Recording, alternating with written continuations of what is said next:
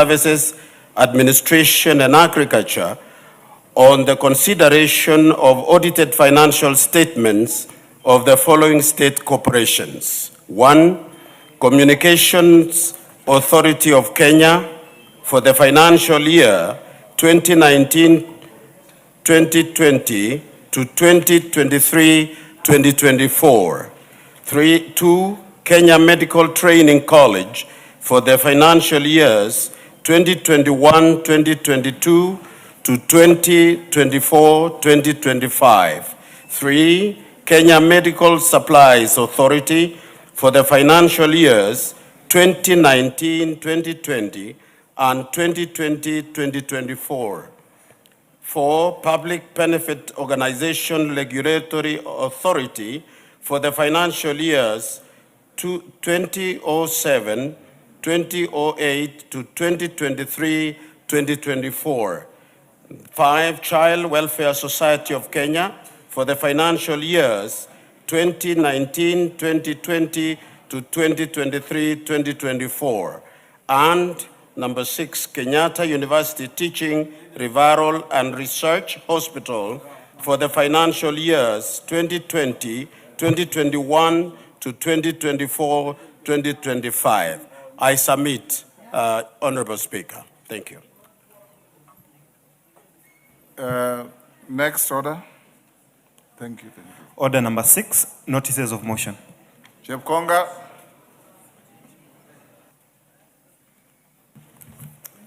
Thank you, Honorable Speaker. I was consulting a member of the caucus of lawyers which you appointed, Mr. Speaker. Yes. We are discussing very important things, notwithstanding the fact that you have an important motion to move.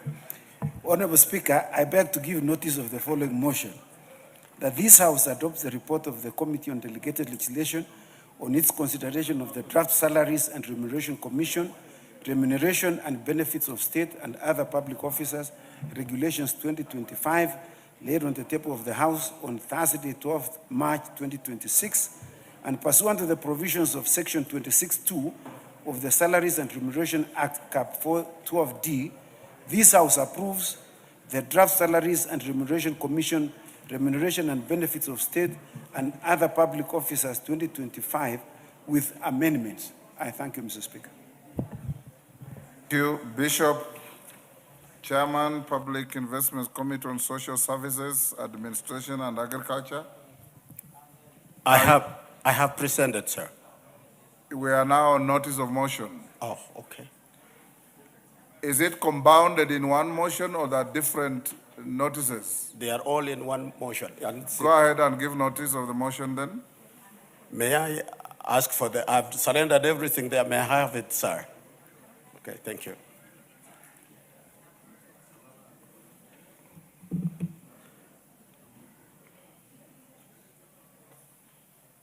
Right.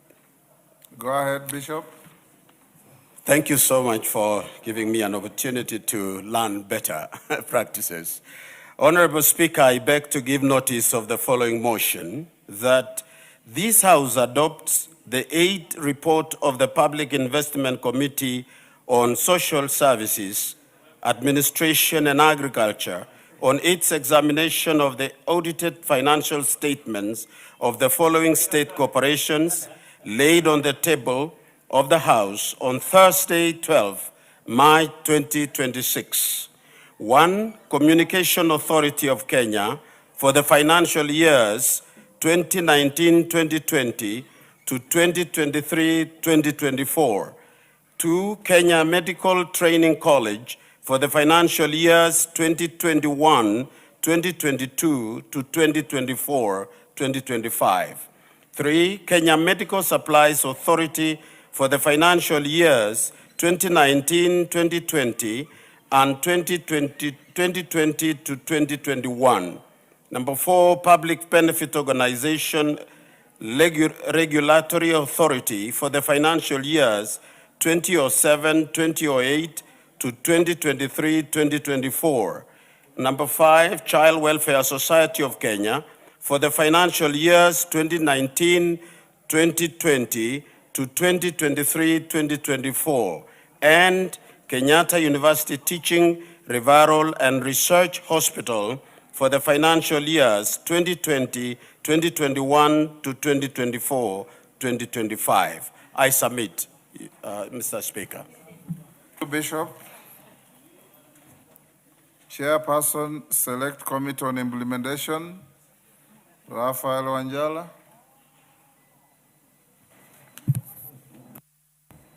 Thank you, Honorable Speaker.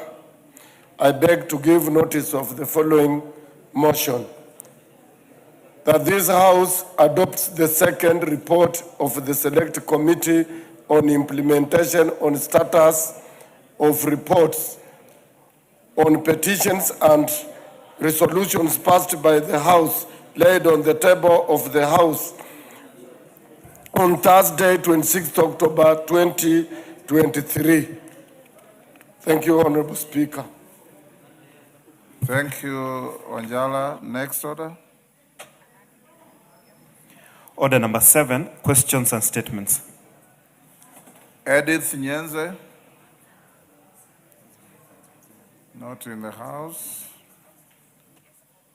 Martin Pepela.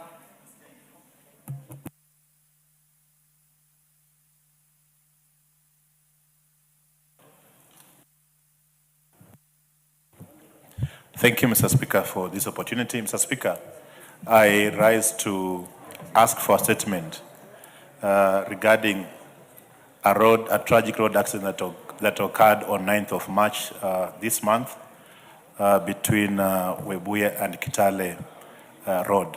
Mr. Speaker, pursuant to the provision of standing order 44C2, I rise to request for a statement from the chairperson of the Departmental Committee on Transport and Infrastructure regarding a tragic road accident that occurred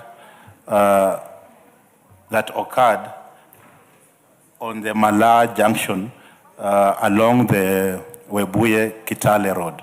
Honorable Speaker, on 9th March 2026, at approximately 10 p.m., a tragic accident occurred at Mala Junction along the Webuye-Kitale Road involving a trailer and several passenger vehicles and also motorcycles. The Speaker, this accident cost lives of 15 people. And it's important, Mr. Speaker, to mention that 10 people passed on at the scene and 5 people passed on while receiving treatment in Webuye Referral Hospital. Mr. Speaker, while other 20 people are admitted in Webuye Referral Hospital still receiving treatment. Mr. Speaker, it's also important to mention that, Mr. Speaker, in addition, two other victims, Mr. Speaker, two other victims were referred to Eldoret Referral Hospital for specialized treatment. And Mr. Speaker, I want to thank you on this because it took your intervention to ensure that we secure a bed for these two patients. Honorable Speaker, this unfortunate incident is not an isolation occurrence. The said stretch of the road at the Mala Junction has, over the years, been reported as a high-risk accident zone with frequent crashes occurring at night or during adverse weather condition. The stretch, Mr. Speaker, lacks adequate road signage, clear road markings, and other essential safety infrastructure, which contributes to the occurrence of accidents along the road. Noting that the Mala Junction has over the years been identified as a high-risk accident zone. The Kenya National Highway Authority, KENHA, needs to take adequate action to bring the road advancement, to bring the road infrastructure to an acceptable safety standard. Honorable Speaker, it is in this regard, Honorable Speaker, it is against this background that I request for a statement from the chairman of the Departmental Committee on Transport and Infrastructure on the following. One, a report on any safety audit conducted on this road, on this road on Malaa Junction and along the Webuye-Kitale Road. And if so, Mr. Speaker, whether the road zone has been officially designated as an accident black spot, Mr. Speaker. Mr. Speaker, secondly, measures being undertaken by KENHA to enhance safety at the junction, including, Mr. Speaker, the installation of properly designed and clearly marked speed bumps, adequate proper road signage, clear road markings, reflective stubs, and any other appropriate road safety intervention, and the timeline for completion of installation of these road safety measures. And Mr. Speaker, finally, plans by the Ministry of Roads and Transport to compensate the families of the victims and measures in place to support victims of the accident that occurred on Malaa Junction. Finally, Mr. Speaker, I also want to thank the head of state for the support for the moral and financial support that he has given the victims that lost their loved ones, and also thank you for not only supporting the families, but also finding time to visit the families. I thank you, Mr. Speaker. You want to joyride? Yes, Mr. Speaker, and thanks for the opportunity. Mr. Speaker, as we send our condolences to the terrible accident in Webuye, Mr. Speaker, when you speak 15 people dead and others still very critical, Mr. Speaker, it is not a small thing. And Mr. Speaker, I speak because we have seen between Gilgil and Nakuru, we have seen families being wiped out, Mr. Speaker, in accidents. And it is quite sad that the Ministry of Transport has to be prompted through this House, Mr. Speaker, to make even a statement, especially when we have families that are grieving and we do not see any person from the ministry making a statement. So, Mr. Speaker, this should not only set the ball rolling on this Webuye accident, Mr. Speaker, it should be the common rather than the exception that anytime we have an accident like that, Mr. Speaker, it is a national calamity. It should actually warrant all the attention, not only from the Ministry of Transport. We should see the NTSA commenting. We should see the Ministry of Interior commenting. It should actually be all hands on deck, Mr. Speaker. But I thank Honorable Wanyonyi and support that this statement can send some signal that they do not wait for this House to prompt them. Let them be there on the site, Mr. Speaker, and be seen to work with these families. But we send our condolences to the families in Webuye. Thank you. Otienda Molo. Thank you, Mr. Speaker. Mr. Speaker, allow me to thank Honorable Wanyonyi for raising those matters of concern as I bring the condolences of the people of Rarieda and myself to the bereaved families.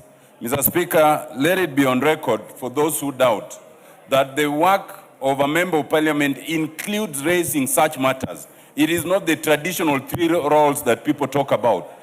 Any matter of concern to the constituents or the citizen is a matter of concern to a member of parliament. As I say that, Mr. Speaker, I thank you because I know that you went to the scene as soon as you learned what happened. Three issues stand out, Mr. Speaker. One is that, as we understand, the initial accident was between two borders. As we are addressing this matter, let us pay particular attention to the lawlessness that the borders are starting to bring in this country. There ought to be some special police unit that focuses just on the borders, because they have become a law into themselves. They do not obey even the traffic rules. Mr. Speaker, secondly, let it be clear that such matters should concern the National Transport and Safety Authority immensely. The National Transport and Safety Authority also ought to know that under Article 94 and 95 of the Constitution, nothing can have the force of law that is not passed by Parliament. So as they go ahead to introduce these new laws of sport fines and all that, it is, to the best of my knowledge, we have not had an occasion to debate that kind of law, how it to be implemented, and what it's supposed to achieve.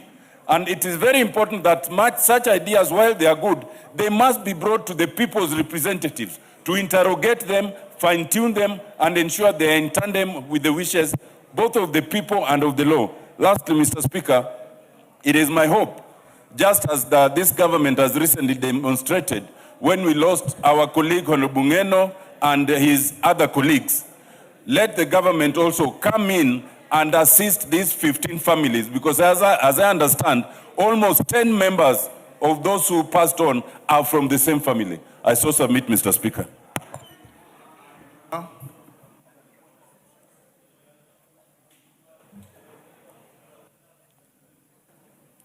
Thank you, Mr. Speaker. Let me join my colleague to condole with the families of those who lost their lives. Yes. And just advise and ask the Ministry for Roads that this place that the accident occurred has been a black spot for a long time.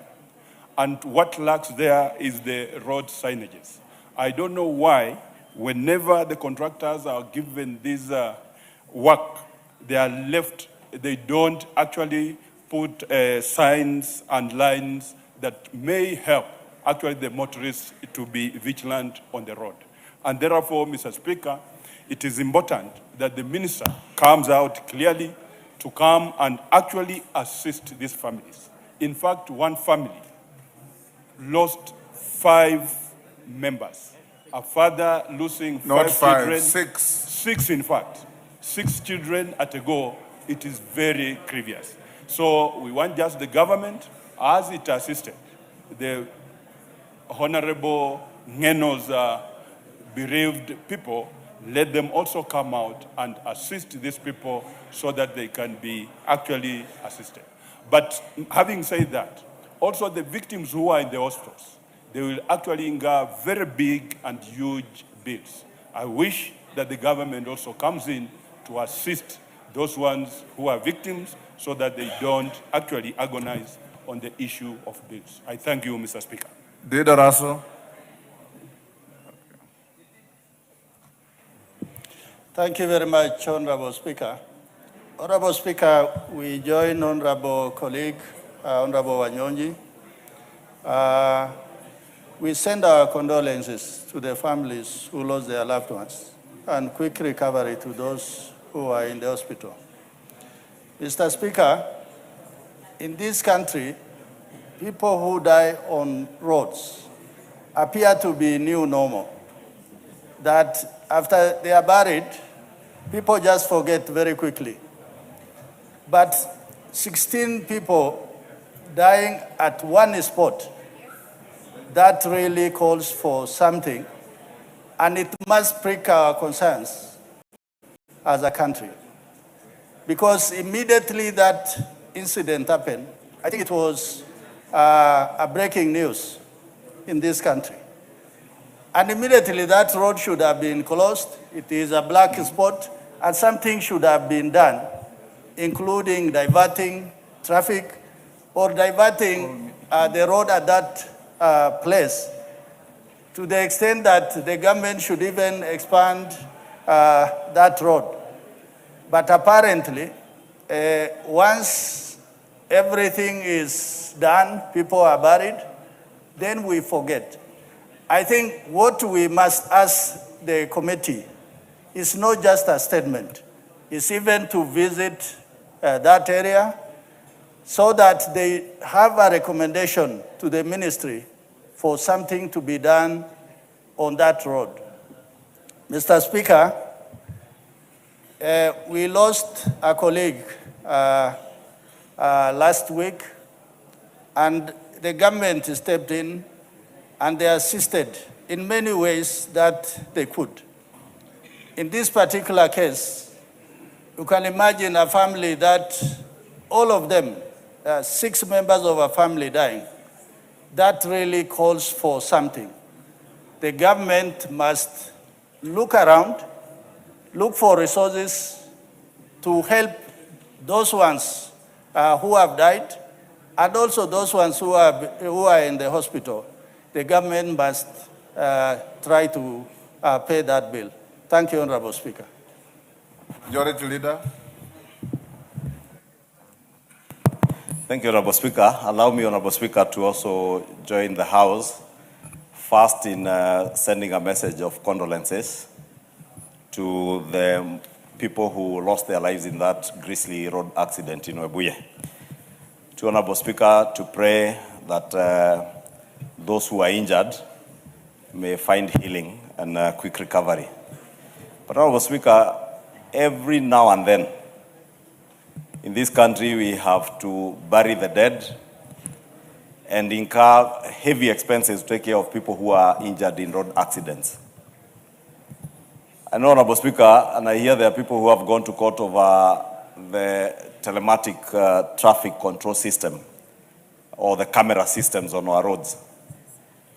I watched, Honorable Speaker, some clips that were circulating on social media following that accident. And you could see a boda rider speeding past the crowd that was already gathered after the grisly road accident.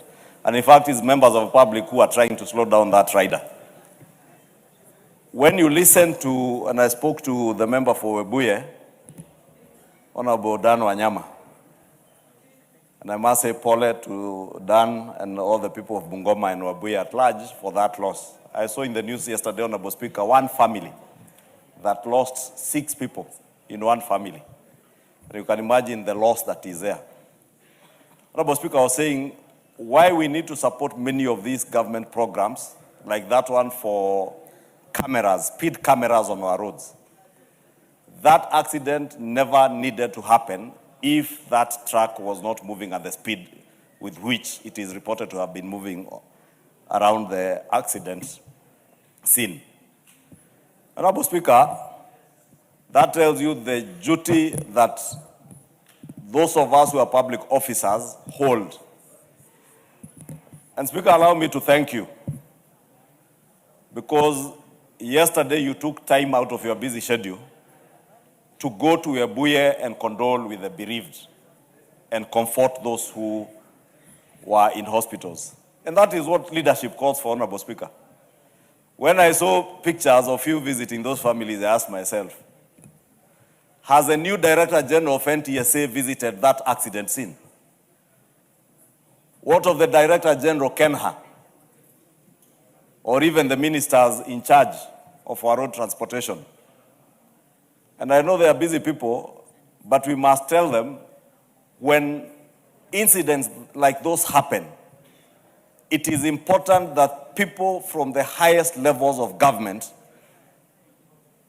visit those scenes, because some of those things could be as a result of the state of the road, or even NTSA to see what is it that they can do. I saw that traffic cameras had been, I don't know whether what was circulating on social media is true, because you know you have to verify whatever you see on social media. And I know many young Kenyans don't bother to verify what they see on social media. And I have not had time to check on the NTSA website to see whether the list of areas that they are deploying cameras, what was circulating on social media is true. But we must have speed cameras in at least all our bitumen standard roads. Any road that is tarmacked in this country needs a speed camera. And that is why, Honorable Speaker, I want to say the Director General NTSA, the PS in charge of transport, and that one, the one in charge of roads, I would expect that before the end of this weekend, they must visit that site. And also ensure, Honorable Speaker, and I hope the Chair Transport, I wish he was in this house, because he's the one who should cause the ministry in charge to make sure that we do something to make sure that we end this carnage on our roads. Honorable Speaker, 17 or 15, even 2 lives lost are lives too many. Even 1 life lost is a life too many, Honorable Speaker. And we must, as a house, act together to oversight and ensure the ministry in charge and NTSA act to stem that rising tide of road carnage in the country, Honorable Speaker. In December, January, we lost too many people. Even COVID didn't kill the number of people that die on our roads. And it's true, COVID came as a pandemic for a short time, killed people, but not the number of people we lose on our roads. If we don't do something, we'll continue to lose people, Honorable Speaker. And I want to ask the Chair, Transport and Infrastructure Committee to cause the CS and the Director General NTSA to appear before their committee or appear before this House and tell us what is it that they will do about this road carnage, Honorable Speaker. Because we can't continue using the floor of the House and our time, Honorable Speaker, to send condolences. We should not be doing that, Honorable Speaker.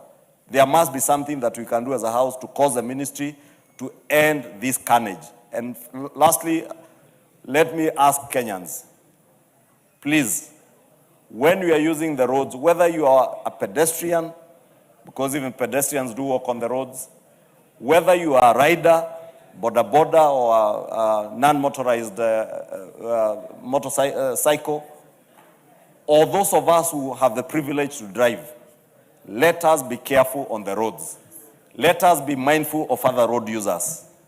Honorable Speaker, may I finish by saying pole to the people of Webuye, say pole to the people of Bungoma County, and especially those families who are bereaved, and especially that one family that I saw in the news that lost 6 people. Honorable Speaker, assure the member for Webuye that as a member of parliament for Kikuyu and leader of majority, I will support those people of Webuye in whatever way you will be supporting them. Please pass by my office, I will support them. And encourage all of us to extend a hand of support to the member for Webuye to be able to support those families, to send off their bereaved in a dignified manner. That is the least we can do, at least for now. Pole sana to those who are bereaved, and may those who are in hospital recover quickly. Thank you, Honorable Speaker. Rindikiri. Thank you, Mr. Speaker. I want to join my colleagues in sending our condolences to the people of Webuye and Bungoma and Kenya at large after this terrible accident. Mr. Speaker, I've just come from a very terrible accident, road accident, and we have just buried my chairman because of another accident, although it was an air crash. Mr. Speaker, there are so many black spots that are known by the various road agencies, particularly KENHA. We have one in my constituency, Council Boiga, which is on monthly basis, there are 3 or 4 accidents, and some are very fatal. Mr. Speaker, the time has now come, just like our majority leader has said, that people should take responsibility of what is happening on our roads. Mr. Speaker, particularly KENHA, because I think that is where one of the greatest problems is. All the transnational loans which have been known to create a lot of inconveniences on the road, on the areas where there are bends and curves where fatal accidents take place. Mr. Speaker, we are not only asking for a statement. What we are asking is action plan. Mr. Speaker, we know the government is trying to do so much on developing dual carriages, and I want to thank the government for making sure that they have addressed, particularly on the trunk road, Liloni, to Malaba, Mwea to Isiolo, Mwea to Meru, and many others. Mr. Speaker, time has come now, we need to prioritize what is killing our people. Just like majority of us have said, AIDS did not kill as many people like what the Runs are doing on every day. Mr. Speaker, you can imagine the agony that the parent, the fathers, the mothers are going through for things that can be avoided. As much as we are saying the drivers are careless or otherwise, we also know there are black spots which engineering input is required. Mr. Speaker, we need really to call a spade a spade. The state agencies in charge of some of these areas have failed us. They have failed the people of Kenya. Mr. Speaker, I want to thank the President and this House because of the National Infrastructure Fund.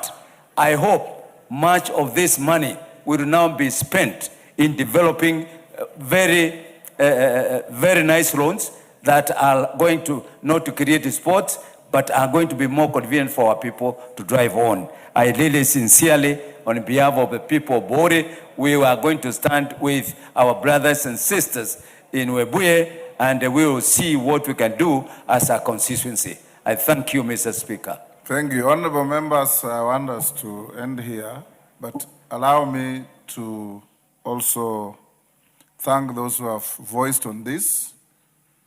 As your speaker, these people who perished, some of them, I know them personally. And they're very, very, can say some of them are from very deprived families, very poor families. One family lost 6 on the spot. A woman who was expectant perished with the new life she was carrying. And many others. We are organizing as residents of Bungoma a send-off of these loved ones. We will have a fundraising program in Webuye town on Saturday. We don't expect all of you to come there, but Martin Wanyonyi Pepela and Dan Wanyama are coordinating. We will have an interdenominational service on Monday at Pan Paper Stadium in Webuye.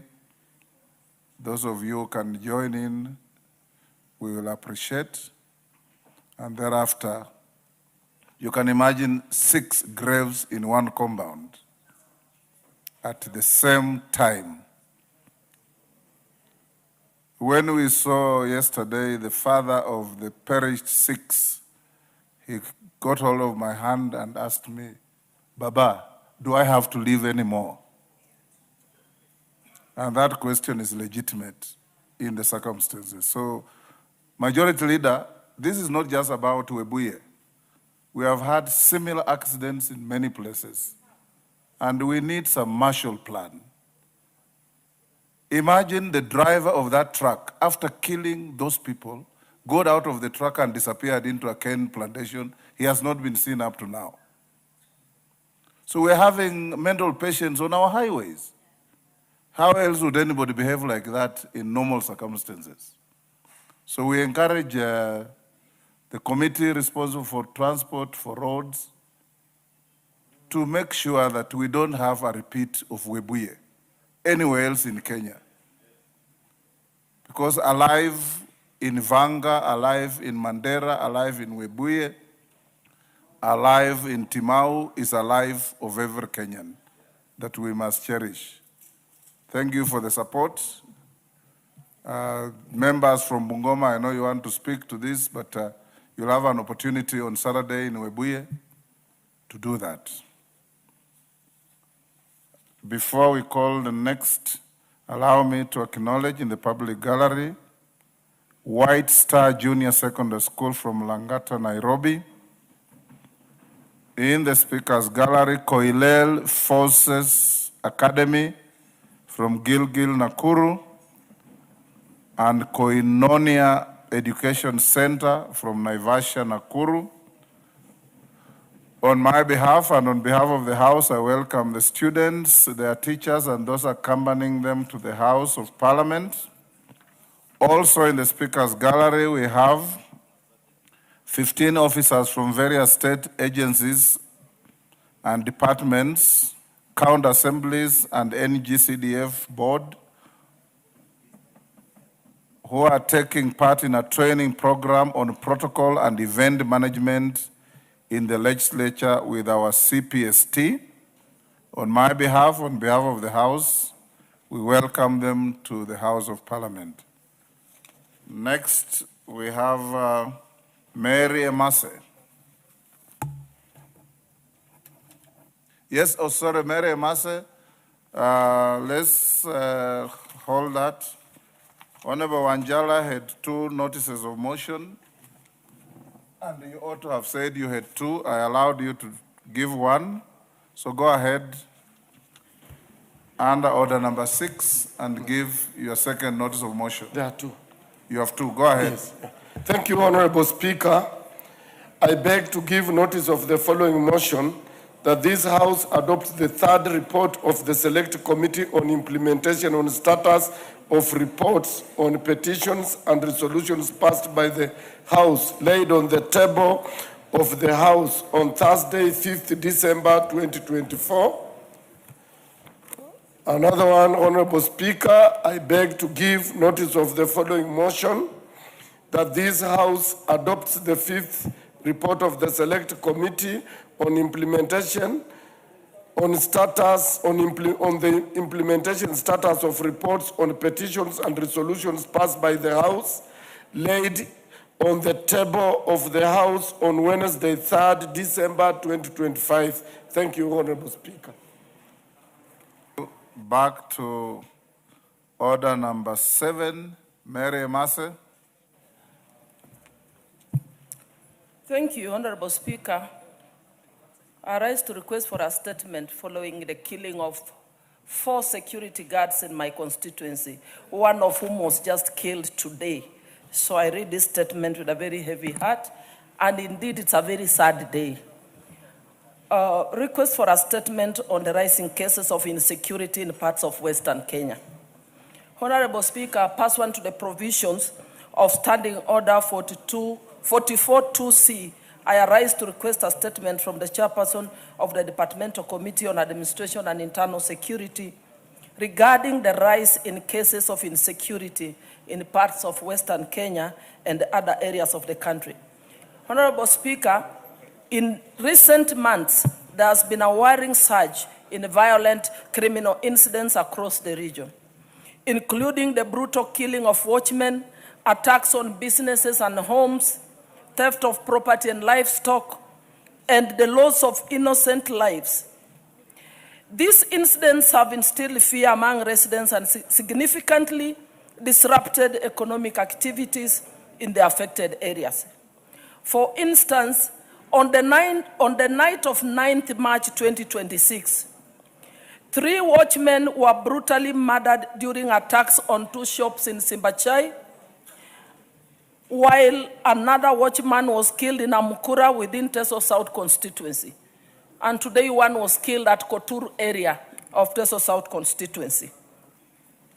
On the same night, another person was attacked and killed in Nambale. Similarly, cases of home invasions and theft have been reported in Butula, in parts of Bungoma County, where residents have woken up to find their homes ransacked and valuables stolen. Equally concerning are incidents reported in Butere constituency, where establishments including Planet Garden Hotel, Guava Resort, Zarita Resort, and Swiss Resort were broken into between December 2025 and January 2026, with electronics and other valuables being stolen.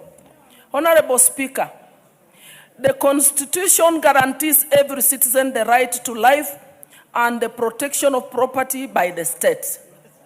However, the recent wave of criminal incidents raises serious concerns regarding the adequacy of security responses in the affected areas.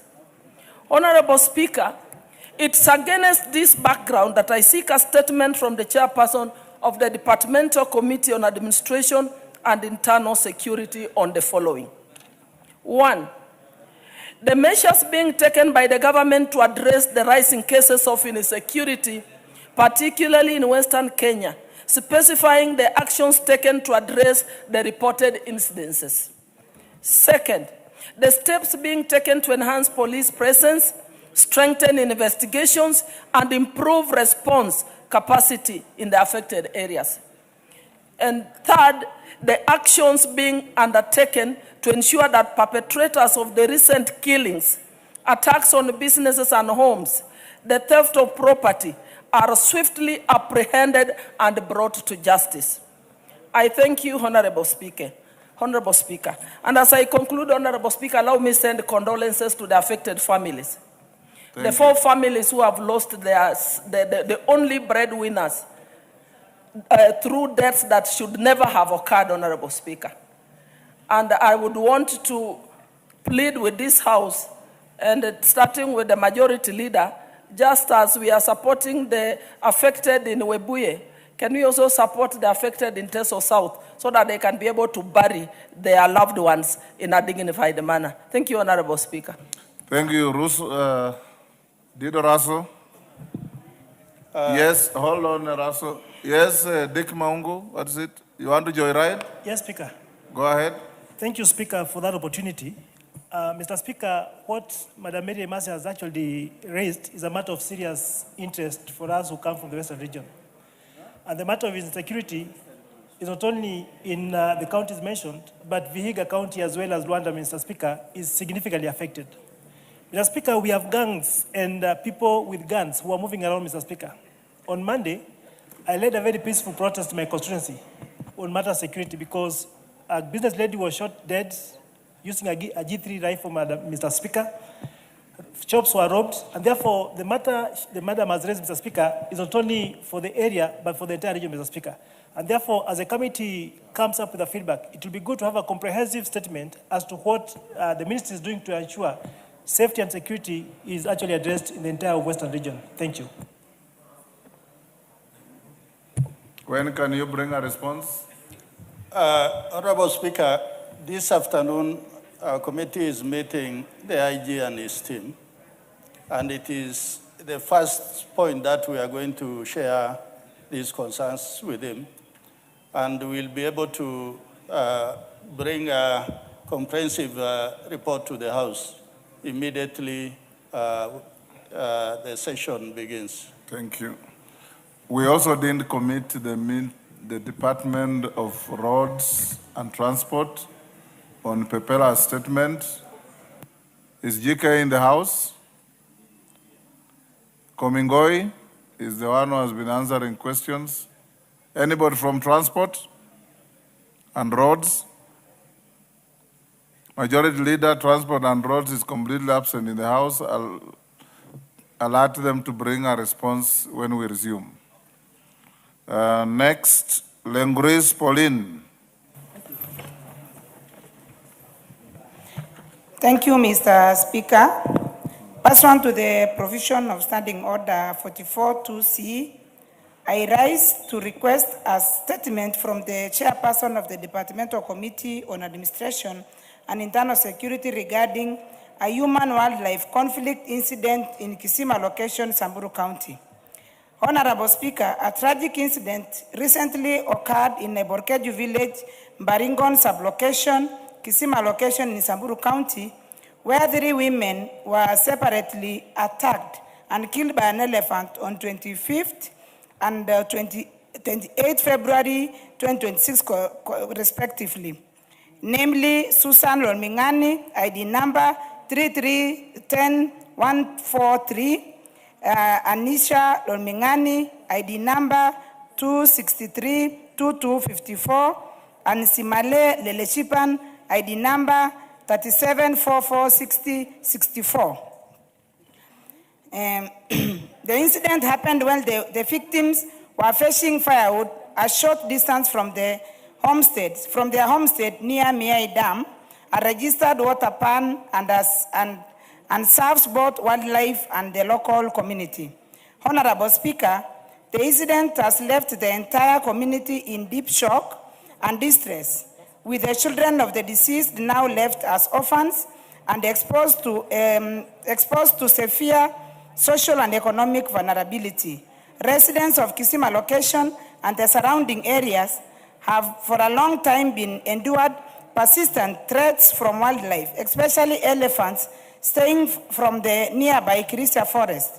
Despite the increasing cases of human-wildlife conflict in the area, there appears to be inadequate mitigation, response, and protection mechanism to safeguard the lives of the local residents. Honorable Speaker, it is against this background that I request for a statement from the chairperson of the Departmental Committee on Administration and Internal Security on the following. 1, the status of investigation into the tragic death of the 3 women from an elephant attack in a Borkeju village, Kisima location, Samburu County, and the immediate steps taken by the security and relevant authorities following the incident. 2, the immediate measures being undertaken by the government in a collaboration with relevant agencies to guarantee the safety and security of residents in Kisima location and other areas prone to human-wildlife conflict. And 3, the comprehensive and long-term strategy being implemented by the government to address the persistent human-wildlife conflict in Samburu County and other affected areas, including measures to prevent future loss of lives and protect communities living near wildlife conservation areas. I thank you, Mr. Speaker. Thank you, Chair Tourism. Chair Tourism, Kareke. Any member from that committee? Majority Leader, inform them to bring the response when we resume. Stephen Mogaka. Stephen Mogaka, not in the house. Mada Wangari. Thank you, Mr. Speaker. Honorable Speaker, pursuant to the provisions of Standing Order 44.2c, I wish to request for a statement from the chairperson of the Departmental Committee on Administration and Internal Security regarding the increased charges for issuance of birth certificates. Honorable Speaker, birth registration is a right of every child as enshrined in Article 53 of the Constitution, as it confers legal identity and nationality. Birth certificates are also fundamental civil registration documents that enable children to have access to essential services such as education, healthcare, and other government services. It is therefore imperative that access to this critical document remains affordable to the ordinary citizen. High fees charged for the issuance of birth certificates limit a citizen's right to identity and inhibits access to essential services. Recently, the government revised the fees charged for application and change of particulars for birth certificates on the e-citizen platform, thereby increasing the cost of accessing civil registration services. The charges were revised for birth certificate registration from 50 shillings to 200 shillings, late application for birth certificate from 150 Kenya shillings to 500 shillings, and change of particulars from 90 shillings to 1,050. Honorable Speaker, in addition to these charges, a convenience fee of 50 shillings is charged for each application made through the e-citizen platform. The migration of these services to the e-citizen platform has also compelled many citizens who lack digital access or literacy to seek assistance from cyber cafes and other intermediaries, where they incur additional charges ranging from 150 shillings and 250 shillings to open an e-citizen account or to process the applications, further increasing the cost of obtaining a birth certificate. Honorable Speaker, it is against this background that I request for a statement from the chairperson, the Departmental Committee on Administration and Internal Security on the following. Number one, the justification for the upward revision of the fees for issuance of birth certificates and an indication on whether public participation was carried out to ensure that citizens are able to afford such services. Number two, measures put in place by the government to ensure that digitization of civil registration services through the e-citizen platform does not disadvantage citizens who lack digital access or literacy, particularly those from rural and marginalized areas. And finally, Mr. Speaker, the steps taken by the Ministry of Interior and National Administration to restore the charges to the previous rates, 50 shillings for the current applications, 150 shillings for the late applications, and 90 shillings for change of particulars to ensure affordability of the services to all citizens. I thank you, Mr. Speaker.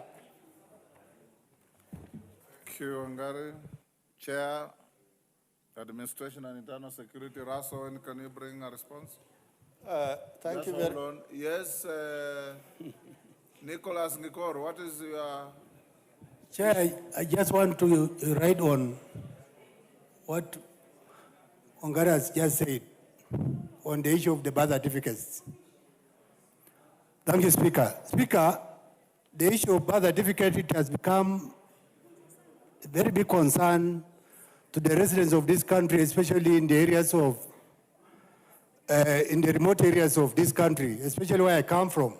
Mr. Speaker, the issue of birth certificate, the resident from my constituency travel all the way from Lokori, which is the headquarters of my constituency, to Lodwar, which is 300 kilometers away from my constituency.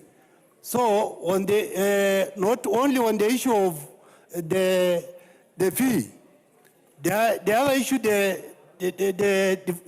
minister or the department concerned must do is to send the officers to every constituency headquarters so that the people can get birth certificate in the near areas than traveling far away, and also giving that amount of 550 shillings for late registration Nicholas, and all that. You just passed a law in this house, which was ascended to 3 weeks ago by His Excellency the President, devolving the offices of issuance of these documents, birth certificate, IDs, and so on, to each sub-county.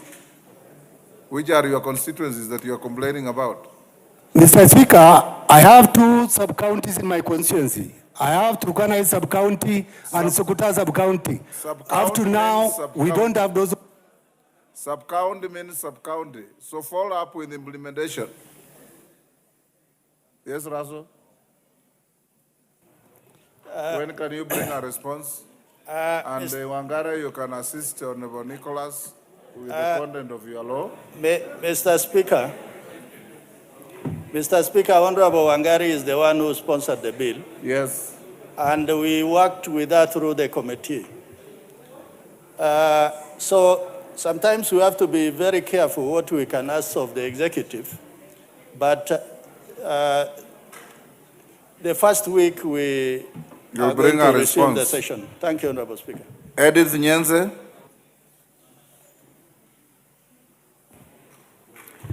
Thank you, Mr. Speaker, for giving me this opportunity to make my statement. This is your second call. Apologize to the House for coming late. Let me take this opportunity, Mr. Speaker, and the House to apologize for coming late. And thank you for giving me the opportunity. Thank you to make my statement. Go ahead. Thank you. Honorable Speaker, pursuant to the provisions of Standing Order number 44-2C, I rise to request for a statement from the chairperson of the Departmental Committee on Regional Development regarding the effects of the devastating floods that have affected several parts of the country following the recent heavy rains. Honorable Speaker, over the past few days, heavy rainfall has triggered several flooding in many regions of the country. Rivers have burst into banks, homes have been swept away, farmlands submerged, and critical infrastructure destroyed. Families have been displaced overnight and are now seeking refuge in schools, churches, and other makeshift shelters with limited access to food, clean water, and other basic necessities after flood waters overwhelmed settlements. Honorable Speaker, the city has not been spared from the devastating effects of floods. Neighborhoods such as Madare and Kibra witnessed alarming scenes as flood waters swept through homes, forcing families to flee to safety in the middle of the night. Traders at Gikomba Market reportedly lost merchandise worth millions of shillings after stores were submerged by flood waters, while businesses along River Road and Kirinyaga Road were forced to close their shops as their shops flooded and vehicles stored in rising water, disrupting economic activity in the city center. Several Kenyans have tragically lost their lives after being swept away by raging waters, trapped in submerged vehicles, or caught in collapsing structures during the heavy rains. Honorable Speaker, the scale of devastation being witnessed raises serious concerns about the country's preparedness to deal with such disasters. Blocked drainage systems, poorly planned settlements in flood-prone areas, and inadequate disaster response mechanism continue to expose citizens to preventable tragedies year in, year out. Honorable Speaker, it is against the background of that I seek a statement from the chairperson of the Departmental Committee on Regional Development on the following. Number one, the interventions put in place by the government to rescue, evacuate, and support families displaced by floods across the country. Number two, a report on the relief and humanitarian assistance being provided to the affected households, including food, shelter, medical support, and other essential services, including the number of beneficiaries identified. And number three, long-term interventions being implemented to strengthen disaster preparedness, improve drainage, urban planning, and flood control infrastructure, and protect communities living in flood-prone areas. I thank you, Honorable Speaker. Let me take this opportunity to also pass my condolences, especially to the families who lost their loved ones in the last week during such flooding. Many lost their properties and lives were lost. So I pass my condolences. Thank you. You want to joyride on this? Yes, Mwango. Thank you, Mr. Speaker, for giving me this opportunity to put my voice into it. First, I start by passing my condolences to the people who lost their loved ones and the people who lost their lives in the tragic flooding of Nairobi County, especially in my constituency, Tare constituency, along the area of Grogan and various areas of the city. It is true, and I join my colleague in trying to establish ways in which we can come up with solutions that will last.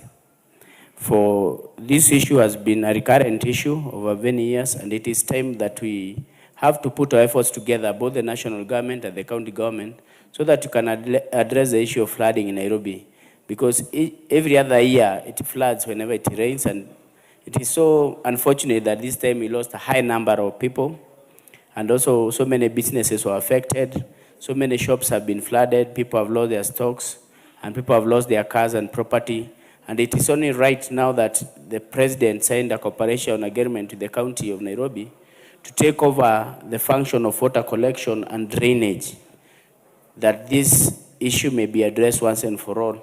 Because we understand that one of the major causes of flooding in Nairobi is a poor drainage system, and also the lack of a proper tunnel to channel away the storm water. I understand the infrastructure in Nairobi matters, water and drainage, happened maybe many years back in the 60s and has not been addressed, even with the emergence of urbanization and overpopulation in the city, such are issues that I think the government should address once and for all, because as a city, it is so unfortunate that whenever it rains, the city turns into a lake. It is not time now to shift blame, it's the time now to address the issue, because it has devastating effects. Thank you. Yes, Fatuma. Shukran Bwana Spika. Ningependa na mimi pia niweke sauti yangu kwenye mjadala huu. Bwana Spika, kwetu Migori County, hata sisi tulipata shida ya maji. Daraja letu kubwa la Migori lilivunjika na maji yakazoa. Na soko lile mamake Honorable Junet ananua samaki, kwa sasa haiwezi kapitika. Mamake hawezi akapata samaki tena. Ni shida kubwa sana. Ni na katika kile soko ununua samaki hapo? Mamake ununua samaki pale. Ni customer wa aunti yangu. Wanajua. Mheshimiwa Spika, kwa sauti kama mama, wamama wengi wanafanya biashara pale. Katika hilo soko la Migori, kuna zaidi ya wafanya biashara 2,000 ambao walipoteza bidhaa zao. Na biashara zao sasa zimeanguka, hawawezi jimudu tena katika familia zao. Ningeomba serikali iliweke mfuko ya dharura ili tuweze kusaidia hawa wafanya biashara wadogo. Kama tuko na ndoto ya kwenda Singapore, ni hawa ndio watatufikisha kwenye ndoto letu. Naomba lifanyike na utoe sauti yako, na nitakuita harambee kubwa sana, ukue guest of honor, usaidie wale wamama waweze wakauza samaki tena, ili mama yake Mheshimiwa Junet aweze kuwa customer tena kwenye ile soko. Asante Bwana Spika. Yes, Majority Leader. Speaker, kwa vile nimesikia Mheshimiwa mama wa Migori, Mheshimiwa Fatuma amenena kwa Kiswahili, naomba pia ninene kwa Kiswahili. Na nilikuwa nikimsikiza Mheshimiwa Mwago na nahisi uchungu walio nao sababu ya maafa yaliyotokea siku ya Ijumaa iliyopita sababu ya mafuriko yaliyofanyika Nairobi. Na niliona mambo mengi kwa mitandao ya kijamii usiku huo, watu wakimkemea gavana wa Nairobi. Na sio kusema gavana wa Nairobi hana jukumu la kuhakikisha ya kuwa mji kwanza ni msafi na hata mitaro ya maji taka na maji chafu imerekebishwa na iko shwari. Lakini pia nimesikiza viongozi wengine humu jijini la Nairobi. Wakati watu wanajenga karibu na mito, na nimpongeze Rais William Ruto sababu wakati alishika hatamu ya uongozi alileta kazi ambayo ni ya kuboresha mto wa Nairobi, ambayo kwa lugha ya Kimombo iliitwa the Nairobi River Restoration Project. Na hiyo kazi ni kuboresha tu sio usafi wa mto, pia kupanua upana wa mto ili maji iweze kutembea bila kufurika kwa manyumba ya watu. Lakini sisi wenyewe, sisi kama wanasiasa, sisi ndio maadui wa watu ambao tunawakilisha. Na nasema hivyo kwa nini? Sababu ninapomsikiza kiongozi akisema ya kuwa wakati ubomozi wa manyumba yanabomolewa ya jamii moja tu ya Wakikuyu. Nairobi sio Wakikuyu peke yake.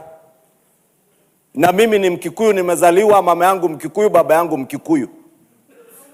Wakikuyu waliopata maafa kwa constituency ama eneo bunge la Mheshimiwa Mwago ni Wakikuyu na ni Wakenya.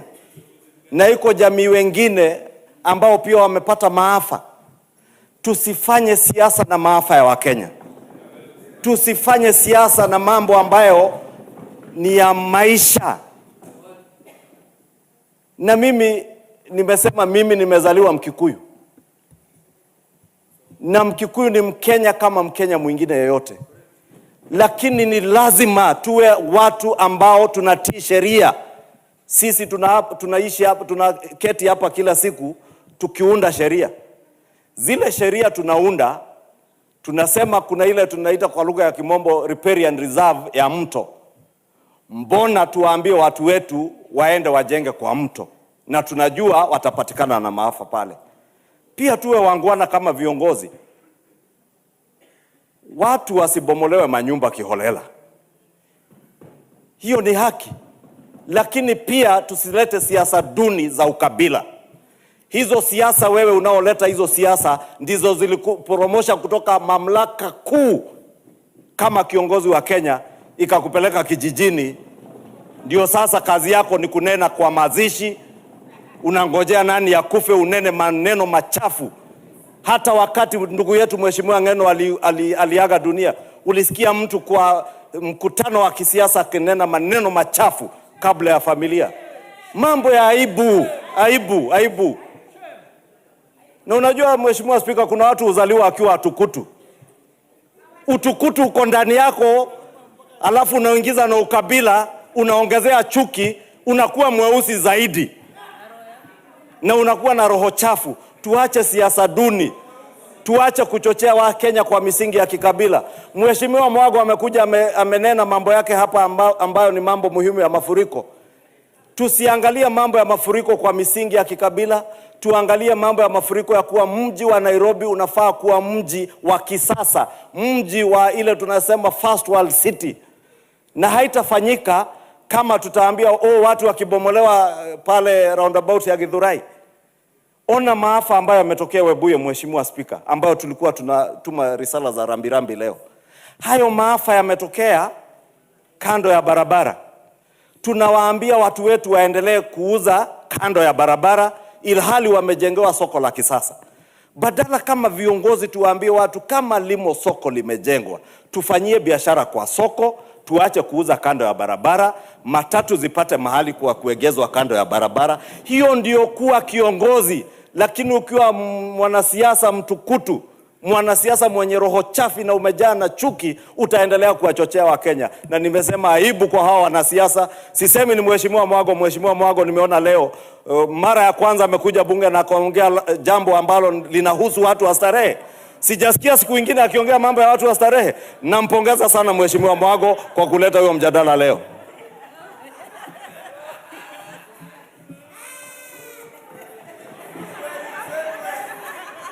Honorable Junet.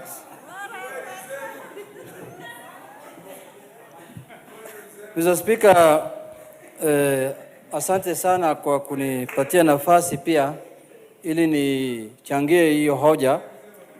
Mheshimiwa Speaker, ningependa kusema kwanza ya kwamba pale tunapotoka Migori pia vile mama wa county wetu amesema. Mheshimiwa Speaker, unavyojua wewe umeenda Migori mara mingi. Migori ni miji ambayo iko na barabara moja, one highway, yani barabara kubwa moja. Na hiyo barabara kubwa ndio iko na daraja kubwa moja ambayo inagawa constituency yangu na yule jirani yangu. Na hiyo daraja ndio binadamu wanapita, lori zinapita, pikipiki inapita, kuku inapita, vyama vyote vinapita. Sasa Mheshimiwa Spika, ile daraja limefunjika kwa hii mambo ya maji. Imesombwa na maji. Kwa hivyo asante sana. Kwa hii mambo ya mafuriko. Sasa hakuna njia na mawasiliano yoyote kati ya upande hii na upande ile nyingine ya hiyo pali. Mheshimiwa Spika. Mheshimiwa Spika, kama serikali haitafanya jambo la dharura, sasa watu wengine watabaki ngambo hiyo na wengine watabaki upande hii, upande ile nyingine. Kuna hata mtu amewacha bibi yake upande ile na yeye bado yuko upande hii. Mheshimiwa Spika, amenipigia simu na hana njia yoyote ya kwenda huko. Mimi naomba ya kwamba tuchukue hatua ya haraka ya kidharura ili tuunganishe hiyo daraja ili wapate nafasi ya kutembea katika hiyo miji. Na hiyo ndio Uhuru Highway yao. Hiyo ndio barabara moja wako nayo peke yake. Ya pili, Mheshimiwa Spika, hapa Nairobi sasa. Mheshimiwa Spika, hapa Nairobi vile kiongozi ya walio wengi amesema, gavana hako na jukumu la kazi ya kufanya. Lakini wananchi pia wako na jukumu ya kufanya. Mheshimiwa Spika, kama umeamua kujenga nyumba kwa mdomo ya mto, kwa mdomo wewe ndio umekaa kwa mdomo ya mto, namna hii umeweka nyumba yako kwa mdomo ya mto, na ukitaka kutolewa unaleta maneno mingi ya ukabila, sasa si utakufa tu. Kwa sababu kama umejenga nyumba yako ya biashara ama nyumba ya kuishi katika mdomo ya mto, hauwezi kulaumu mtu mfuriko ikifanyika. Mheshimiwa Spika, tulitembea huko juzi, niliongea hapa, ulinipatia ruhusa juu ya tulipotembea huko Addis Ababa. Nimeambiwa hiyo miji familia 20,000 walihamishwa wakapelekwa sehemu nyingine, walitolewa kwa eneo za mto. Ndio maana unaona hiyo miji siku hizi hakuna mfuriko kama zamani. Sasa kuna watu wanataka kutumia kila kitu kwa njia ya siasa. Wakisikia watu wamekufa kwa mafuriko ni siasa. Wakisikia mjumbe ameanguka na ndege ni siasa. Ukisikia mama amegonga na pikipiki ni siasa. Na hatoi maoni tofauti ya kusaidia wananchi. Yeye ni kusema tu ya kwamba kwa nini watu wanahamishwa. Sasa kama watu wanahamishwa ili wasikufe, ili maisha yao itunzwe, sasa wewe unalaumu nani? Nimeona Mheshimiwa Amos Mwago amesema jambo la maana. Amesema watu yangu wamekufa, lakini kiongozi yake amefurahia watu wake kukufa. Inafaa wakune mkutano wazungumuse. Kwa nini tunaruhusu watu yetu wanakaa kwa sehemu kwa hatari? Mheshimiwa Spika, wewe tembea ndani ya hii miji ya Nairobi, utakuja kuona ya kwamba watu wanakaa juu ya mto, watu wanakaa juu ya barabara, watu wanajenga vioski juu ya sijui wapi. Tukubaliane kama wananchi, tunataka kuishi kwa njia ya kisasa ama tuishi vile tulikuwa tunaishi bila sheria na bila njia yoyote. Tukubaliane. Lakini mtu ya kutumia siasa kwa maafa ya wananchi, hiyo awache. Na tunataka kutuma Mheshimiwa Muswago kwake. Tafadhali ongea na hiyo mtu. Maafa hawezi kuwa njia ya kujinufaisha kisiasa. Tafadhali, hatuwezi poteza Wakenya 50 na kitu. Na wewe bado unapiga kifua unasema, kwa nini watu wamehamishwa kwa mto? Sasa inamaanisha unataka watu waendelee kukufa. Unataka watu waendelee kukufa hapa Kenya. Mheshimiwa Spika, kwa kumalizia, mimi nataka kusema hivi. Miji ya Nairobi ni miji ya kila mtu. Hawezi kuwa miji ya watu fulani. Mji. Sio miji, ni mji. Mji. Mheshimiwa, jiji ya Nairobi ni jiji la kabila yote ya Wakenya na Wakenya wote kwa ujumla. Hata mimi maoni yangu, tulifanya makosa wakati tulikuwa tunatengeneza katiba mpya ya 2010 kuweka Nairobi kama county. Tungeweka Nairobi kama special zone metropolitan ambayo iko chini ya serikali kuu, ili Wakenya wote wapate manufaa ya serikali kuu, ili wapate njia ya kwenda kwao nyumbani jioni. Sasa imekuwa kama kijiji ya Kashagwa. Mtu anakufa, yeye anapiga kelele. Mtu akikufa, yeye anapiga kelele. Na anataka watu waendelee kukufa. Mimi naona, kwa kumalizia, Mheshimiwa Spika, hii jambo la Nairobi lazima bunge ijadiliane. Tukae na kikao rasmi tujadiliane mambo ya Nairobi, kwa sababu Nairobi hawezi. Na nataka kushukuru rais kwa kutengeneza ile inaitwa jobokasi ama jobokasi ya kulete county pamoja na serikali kuu. Hiyo ni maono nzuri sana, kwa sababu yeye ameona miji hii ni miji kubwa ya nchi yetu na lazima iendelee mbele. Bwana Amos, mtu yako kama anataka kujenga kiosk, ajenge huko Monyoro. Hapa Nairobi awaachie wananchi waishi kwa uhuru kwa njia ambayo inawezekana. Asanteni sana. Honorable members, order. Mwango, take your seat. Honorable members, allow me to acknowledge in the Speaker's Gallery St. Patrick Hill School, Kajiado West, Kajiado.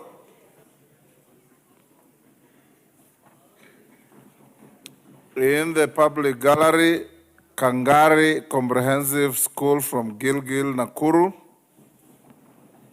Koimbi Boys School from Kiharu, Muranga.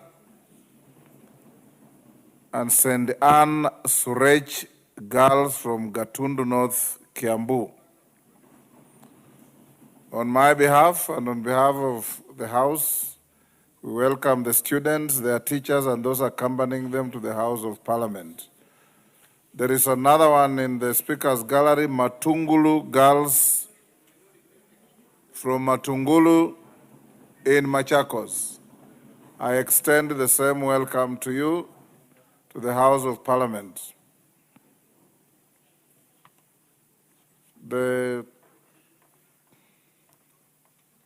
This was whose statement? Nyen's Edith. Who is the chair of water? Bowen Kangoko. Mama Naomi, you advise them to bring a response when we resume. Regional Development, Lokachapong. Is he in the house? Convey the message to him. to bring a response when we resume. Mumina Bonaya. We have many statements, so move faster.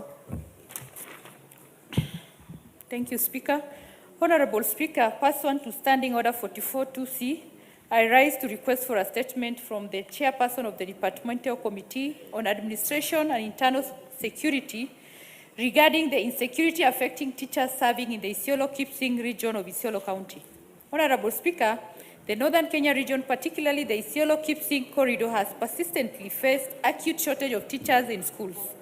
Following concerns raised by leaders, the Teacher Service Commission deployed teachers to the area to address the long-standing staffing gaps and ensure that learners in this marginalized region have access to education.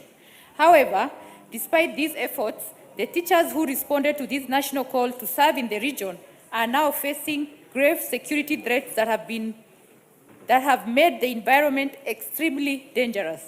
Honorable Speaker, on Wednesday, 18th March 2026, armed bandits barricaded the Isiolo-Kipsing Road and attacked unsuspecting road users, including teachers. In one incident, Mr. Leonard Muriungi Meme and Mr. Eric Mutuma, both serving at Lenguruma Primary and Junior School, were ambushed while traveling from school to attend a relative's burial. The attackers fired bullets indiscriminately at them, but the two teachers escaped alive, although their motorbike was stolen during the attack. In another incident on the same day, two teachers from Le Parois Secondary School who were traveling home from duty, Mr. Dennis Moranga Bosire and Mr. William Gatobu Maingi, encountered bandits believed to be the same ones from the earlier attack along the road. While Mr. Dennis Moranga Bosire miraculously escaped the attack, Mr. William Gatobu Maingi was fatally shot, losing his life in the process. These tragic incidents have sent shockwaves across the teaching fraternity in the region. Teachers in the locality now live and work under constant fear and psychological distress, as traveling to and from their duty stations has become a life-threatening undertaking. Honorable Speaker, it is against this backdrop that I request for a statement from the Chairperson of the Departmental Committee on Administration and Internal Security on the following. 1. Measures being taken by the government and the Teacher Service Commission to guarantee the safety and security of teachers serving in the Isiolo-Kipsing region. 2. Status of investigation into the bandit attacks targeting teachers in the Isiolo-Kipsing corridor, including whether the perpetrators have been brought to book. 3. Immediate and long-term interventions being implemented by the government to restore security along the Isiolo-Kipsing corridor and ensure teachers can serve without risking their lives. And lastly, plans by the government to compensate the family of Mr. William Gatobu Maingi for the loss and other teachers for the loss of property. I thank you, Mr. Speaker. Raso, first week after recess. Obliged, Mr. Speaker. Fatima Masito. Are you called Fatima or Fatimo? Why is it written? Naitwa Fatuma, Mheshimiwa Spika. Umeandikwa hapa kama Not Fatimo. Fatuma Masito. Yes. Thank you, Mr. Speaker.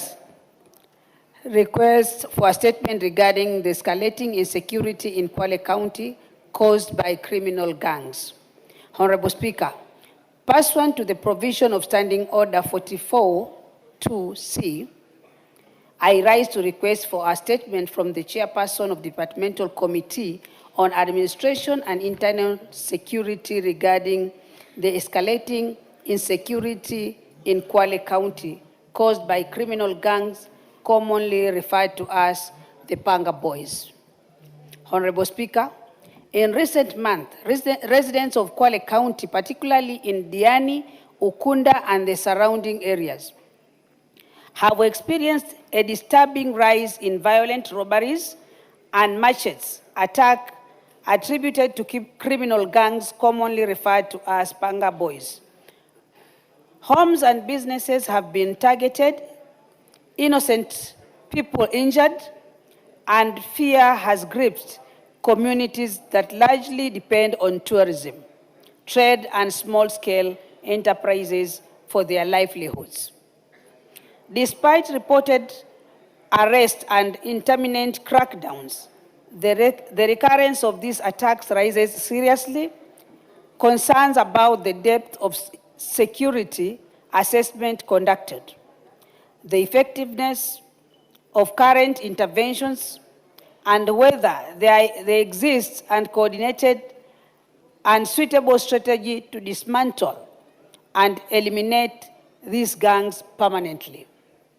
Honorable Speaker, it is against this background that I seek a statement from the chairperson of Departmental Committee on Administration and Internal Security on the following, Mr. Speaker.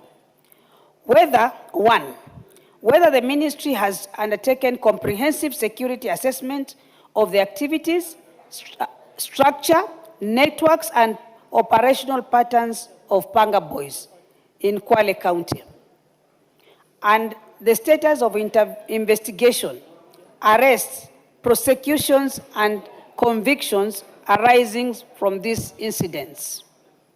2, specific and immediate measures being implemented to dismantle and eliminate these gangs, including enhancement of police patrols, deployments, specialized security operations, intelligence-led crackdown, and strengthened community policing interventions in the affected areas.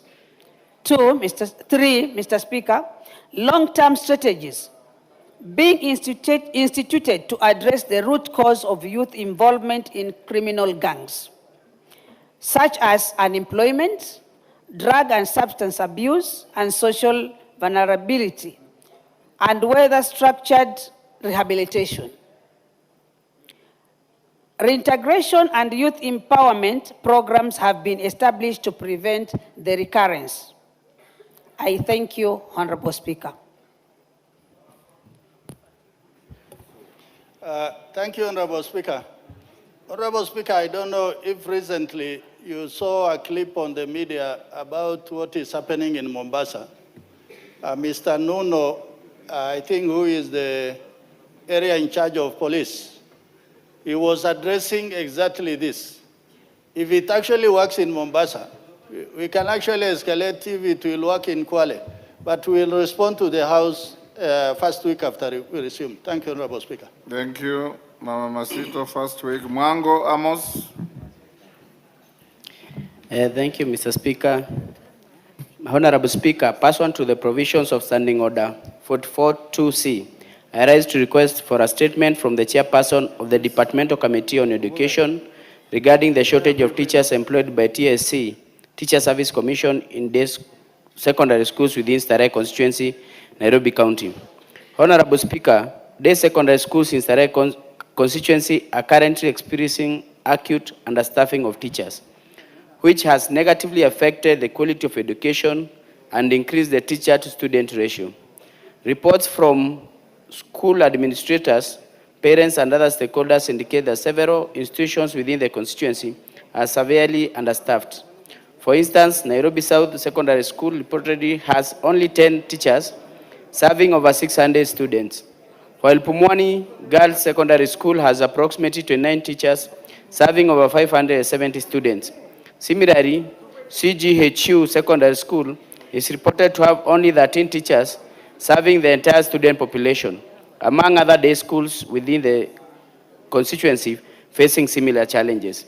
The shortage of teachers has significantly strained the education system in the constituency.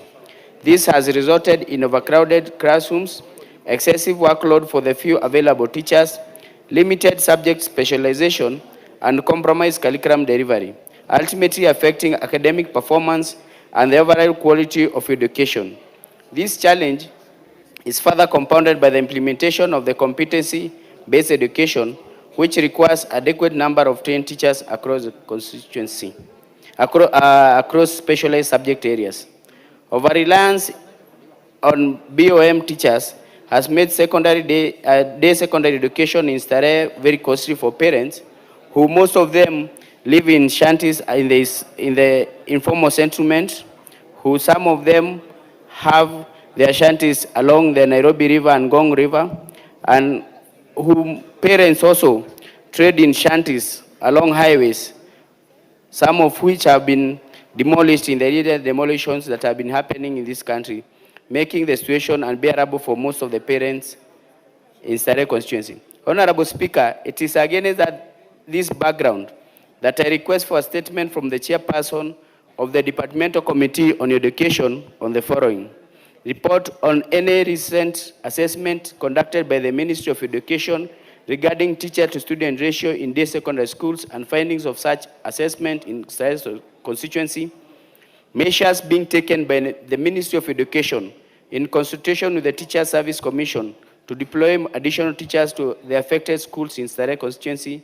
Plans to ensure that teachers currently deployed to the schools receive adequate training, and long-term measures being implemented to ensure timely replacement of teachers in schools in cases of retirement, resignation, death, and other forms of natural attrition.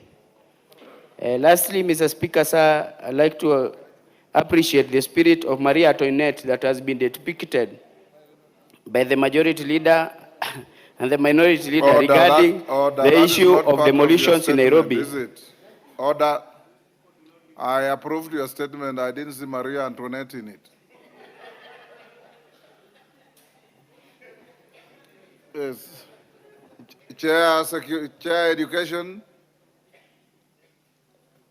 Majority Leader inform Education to respond to Honorable Mwango within the first week. Yes. Ojambo Oundo. Thank you, Honorable Speaker. Honorable Speaker, pursuant to Provision Standing Order 44.2c, I rise to request for a statement from the chairperson of the Departmental Committee on Energy regarding the operations of Kudura Power, East Africa in Western Kenya. Honorable Speaker, Kudura Power East Africa Limited is a Kenyan enterprise specializing in the development and operation of renewable energy mini-grids in Western Kenya. Its primary focus is providing reliable and affordable electricity and clean water to rural communities. However, despite such a commendable initiative, the residents of Sidonge A, Diraho, Rukada, Mahurisi, Mudoriko, Wiri A and B, Namagumba, Mugonga, and Muhondo in Funila constituency have raised concern on the contributions of the project to enhancing growth of the local communities. It's observed that the power supplied by Kudura is unreliable during the rain seasons and insufficient for heavy-duty appliances. In addition, a tariff of Kenya shillings 88 and 33 cents charged per unit, significantly high compared to the rate of 25 per unit charged by Kenya Power. Sadly, Kudura has barred residents connecting to their power supply from subscribing to alternative power providers to meet their electricity needs. Honorable Speaker, it's against this background a request for a statement from the chairperson of the Departmental Committee on Energy on the following. A report of the regulatory framework under which Kudura Power East Africa Limited is operating, generating and supplying power in Western Kenya. Whether the operator has submitted the retail electricity tariff guidelines as required under Section 167 of the Energy Act 2019 and the agreement on leases granted to Kudura Power authorizing the imposition of tariffs on the power supplied and the regulatory measures in place to control and oversee such charges. 2, 3, timelines within which Kudura will upgrade the infrastructure to ensure continuous and uninterrupted supply of power to households.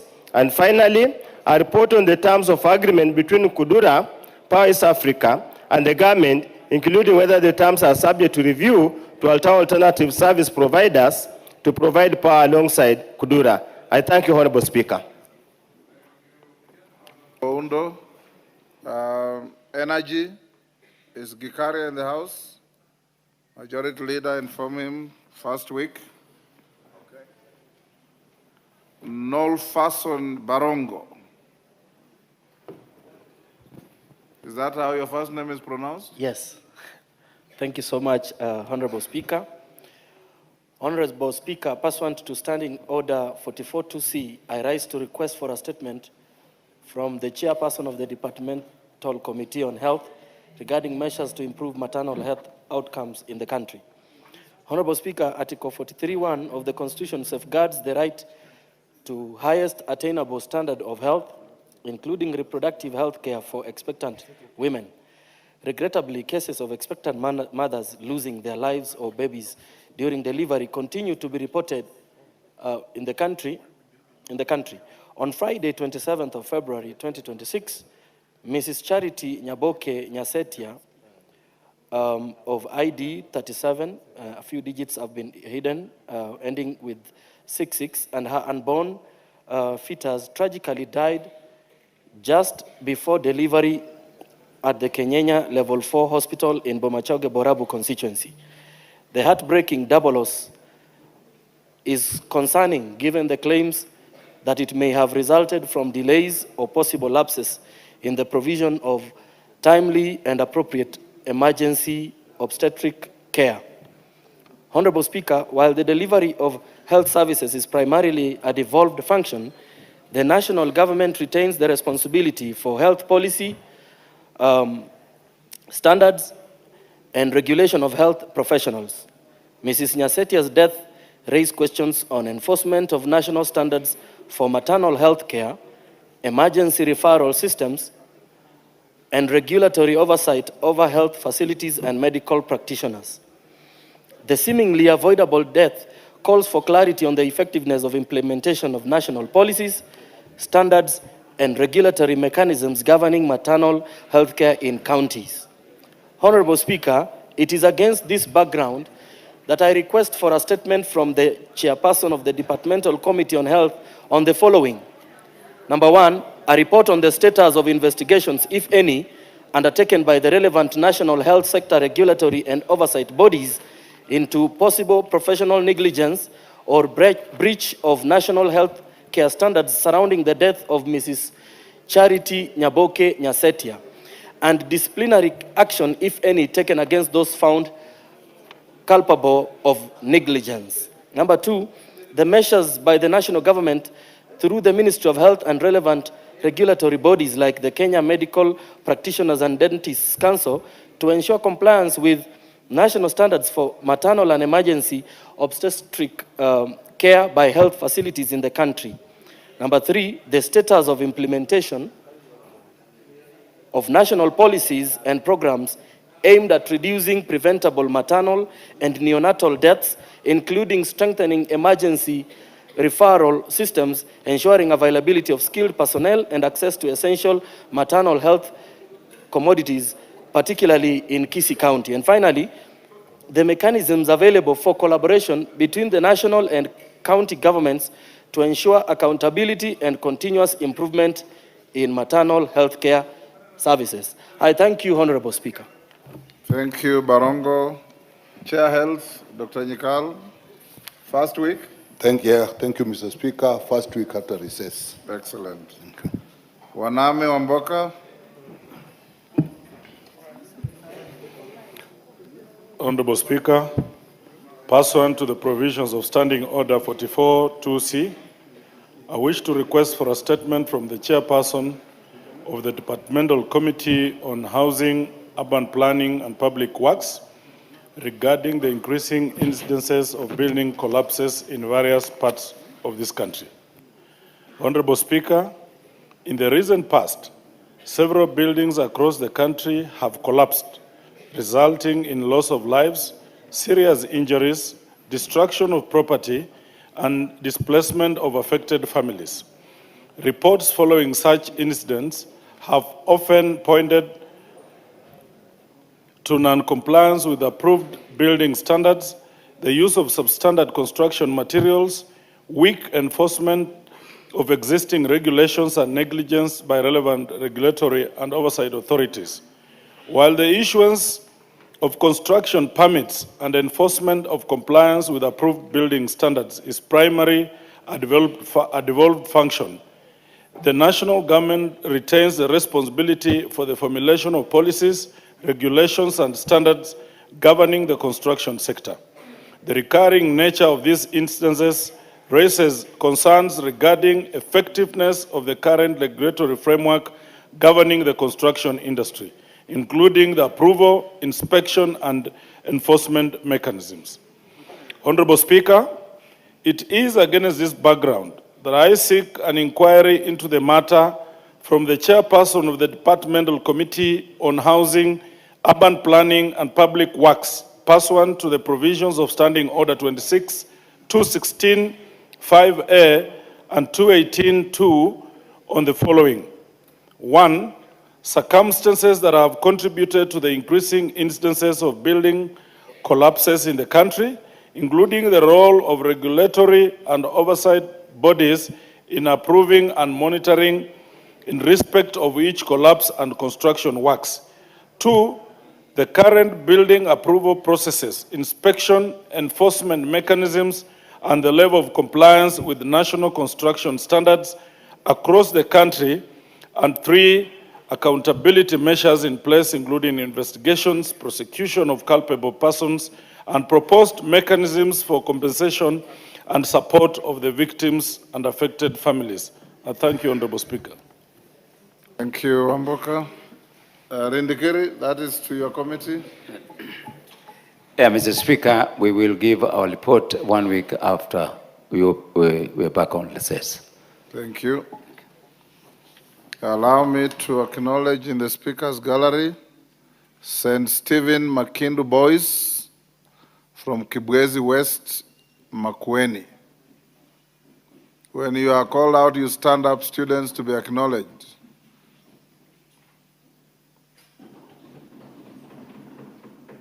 Thank you on my behalf and on behalf of the House. We welcome the students, their teachers, and those accompanying them to the House of Parliament. I thank you. Majority Leader, your Thursday statement.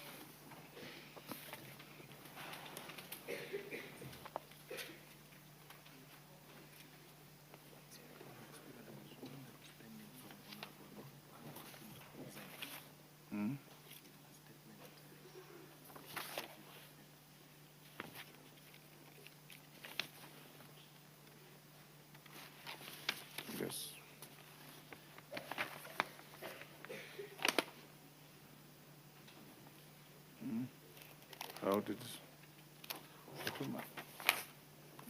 How did my signature come onto your statement? Okay.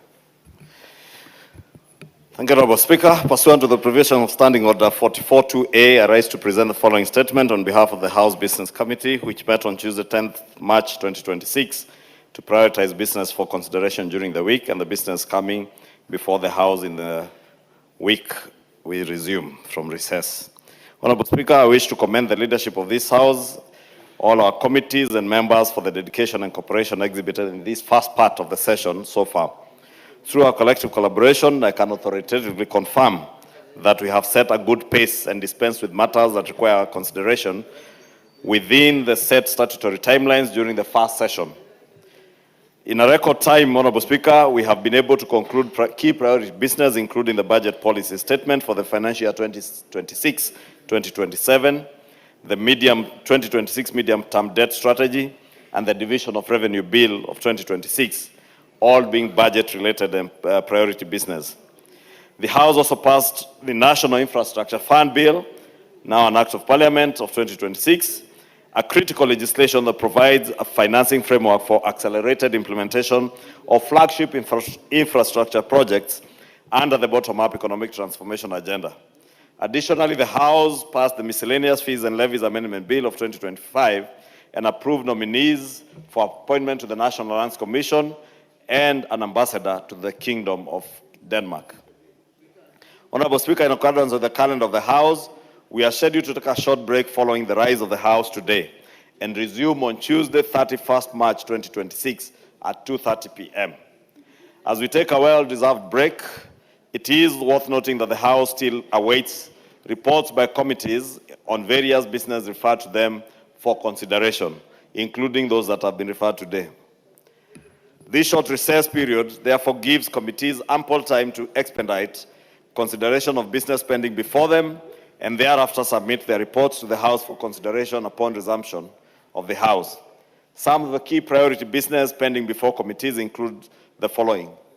One is the supplementary estimates for the financial year 2025-2026, which committees are already considering. Two is a public petition number 19 of 2025 from the Cabinet Secretary for Environment, Forestry and Mining regarding the degazettement of specified sections of 4 public forests and the determination of related claims to the forests, which are South Nandi at Chepkumia area, Tarbo Forest, at Manzini area, Mount Elgon Forest, at Chepkuyuk area, and Kakamega Forest, at Shiro Shaviringa area. 3 is the Sovereign Wealth Fund Bill of 2026. 4 is the Special Economic Zones Amendment Bill of 2026. 5, the Senate amendments to the Cooperatives Bill of 2024 and the Technopolis Bill of 2024.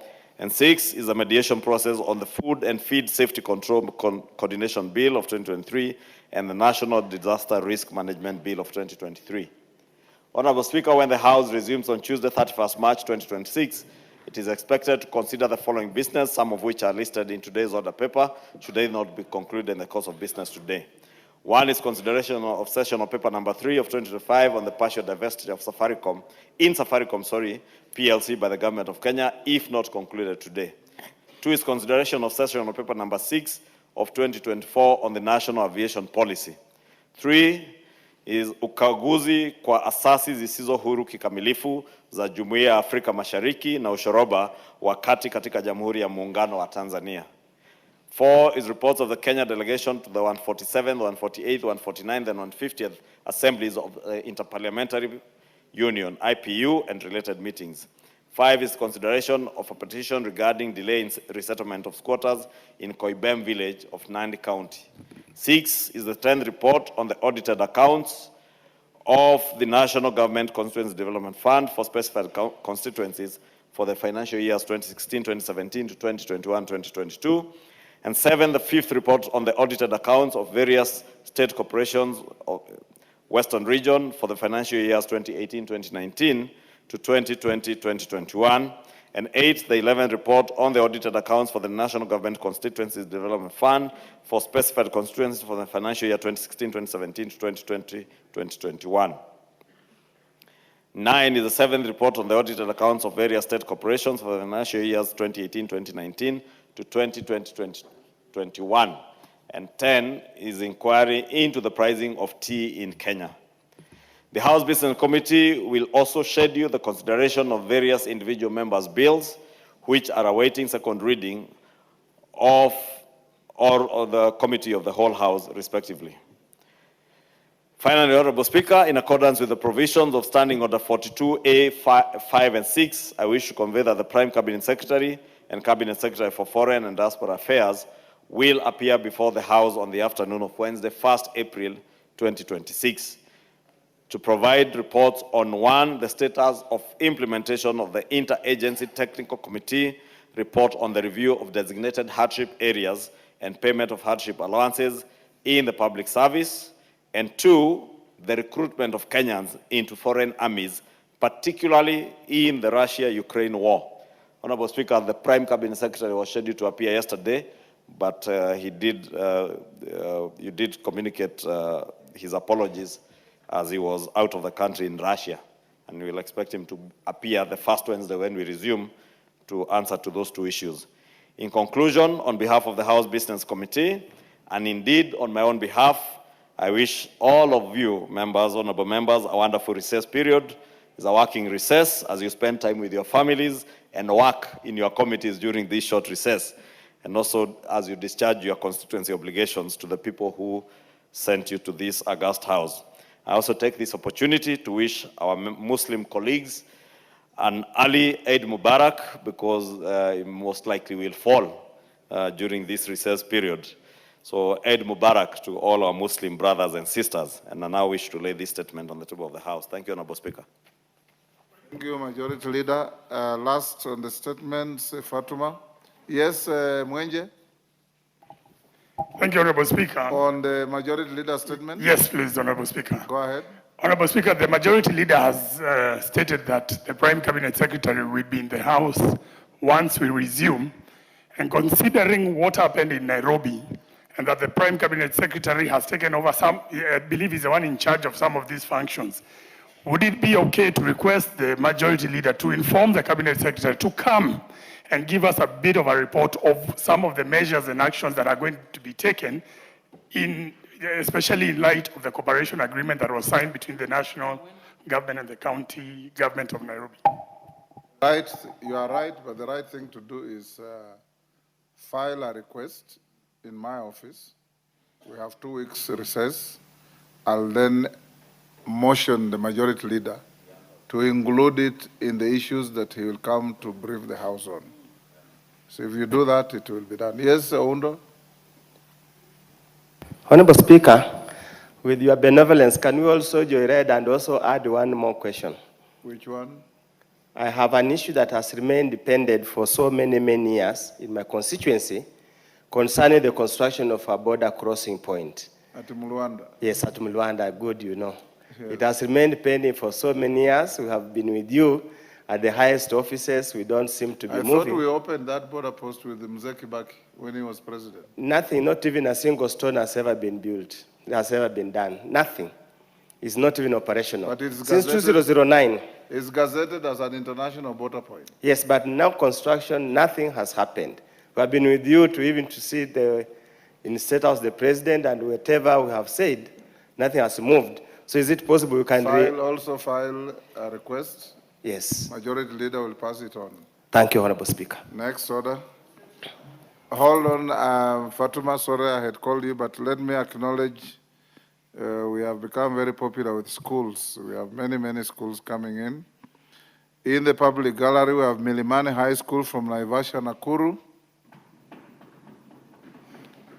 We have Riverbank PEF Academy from Starehe, Nairobi. And we have Sawagongo. I thought it's called Sawagongo, Meandika Sawangongo. Sawagongo High School from Game, Siaya.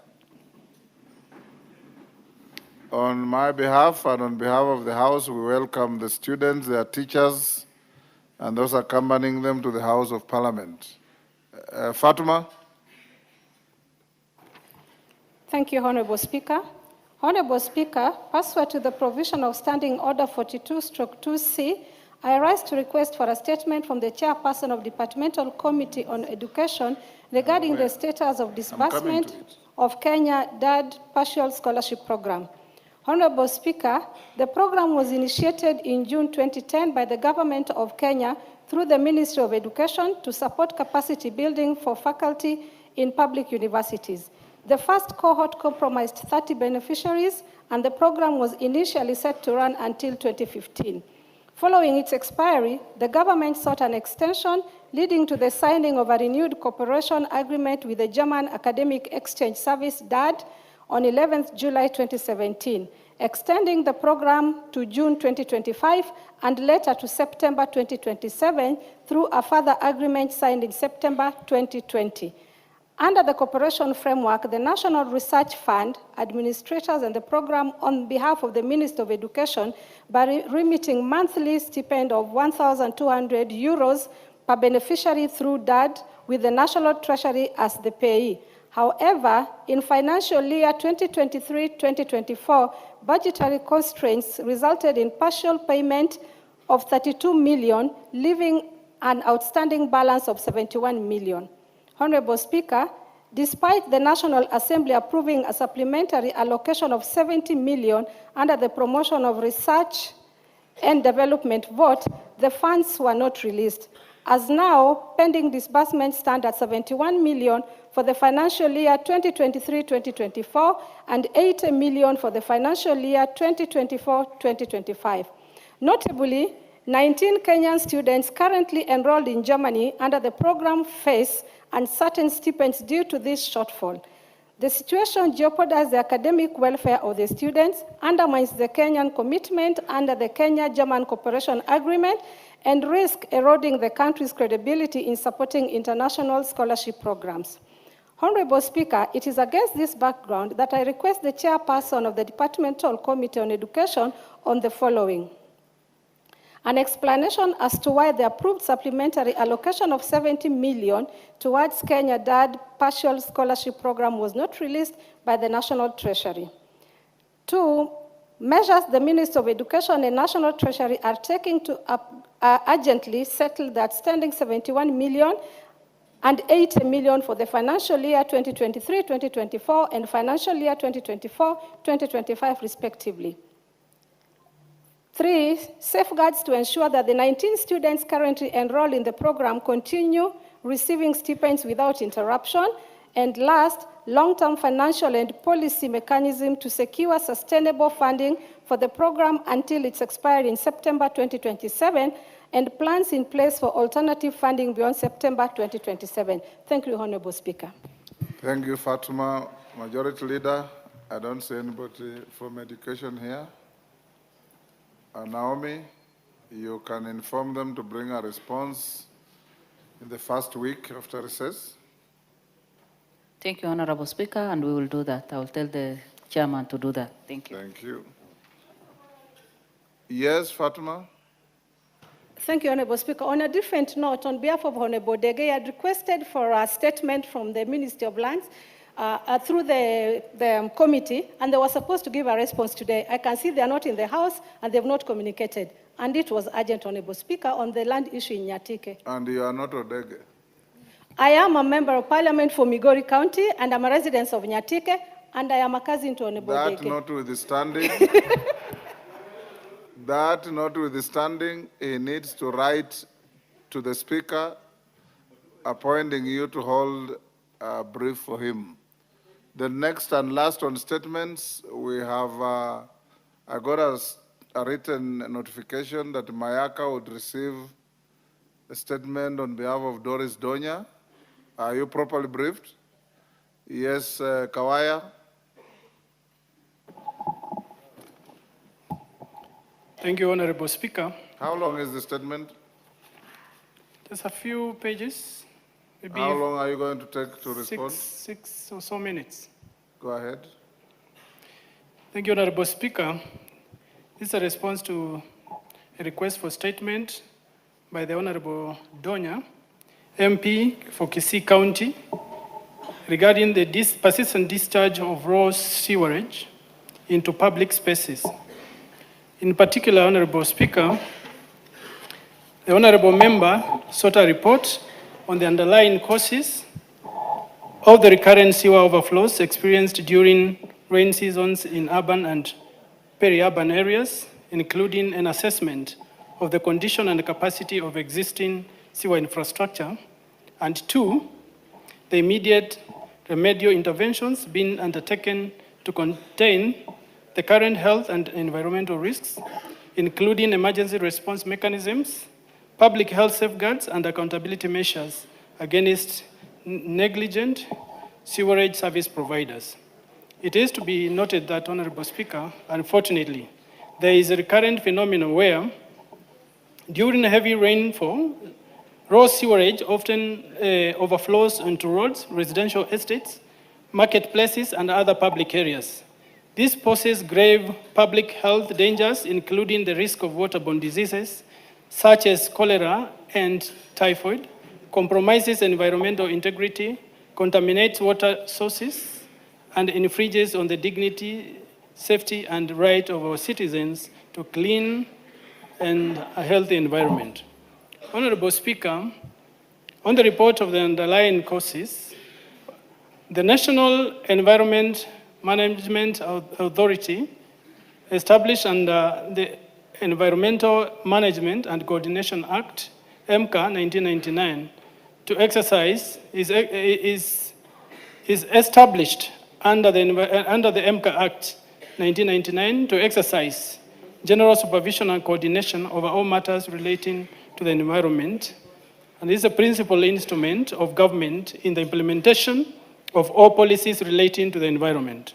Honorable Speaker, it is further mandated to monitor and assess all activities, including those being carried out by relevant lead agencies, in order to ensure that the environment is not degraded by such activities, and to ensure environmental management objectives are adhered to.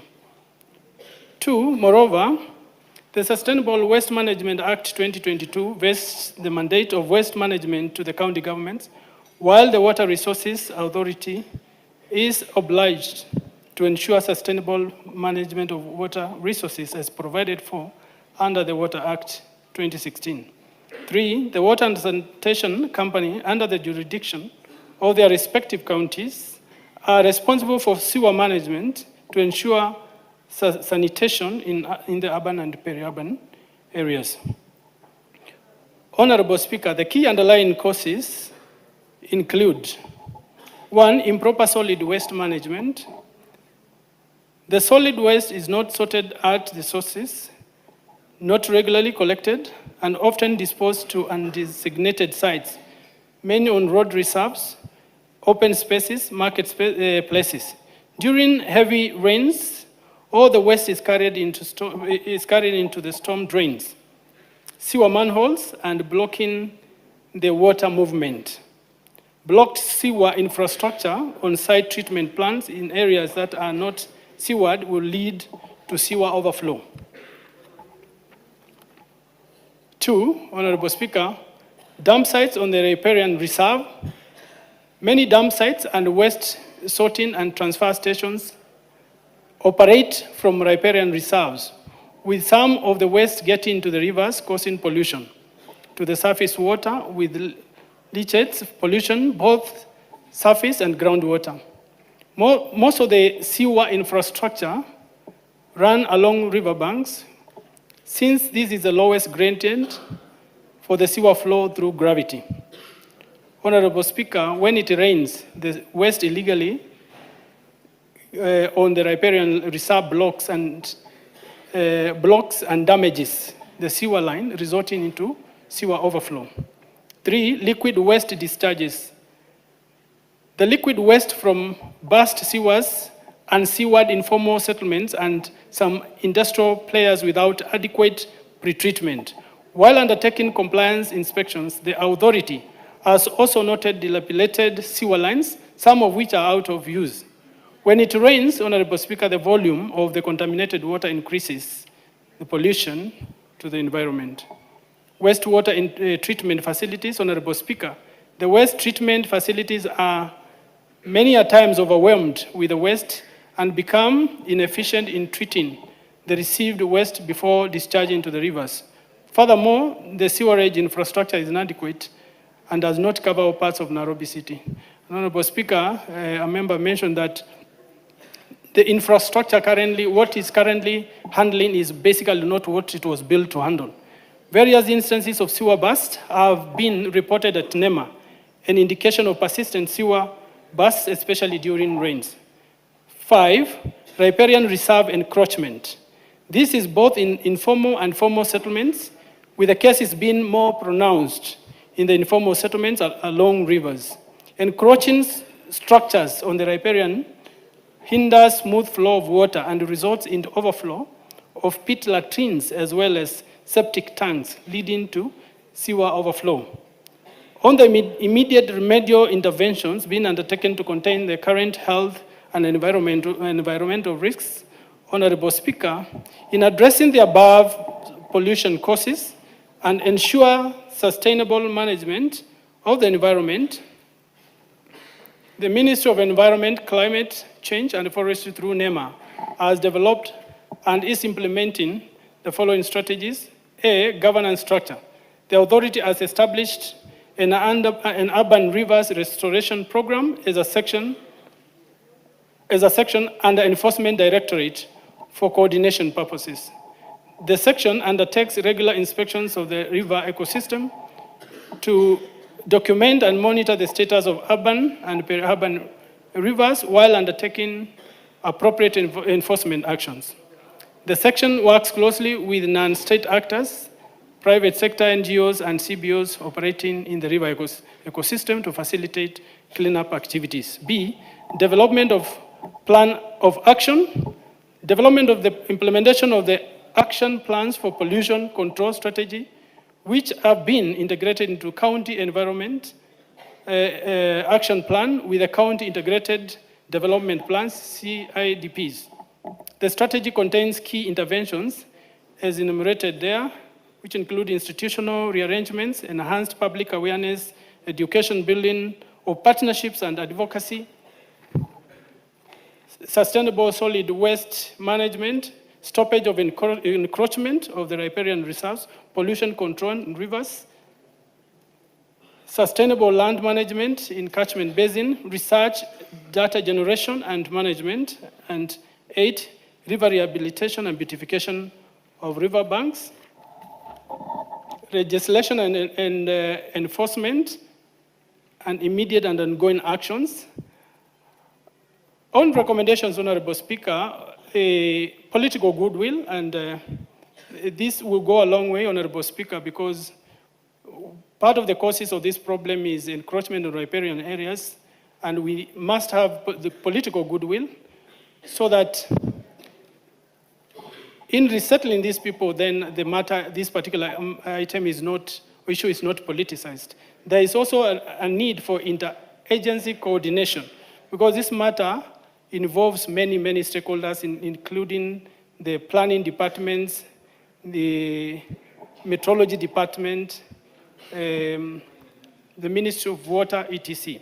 Sustainability in keeping the river clean, and also, more importantly, Honorable Speaker, adequate resources. One of the challenges NEMA is facing in ensuring there is compliance is actually lack of resources. Honorable Speaker, in conclusion, the ministry through NEMA will continue to collaborate with other relevant states and non-state actors in our pursuit for a clean, safe, and healthy environment for all, as envisaged under Article 42.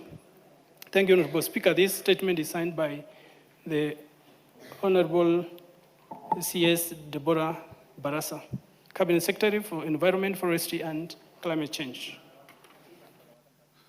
Mayaka, umetosheka?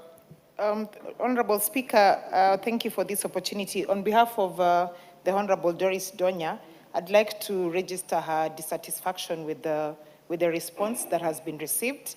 And some of the issues that she actually cites is, for example, the fact that NEMA did not indicate when was the last time they actually conducted a cleanup activity, what they have done in reference to the blocked drainage issues, where does the raw sewage come from, and if they have done any research that gives them an indication of how many apartments, especially in the city, that have sewerage management points. And Honorable Speaker, citing the example of what happened, especially in Nairobi City during the rains that a lot of members spoke about earlier, the interventions that have been mentioned by the chair do not really reflect that there's a solution that has been given. So I'm just registering her dissatisfaction. Thank you. Why aren't you satisfactory? Honorable Speaker, you had directed that we provide a preliminary response to this statement yesterday. Yes. And this is a matter that requires us to engage more with the member. I want to agree that a lot needs to be done. However, it is also important to know that NEMA will not basically solve the issue of blocked sewer. It's a whole issue that needs all the players. NEMA takes the role of ensuring that there is supervision, there is inspections, so that the right thing is done. For that to happen, then we need to resource NEMA. And I've just said one of the challenges we are facing with NEMA now is lack of enough human resource to be able to undertake its mandate. And therefore, Honorable Speaker, I truly believe that we need to engage further on this particular matter if we really need to solve this particular problem permanently. Yes, Ngogoyo. Chair, and through you. Which chair? Thank you, Mr. Speaker. Thank you, Mr. Speaker. Through you, and because the issue of Athi River, which the source of Athi River you know very well is Ngong. Mr. Speaker, the perennial issue of sewerage disposal, especially in peri-urban areas that border Nairobi, to the Athi River has continued being continuous. I want to specifically ask you, Speaker, to task the chair, because the Environment Management Control Act provides means and ways of mitigating. And remember, you might not be 100%, but in environment, we say you mitigate. And I say this as a postgraduate holder, and as somebody who has knowledge in environment matters, especially me, being a certified environment impact assessment analyst. One of the things the chair you have not done is to take the ministry to task on what they should be able to do. I know I serve in the broadcasting committee courtesy of Ichungwa, but in environment we say, even if you have not sorted out the problem, mitigate, reduce the chances of causing more harm. I would request the chair, can you please come up with a report of how you can help, even those sewerage that are being disposed. At least there is how you can treat, so that whatever you take to the river, it has less damages to the environment. And it is allowed in the MCA Act for you to help the people who are along the rivers on what they should do for them to reduce the chances of continuing to damage the environment. You have not come up with that in the report. And Speaker, maybe it should even be enlarged. The peri-urban areas, where the Athi River comes through, continues to be destroyed by the peri-urban areas around the area of Nairobi. Thank you, Mr. Speaker. Kawaya. Thank you, Honorable Speaker. We endeavor to do more, and just for the comfort of the member, a lot is happening. And if you look at what was happening with the river banks and Nairobi River, the section where a lot of work has already been done under the program of cleanup with Nairobi River, actually that section did have the overflows. So NEMA is still actually working on that. But remember, if we want a permanent solution, we must empower NEMA to ensure compliance. Because some of these things we are asking NEMA to do should actually be done by the industries themselves. It is a responsibility of an industry. If you are setting up an industry, you should not set up an industry without proper disposal of your waste. We should not set up industries, then ask NEMA to do cleanup of the waste that are produced by the industries. What we're asking for is to empower NEMA to ensure compliance, so that all the industries we are setting up also do proper waste management. That said, Honorable Speaker, I also want to make an undertaking that on behalf of the committee, that we will engage further with the Honorable Ndonya, and also engage, we didn't have enough time to engage with the ministry because the directive was only yesterday. We'll engage more and also provide additional information to the satisfactory of the member. What you'll do, Chairman, is I actually also find your response wholly inadequate, because Donya's question or request for a statement was raw sewage going into public places, not just rivers, football pitches and all these places.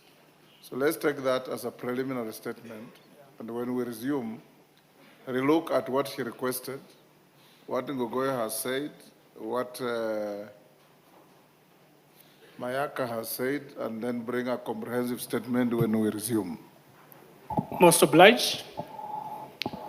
Next, let's dispose of orders number 9 and 10. Then we go to order number 8. Clerk.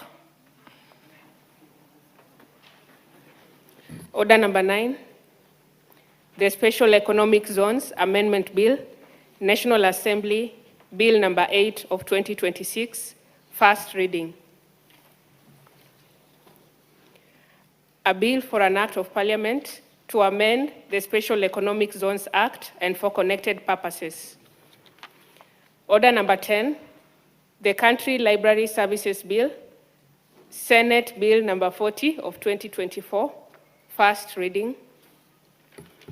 A bill for an act of parliament to provide for the establishment of county libraries and county directorate of library services in each county, the functions and power of each county directorate of library services, and for connected purposes. Go back to order number 8. Order number 8, procedural motion, limitation of debate on a specified sessional paper. Majority Leader. Thank you, Honorable Speaker. Honorable Speaker, I beg to move this motion in an amended format to read that notwithstanding the resolution of the House on Wednesday, 11th February 2026, relating to limitation of debate on a sessional paper, this House resolves to extend the debate on sessional paper number 3 of 2025 on partial divestiture in Safaricom PLC by the Government of Kenya by a period not exceeding 1 hour. Honorable Speaker, that's why I said I want to move it in an amended format, considering it's already 5 p.m. and we have other business after that. We seek the indulgence of the House, Honorable Speaker, to extend time because in line with our procedural motions passed at the beginning of this session, this motion was to go for 2.5 hours. And last night when we left here at some minutes to 9 p.m., we had a number of members, including Honorable Andeto, who are waiting to speak, Honorable Munyoro and myself, Honorable Junet, who are waiting to speak, and we could not afford to speak within those 10 minutes. Therefore, we seek your indulgence so that at least the members who were seated here until very late at night wanting to contribute to this debate have an opportunity. I think Honorable Ariko was also here, but I think he contributed, I'm not sure. He contributed, but we were seated with him here until 9 p.m. last night, so that we give them an opportunity to contribute within that 1 hour. And that's why we thought we'd do a procedural motion to allow at least those who stayed here on until very late to have their say in this motion, Honorable Speaker. And I beg to move and request the Leader of Minority, Honorable Junet Mohammed, to second. Junet. Mr. Speaker, I second. Honorable members, I'll propose the question, which is that notwithstanding the resolution of the House of Wednesday, 11th February 2026, relating to limitation of debate on sessional paper, this House resolves to extend the debate on sessional paper number 3 of 2025 on partial divestiture in Safaricom PLC by the Government of Kenya by a period not exceeding 1 hour. We put the question. Order, Brighton. Order, Brighton. You are a second termer. You can't be walking around when the Speaker is on his feet. Honorable members, I now put the question, which is that notwithstanding the resolution of the House of Wednesday, 11th February 2026, relating to limitation of debate on a sessional paper, this House resolves to extend the debate on sessional paper number 3 of 2025 on partial divestiture in Safaricom PLC by the Government of Kenya by a period not exceeding 1 hour. As members of that opinion say aye. Aye. Will those of the contrary opinion say nay? The ayes have it. Now the motion had only 12 minutes to go. We have added 1 hour.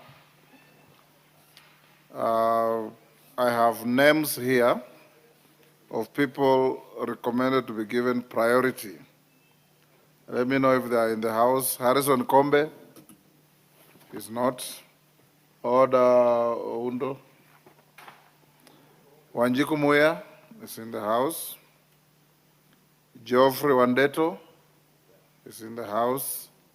Millie Odhiambo, not in the House. So I'll give priority to those two who are in the House. Let me also see how many of you want to speak to this so that I say how to manage this 1 hour.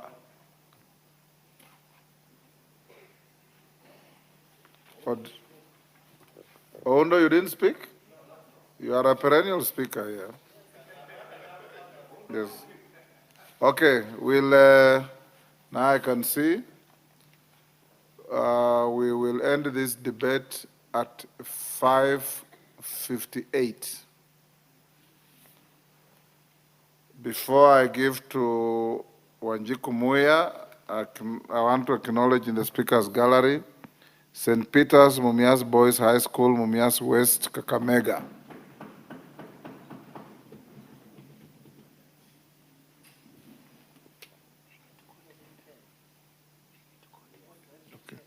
On my behalf and on behalf of the House, I welcome the students, their teachers, and those accompanying them to the House of Parliament.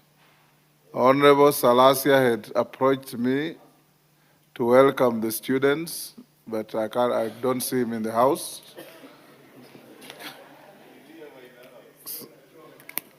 Thank you. Call out the next order. Order number 11, motion, consideration of sessional paper number 3 of 2025 on partial divestiture in Safaricom PLC by the Government of Kenya. Resumption of debate. Wanjiku Muya. Thank you, Honorable Speaker. And I start to oppose the sale of Safaricom shares, and not just opposing, but because of the following reasons. Number one, Safaricom is a key national economic pillar for this nation, having employed thousands or millions of people informally and formally, transactions of millions, especially the micro entrepreneurship, Honorable Speaker. Honorable Speaker, it can only be a bad dream for anyone to think to sell a company of this nature. The way the committee has put the argument, Honorable Speaker, beats every logic, because the main component in the report is saying that they'll be earning the 40 billion upfront, this confirming us from the committee report that in the next 6 years or so, there will be no dividends for the government of Kenya. And that notwithstanding, Honorable Speaker, statistically speaking, we are informed that at 35% ownership, the Kenyan government earns approximately 15 billion as dividends. Considering there is no infrastructure project that you can do in a year or two, it obviously means that then the 15 billion can still be ring-fenced, and the 15 billion can be used for the next 3 years, which will be equal to 45 billion to make any infrastructure that the government may endeavor. Number two, Honorable Speaker, we are not being informed which specific projects that the government intend to do. I believe it could have been itemized that we need the Kenya airport, we need maybe road A, we need maybe the gas or electricity at cost A, B, C, D, and we are looking for 500 billion or so. That would have informed Kenyans to choose if we do away with the Safaricom shares from the government ownership, or there is no emergency of the said infrastructure. The emergency that is indicated in this sale, to an extent of confirming that this shall happen by 1st of April, clearly shows that only an emergency can dictate this. Honorable Speaker, further, the government of Kenya, we have not been informed by the government of Kenya through Treasury or this committee that the projects that shall happen after this sale shall raise same revenue as to what the Safaricom dividends or the growth has been happening. Honorable Speaker, further, the dividends that will be paid by the majority... And please note, Wanjiku, as you go on, that everybody are given an opportunity to speak for 5 minutes. Thank you, Honorable Speaker. Thank you, Honorable Speaker, well guided. Honorable Speaker, the dividends that will be paid will be going outside our country. This obviously means that the profit that Safaricom has been making is generated by Kenyans, the businessmen and women who wake up very early in the M-Pesa shops, which M-Pesa points are close to 2 million. That means they have already employed like 2 million people. The 2 million are also renting the vibada or the shops. That means again 2 million shops or landlord. And Honorable Speaker, by the word of saying that the Safaricom shares would be sold, or this share ownership of the government will be sold by 1st of April, leaves no doubt that the government is only looking at a temporary solution, which obviously beats the logic that a whole government machinery could be so desperate to look for only 40 billion. Honorable Speaker, the emergency that is indicated on this transaction is also showing us that clearly there is mystery, and in my own opinion, I now conclude that surely the journey to Singapore was meant to be physically a physical journey. Hence, the government is selling everything because there is nothing to live in this country. And the government cannot be fixing problems by selling asset A because tomorrow it will be another asset. Time is up. Wandeto.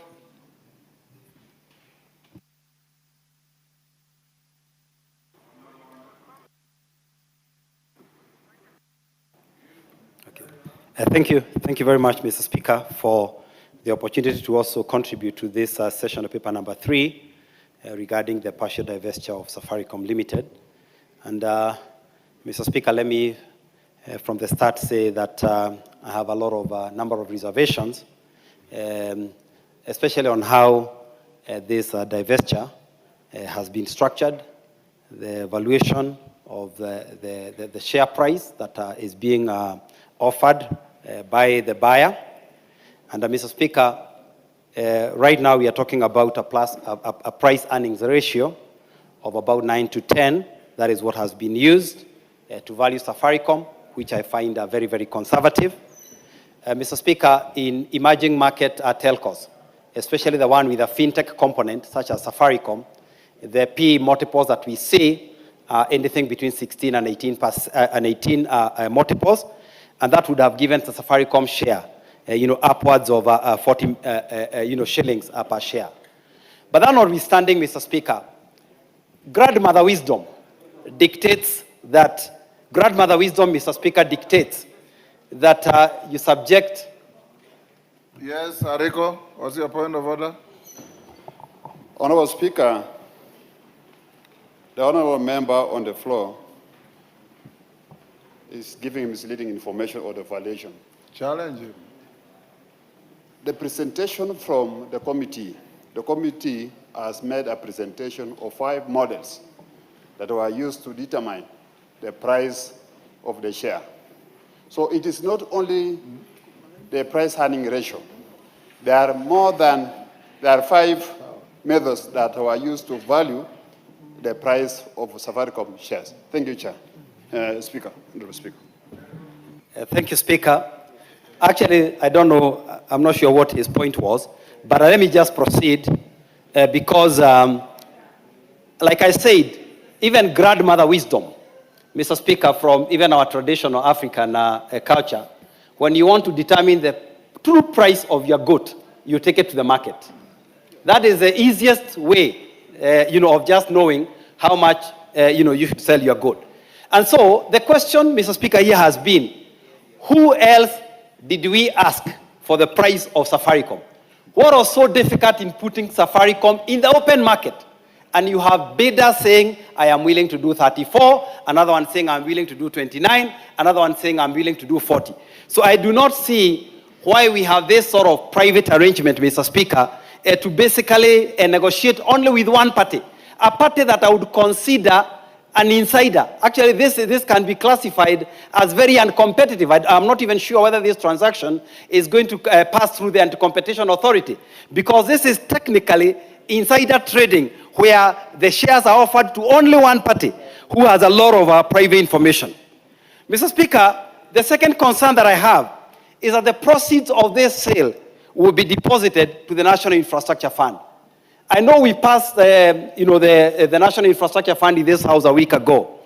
But of course, one of the concerns that came about this fund is that our role, especially the appropriation role of Parliament as far as this money is concerned, has been technically be removed. Actually, I heard someone say over the weekend that the proceeds of Safaricom is going to go and build an airport, even before this House has discussed how we would like to use or how we would like to appropriate those proceeds. Mr. Speaker, so since we have only been left with the role of audit as far as the National Infrastructure Fund is concerned, I actually feel that this may be a risky venture where such a colossal amount of money goes into a kitty where only one person or a very small group of people have a say. Mr. Speaker, The committee has raised a number of remedies that it hopes to put in place over the issues that were raised in the public participation, especially safeguarding employees, safeguarding dealers, and so on and so forth. But my worry is, are we going to see the revised share purchase agreement deposited in this House so that we can scrutinize it before the share price goes on? Mr. Speaker, the next one, and I request, because I think my time has all been calculated, the interruption I got. Mr. Speaker, the next one is the dividend. If you know, Safaricom just announced its interim dividend. It is going to announce its final results 31st of March. And then, Mr. Speaker, we are going to have the final dividend paid around August. So since the sale is being concluded on 1st of April, what is the guarantee that the government is going to get the final dividend? Because the government will no longer have 15% of its shares in the register. So, Mr. Speaker, again, I say, either we delay the sale or, we ensure that the government stake is at least a guarantee. Your time is up. Morugara. Thank you. Thank you very much, Honorable Speaker, for allowing me to also voice my support for this particular motion. It's a sessional paper, number 3 of 2025, and this takes us down to history. What we are witnessing today was in 1965 when we had sessional paper number 10 on African socialism. There were opponents to it on the basis that it was going to create 10 millionaires amongst 10 million paupers. But after passing the paper, we cannot say exactly whether that is what happened, because we actually have more people who have come up because of what was being discussed that particular year.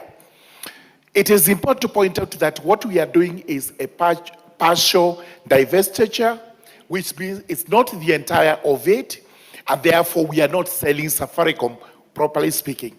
It is what we have recommended to go into a sale of shares, so that although we are left with a percentage, there is a percentage that is going to be disposed of.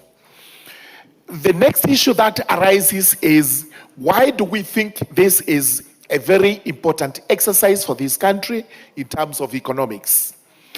We must admit, all of us, that there has been inequality in the development of the country, especially the rural areas versus the urban areas.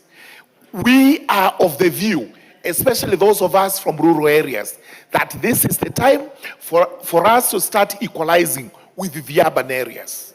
This money, which is going to go into the National Infrastructure Fund, is actually the money that is going to build roads, not just in the urban areas, roads including those in the Tharaka constituency. I can point out the roads that are earmarked for development, and there is no reason whatsoever why I would oppose this, when I know for sure in the next couple of years the people of Tharaka will be seeing roads that are tarmacked from these funds. We would not have seen this whatsoever unless we had any other source of money, and that source of money would have included taxation and borrowing. And we are moving away from that, because we cannot borrow anymore and we cannot tax Kenyans anymore. It's important to note that nobody is going to lose a job because of what is happening here. We are guaranteeing it as the Legislative House that there will be no job losses, and therefore we should actually go into this knowing that it's for the benefit of the people of Kenya and not for any other benefit. This is not the first divestiture that we are doing. It is not the first one we are offering or floating shares. We did this for Kenya Airways a while ago. We did this for Safaricom soon after that. But as we've always been arguing, what happened to this money? What became of it? And allow me to laud the National Infrastructure Fund. There are questions that are being raised about it regarding its governance, but if one reads the act properly, you'll see that there is a set out structure which should not have too many bottlenecks, because the executive must be allowed to run the government, because that is the work of the executive. However, Parliament is there to oversight, and oversight is through audits. That is what we do as a tradition of this House. The next one is we also have the power to summon whoever we want to summon, so that when they come here, they can tell us exactly what they are doing with this money, and if there is any breach of any law, especially the National Infrastructure Fund Act, we are able to mete out a punishment regarding those who are offending it. So this is very important for purposes of development, and therefore we should actually support it. And after that, we now see development rolling out into rural constituencies like Tharaka. I support. Thank you, Oundo. Thank you, Honorable Speaker. Let me from the onset state that government has no business being in business. That has been my mantra all along. Government has got no business being in business. Honorable Speaker, as indeed as my colleagues have said, this is not the first time government is divestituring or is privatizing its asset in whichever reason. Honorable Speaker, the proposed divestiture from Safaricom of a certain portion for government shareholding raises so many questions and so many issues that, honestly speaking, Honorable Speaker, if anybody cared to listen, they would put a halt on this matter until we resolve these gray areas. Honorable Speaker, I want to use the report of the committee.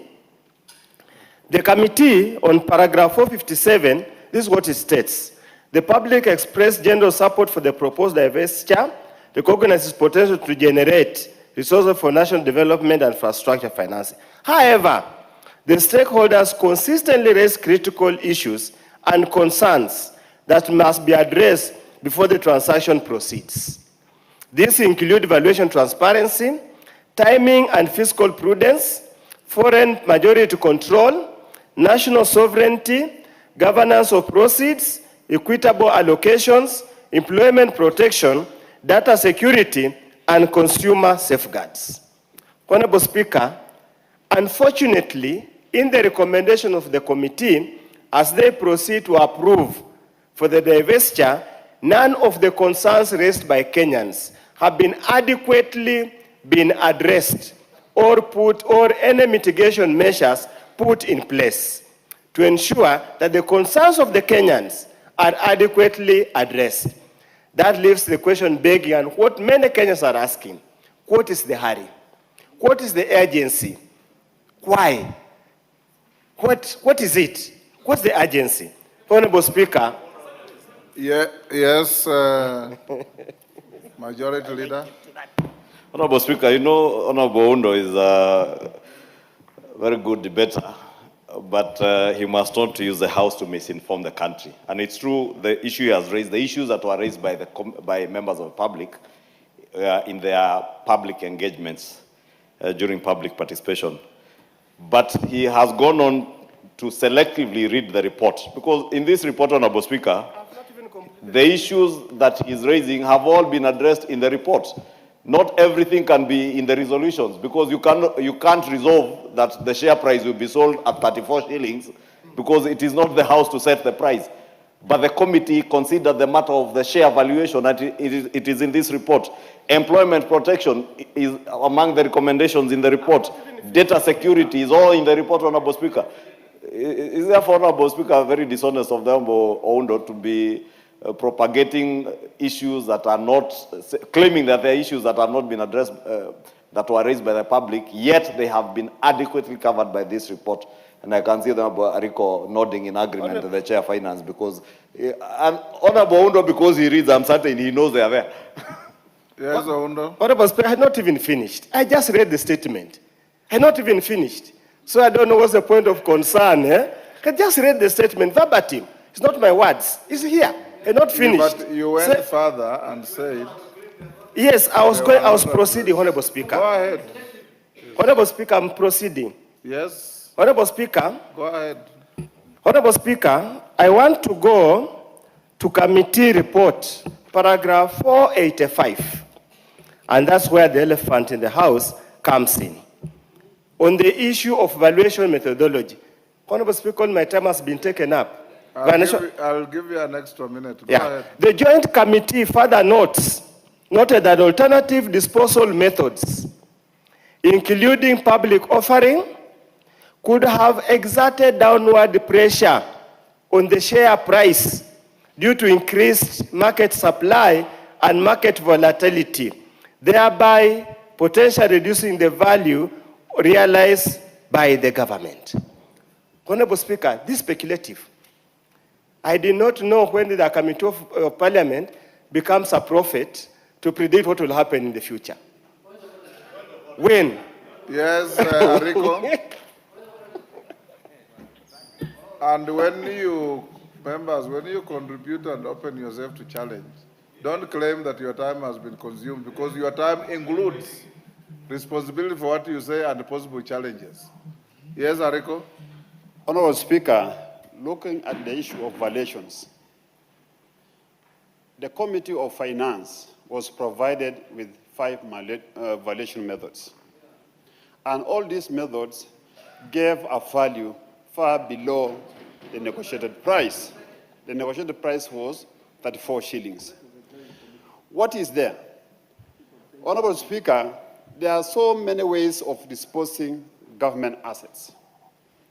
One is private placements. One is asset sale. The other one is IPO.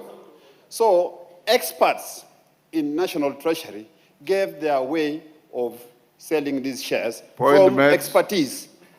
Point made. Oundo. Let me conclude, Honorable Speaker, so that we can open up. Hold your horses. Yes, Majority Leader. Honorable Speaker, mine is actually on a matter of procedure, because Honorable Oundo now what he's doing is imputing improper motive on the committee. Because he has read what the committee is saying and saying they are being speculative. Yet Honorable Oundo knows that even, leave alone shares, potatoes in a market, if you flood potatoes in a market, naturally, common sense, the price goes down. And that is all that the committee is saying here. That if you obey the laws of demand and supply in economics, the most basic economics you can never learn in school, even in primary school, they learn the law of demand and supply in economics. That if you supply more shares, these are 6 billion shares. Yes.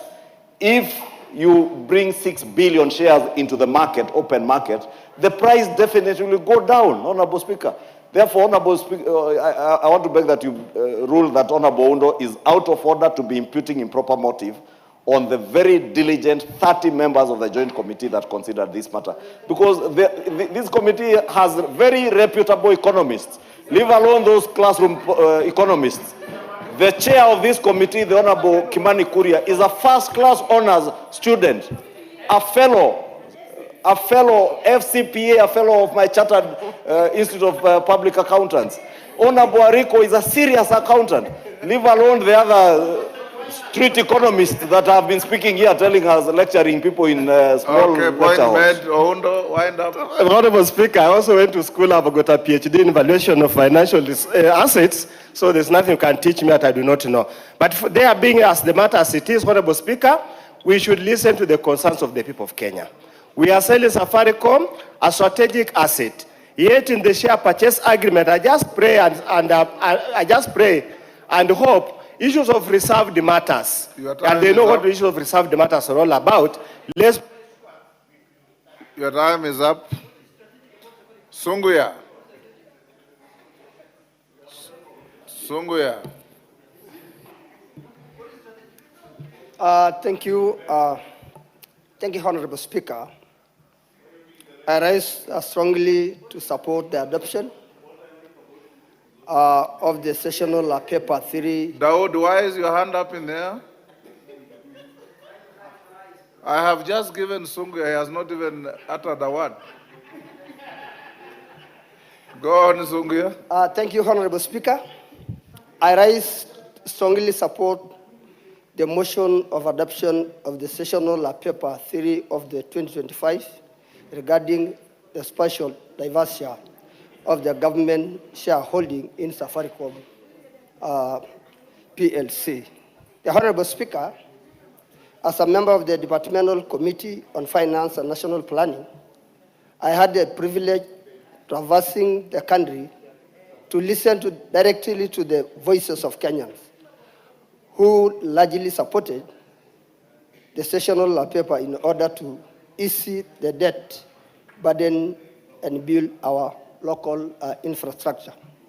The Honorable Speaker, just to name the few benefits that the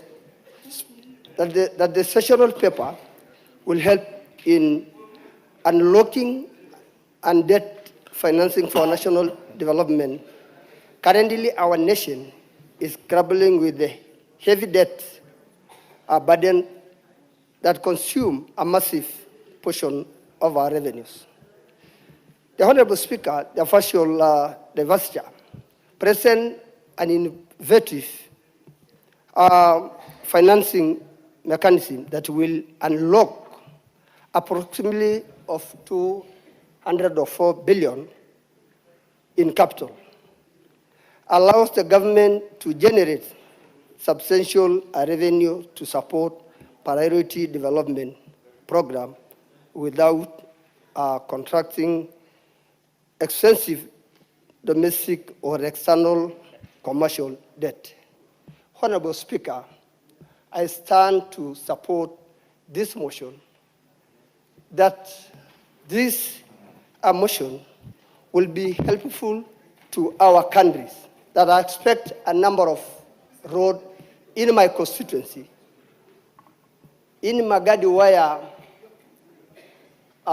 only one a company that is working there, and I know it will unlock those issues.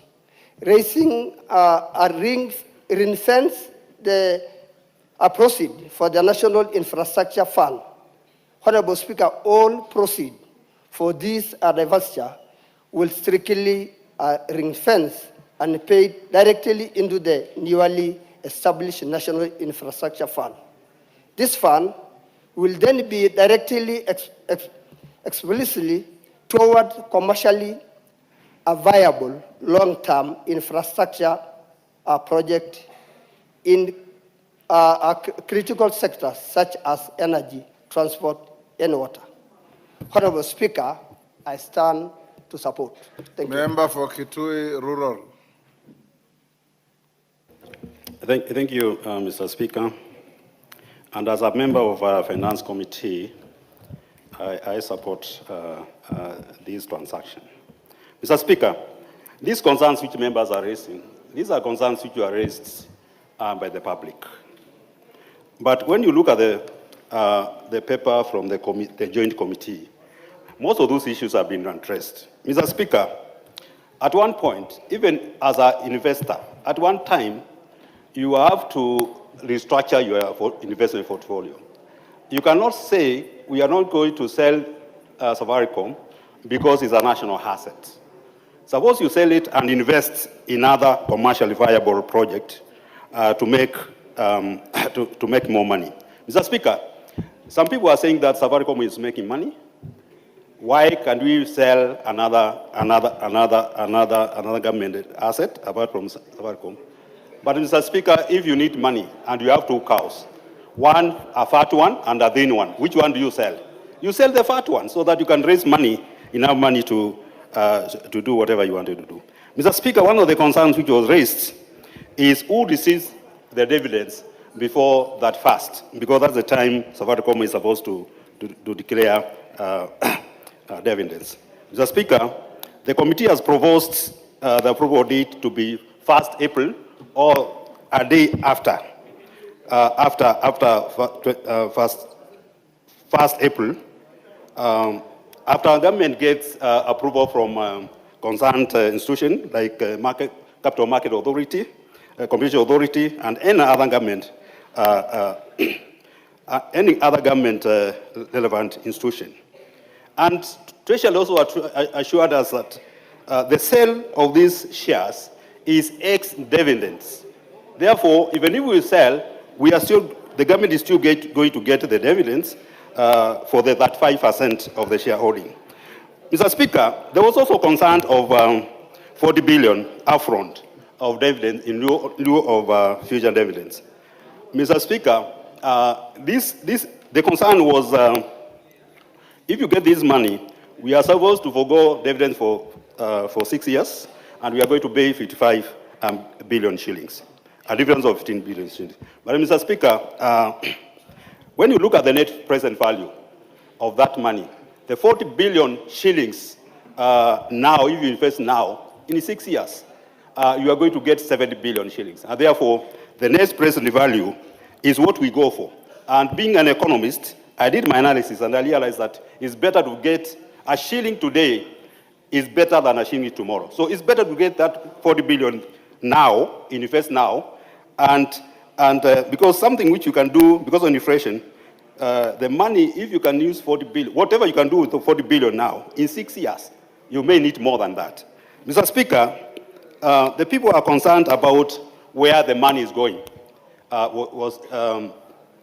because people are reminding us about the Eurobond, the 2 billion Eurobond money, which up to now, nobody can say what project was undertaken by that money. But thank God, at least we have the National Infrastructure Fund, where the money is going into, and the money is going to be used for commercially viable project. And that's very good, because we have actually passed that bill recently, and I hope it's going to be assented. Mr. Speaker, the issue of staff was also a big... Honorable Boni, that bill was ascended to last week. Oh, then, yeah, it was ascended on Monday. Were you out of the country? I was invited, but I was in the rural area. Early this week, rather. This week, yes. Yes. Yes, thank you. Mr. Speaker, the staff issues, because the session paper was proposing that after 3 years, then there may be redundancies, and the committee proposed that no loss of jobs which are going to come from this transaction. Mr. Speaker, there was also concern of the dealers, and this was very concerned, because Safaricom is an infrastructure, but the people who drive Safaricom are the dealers. 12.8 billion people are engaged in Safaricom. Therefore, they were concerned about the change of business model, and the committee proposed that the business model should not change should change only after. Ms. Apo Mshomba. Thank you, Mr. Speaker. I rise to support this motion that supports the consideration of the sessional paper of number 3 of 2025 on partial divestiture in Safaricom PLC. Mr. Speaker, I come from Kiambu, where there were rich men who owned Kiambu County. And one rich man had many children. He owned a lot of estates, a lot of coffee, a lot of tea, a lot of cows, and he refused to liquidate his property, Mr. Speaker, so that he can pay school fees for his children. He used to report into a certain shop every morning, that one specific mzee, who was a friend to my grandfather. And he used to wear plastic shoes, yet he could afford leather, beautiful, upmarket shoes. Mr. Speaker, that old man used to eat mandazi for lunch, yet he could afford to eat nyama choma, roasted meat, Mr. Speaker. And eventually, Mr. Speaker, that old man succumbed and died and left billions and billions of money in their account. Yet, his sons and daughters never had even an opportunity to go to school. Mr. Speaker, that old mzee is the economy of Kenya right now. We are sitting on gold, billions of money, in the name of shares in companies. Yet, our young people cannot have a full meal because we are not able to open up economy. Mr. Speaker, the only thing we can do is to open up the economy. Release this money to the circulation. Release this money to people's businesses. Release this money into the bank account so that we can afford to take loans. So, Mr. Speaker, you can only sell a cow that has value. I come from a constituency where we breed cows. And we only sell that very heifer that is hybrid, that has value.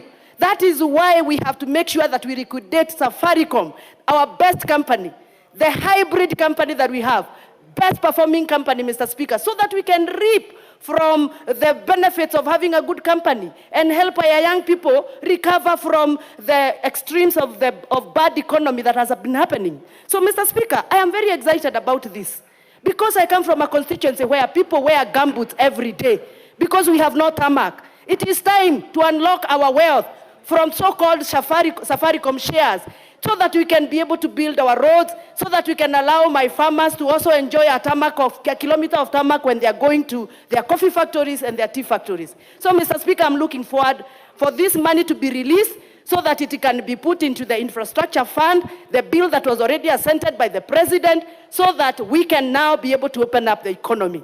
I look forward to that very day, Mr. Speaker, where we shall be able to get this money, accessing this money, so that we can stir the economy of this country. Mr. Speaker, I have listened to a lot of people, even online, people saying, oh, where will the agents of Safaricom go?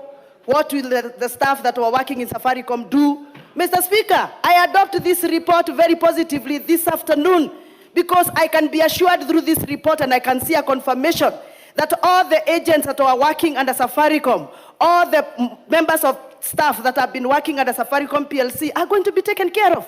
Mr. Speaker, they're not only going to be taken care of, they're even going to be paid better.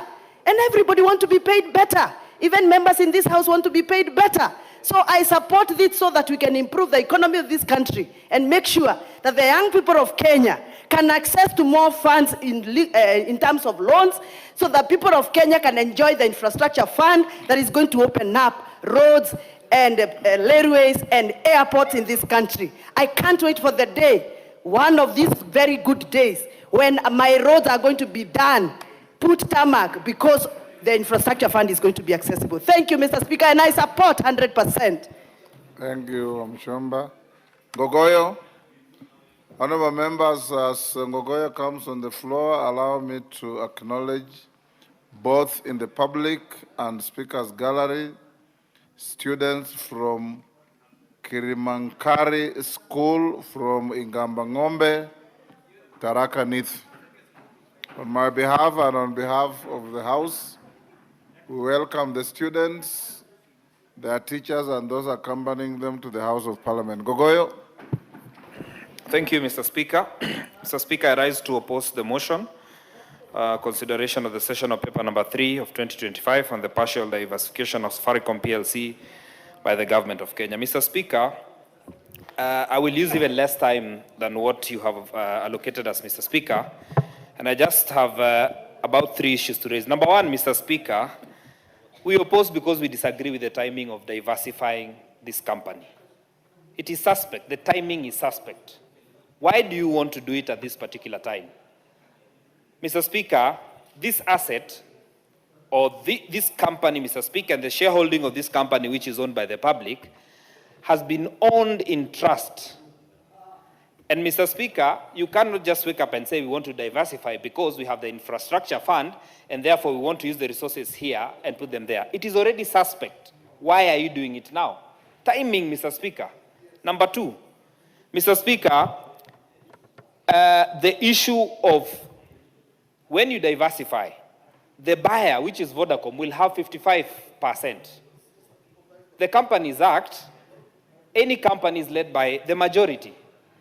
Some of the issues that we are raising here, they will be able to take care of our employees. The management structures will change. The management, the board, immediately, when they have 55%, they will have the larger percentage in the board. You cannot impute to them that this is what you're going to do. The Registrar of Companies has the Companies Act provides that shareholders shall be nominated by a certain formula. Having 55%, Vodacom will have the largest shareholding. Mr. Speaker, Vodacom is not a very good company. It did not take Tanzania the right way. In South Africa, they have been one of the worst. Mr. Speaker, in consideration of this diversification, one of the factors that did not come in, one of the factors that was not considered, and I wish the chair would listen to me specifically on this one, is that Safaricom had invested in Ethiopia, and the maturity of the investment in Ethiopia, which was large, was supposed to mature this year. in pricing, Mr. Speaker, they did not consider that we had an investment, a large investment, which was done 3 years ago and is supposed to mature later this year around September. Mr. Speaker, when you're doing pricing, you consider that you had invested in a large market in Ethiopia. Safaricom is big in Ethiopia. That consideration was not done when you're doing the pricing, and it has not been mentioned anywhere in the committee report that we had a large investment in Ethiopia. Mr. Speaker, as I conclude, there are many arguments about the formula, this, that. Mr. Speaker, you do not need to be a first class or to have known all those formulas. You just need to use common sense. Common sense is, if it is a premium price, it had to go beyond what we have as 34. If it is premium, if you are taking it to the international market, Yes, that it Kimani. would not have. There's a point of order, Ngogoyo. Yes, Kimani?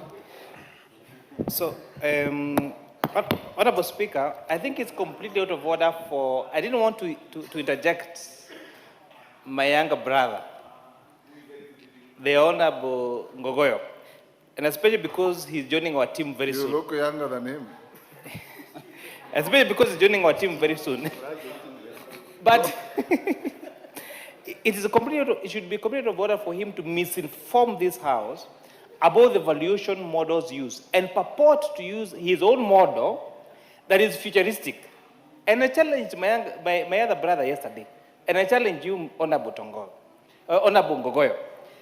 If you think that the valuation models that are being used on these already accredited formulas globally, come up with your formula. Tell us, according to the formula by Honorable Ngogoyo, the share price should be 40 shillings. Patent it. Tell us what the formula is. Defend it in academic journals. Then we'll support you. But where, Honorable Speaker, people are coming up with their own formulae without any academic accreditation, then that is the biggest witch hunt. And that's the biggest thuggery that you can ever have. So I do not want Honorable Ngogoyo. Point met, Ngogoyo. Yeah, thank you, Mr. Speaker. I refuse to go the direction he wants me to take. But let me say that the investment in Ethiopia by Safaricom was not considered. Give him 1 minute. I'll give you 1 minute. Yeah, thank you, Mr. Speaker. Was not considered during this pricing. Mr. Speaker, this is a road deal for Kenya. This will go down in history as one of the worst deals for Safaricom. It has no impact to the economy. The argument that this money will go to the infrastructure fund and it will later be used for a project in Githunguri, that is even thinking very, it's thinking very hogwash, because there's another point of order. Mr. Speaker, now that the Honorable Ngogoyo has mentioned me, I just wanted to call him out of order because he should actually tell us the value of investment that he's talking about in Ethiopia. How many billions, how many Kenya shillings? Exactly. So we want to know, because you are keeping on telling us there is value of investment in Ethiopia, which was done by the same Safaricom. How much was it? Can you tell us? Thank you, Mr. Speaker. For me to conclude my point, let me say that, Mr. Speaker, you cannot say that the money gotten from Safaricom will go to the infrastructure fund and therefore the roads in Githunguri will be made. That is pedestrian thinking. The National Infrastructure Fund does not have even the board, does not have the proposals. There's nothing coming to Githunguri like you're thinking. That is just very pedestrian. Order, Otongoyo, you are being harsh to your colleague for nothing. You know, she has the right to imagine and think futuristically. Yes. KJ, you have 3 minutes because I want to spare 7 minutes each for your leaders. Mr. Speaker, I truly thank you. And I do stand as a chairman of a committee that is superintending over telecommunications in this country. And Mr. Speaker, it had been said here by the leader of majority that this generation has... Take 2 minutes, I want to share your time with somebody. Yes, our generation has a job to do. And this job is not only for the people who are living today.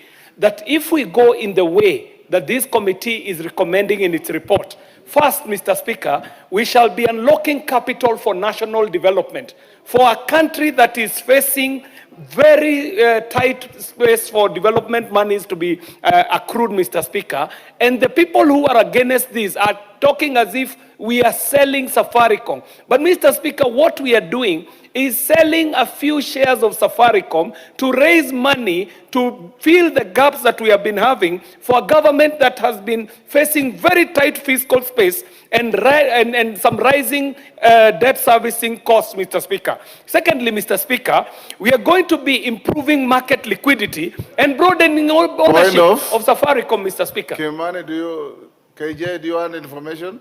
I would be very glad to be informed by the chairperson. Honorable Speaker, I love the contribution by my elder brother, the Honorable KJ, but I want to inform him about Article 206. Because, Honorable Speaker, this discussion is not just being done in this House. It is being followed by Kenyans across all social media networks. And one of the things that I've realized that there is a deliberate miscommunication and disinformation is, why is this fund not being a subject of approval by controller of budget? And Honorable Speaker, Article 206 is very clear that any withdrawals must be approved by COB apart from funds that are created by an act of parliament. Just like the Affordable Housing Fund, just like now this is a fund that is built purposely by an act of parliament called the National Infrastructure Fund. That is the only reason why this fund is not subject to approval by COB. It's not because we fear COB. In any case, I think the Auditor General has a bigger mandate. And the Auditor General has a mandate in auditing this fund. So I wanted to inform the honorable member so that we put it on record. Atuogopi COB, tunasema. This fund must be approved by auditor, is being audited by Auditor General, and the only reason why it's not being subject to approval by COB is because of Article 206 of our Constitution. Thank you, Honorable. Yes, KJ. And Mr. Speaker, why I would agree to be informed is because the gentleman speaking is a first-class honors holder in finance, Mr. Speaker, and what he says is in great support of what I am saying, Mr. Speaker. Secondly, Mr. Speaker, it is, to my mind, a good move to be moving in this direction, Mr. Speaker, so that we are able to improve the market liquidity and broaden the ownership of Safaricom, Mr. Speaker. And with that, we shall also be strengthening the corporate governance and the commercial discipline, Mr. Speaker, whereby Safaricom now is subject to greater scrutiny, Mr. Speaker, going forward. And so, Mr. Speaker, for the few minutes that you have given me, I'd like to say that I'm raising a case for the partial divestiture,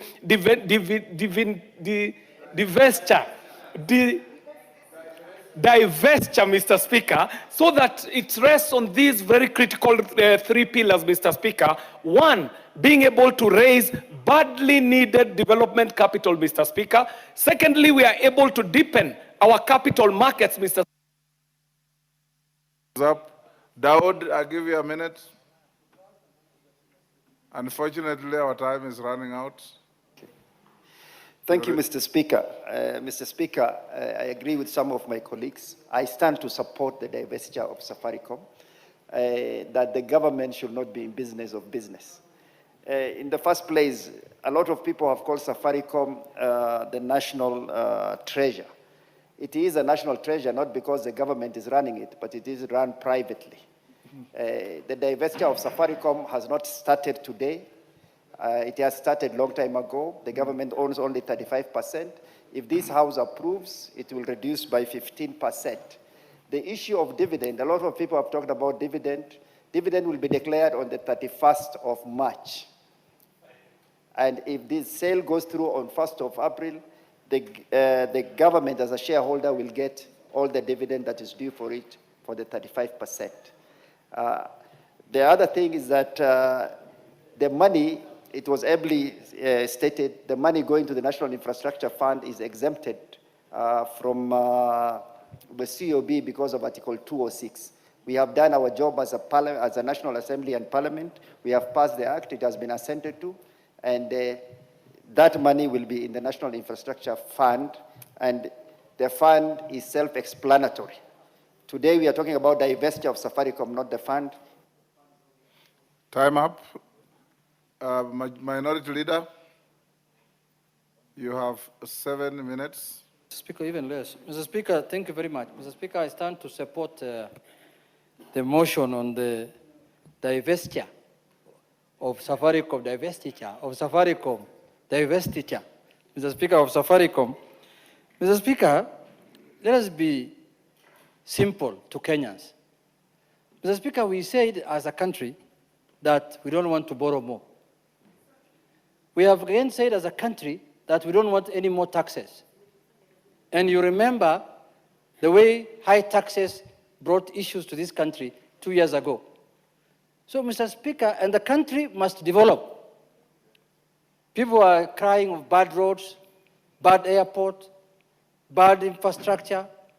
Mr. Speaker, someone somewhere had to think out of the box so that he can raise money, so that he can develop the country, Mr. Speaker, without taxing the citizens and without taking more debt, Mr. Speaker. That's how I view this matter, Mr. Speaker. Mr. Speaker, if you want to raise money in the country, you have the only alternatives you have is to tax people more or to borrow more. Because the revenues that you raise locally cannot be enough to do the kind of development that you want to do. So, Mr. Speaker, if Kenyans want this country to develop, this is one of the initiatives that all of us must support, both as leaders and as citizens, Mr. Speaker. Mr. Speaker, Safaricom, you know, Kenyans, when they want to politicize anything, or when oppositionists, the way I used to be, want to politicize something, Mr. Speaker, first you call that thing strategic. Me, I don't know what is strategic about Safaricom. Safaricom is like any other telco, like Telecom, like Airtel. You know, some countries have even 11, 12 telco companies, Mr. Speaker. It's only here that people don't have money to start a new one. And I suspect maybe in the years to come, the majority leader might start one. Mr. Speaker, there's nothing strategic about it. This is a company like any other company that's owned by the government, Mr. Speaker. Secondly, Mr. Speaker, if you don't sell why do you create assets of high value? You do it so that later you can leverage on them and make money and get money from them so that you can develop or start another one. So, Mr. Speaker, they're saying now, we are selling our strategic asset, we are selling this. Every item that this, even if today you want to sell a... If you read a book called The Mayor of Casterbridge. Yes, Mr. Speaker. By Thomas Hardy. Yes. He says everything is for sale as long as the price is right. Correct, and he proceeded to auction his wife. And Mr. Speaker, I want to remind you something. In the year 2004, and that mayor proceeded to auction his wife in a party. Mr. Speaker, and I want to remind you something. When I came to see you in the Ministry of Foreign Affairs, and I was the mayor of Migori, when I entered your door, you called me the mayor of Casterbridge. Casterbridge. Yes, that's what you called me. Yes. So today I can remember why you have called me. I've not auctioned anyone. Anyway, Mr. Speaker, not to lose my thought process, Mr. Speaker, I think Kenyans should know that what's happening in this divestiture of Safaricom is for the good of the country. Mr. Speaker, you are raising 244 billion shillings in this divestiture. You leverage 10 times, you get 2.5 trillion shillings today, so that you invest it in infrastructure. Then waiting for another 15 years to make that kind of money, Mr. Speaker. What common sense? Common sense tells you. And then people are saying that this country, this company is going into the hands of foreign people. Mr. Speaker, so long as you're operating business in Kenya, whether it is foreign-owned or locally owned, the fact of the matter is regulatory authority belongs to the government, Mr. Speaker. So, and regulatory powers are done in this House and given to the executive to exercise. Mr. Speaker, so long as the government has the regulatory authority, they can determine how that business is run, whether it is foreign-owned or locally owned. The most important thing for a government is to have the regulatory authority, not to own business. Government has no business of owning any business. They cannot run any business. All government-owned businesses are run down. That's why this Safaricom was sold to foreigners, to Vodafone, was listed in the year 2010 or somewhere. I can't remember the year. In the year 2000 when it was started, then later there was an IPO, which raised only 50 billion. And today we are raising 244 billion shillings. So, Mr. Speaker, all the issues being raised, what is going to happen to the staff? What is going to happen to the agents? Who told you that Safaricom, when the divestiture happened, who told you that Safaricom will not need agents? Who told you that Safaricom will not need staff? Who told you that Safaricom will not still operate the way it's operating? That's a pedestrian. Who told you? Why will the running of the business change just because the ownership has changed? So I think that's a pedestrian way of, making Kenyans think that their cow has been sold cheaply or in a manner that is not right. Mr. Speaker, I think all mature assets must be sold and new ones must be created. That is how the world is run. Look at the developed countries. Are they still running, matatus and buses like the way we want to run here in Kenya? Government wants to run small things. Government must run big things. Government must build airports. Government must build expressways. Government must build big dams that have huge electricity supply. The government must build technopolises. Government must run metropolitan. Not government should not run a telephone booth and a telephone company, Mr. Speaker, that any other Kenyan can run, Mr. Speaker. Now, Shad Merali, you started Cancel. Now you're competing with Meshad as a government. Get out of those things. Run big things as a government. And that is why now we have the National Infrastructure Fund. That's why I want to end my argument. Mr. Speaker, look at developed countries that have gone far way ahead of us. They all have the National Infrastructure Fund. That is where we are going. Look at where the country is being taken to. Don't be stuck. Change, I know, is difficult. Don't be stuck there. Don't be stuck in villages like Omunyoro. Come to cities. Come to cities, Mr. Speaker.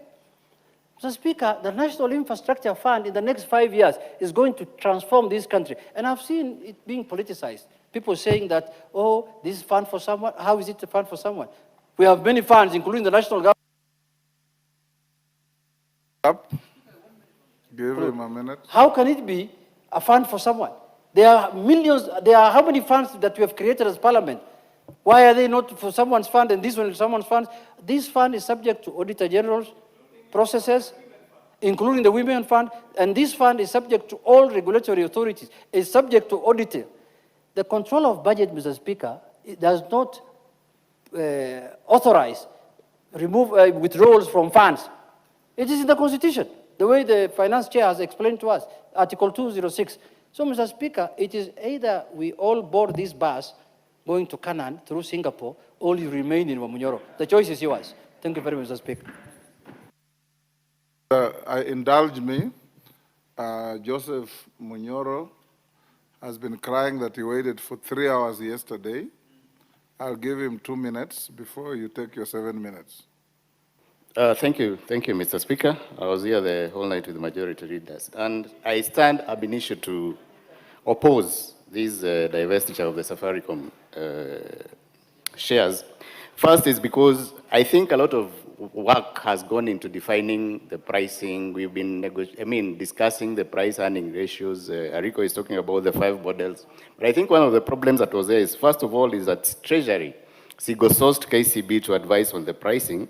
And I think a lot of those problems would have been sorted if there were many competitors who are giving a price, so that we are all sure that the pricing, the models that they used were coming to the right price, or the shares are valued. A lot of the concerns I have already been mentioned, but one of them is from the report that I've seen, because I used to be in the finance committee, and I think majority realized my services are better there in the arid and semi-arid areas. But one of the things that I think on the report is the public participation happened in 20 out of 47 counties.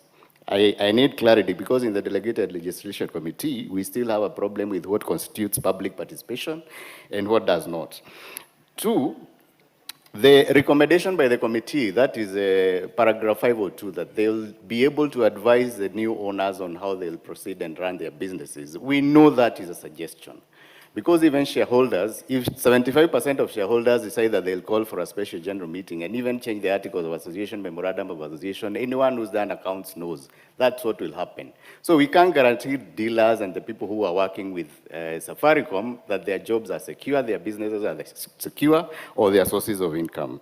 And that's why I'm opposing it, is because if you look at the, sorry? There's a point of order, Munyoro. Honorable Speaker, the House is being misled that the committee undertook public participation in only 20 counties. I'm a member of the committee and the report is clear. We went to 30 counties. And I think that should be withdrawn and corrected because it is a very serious matter.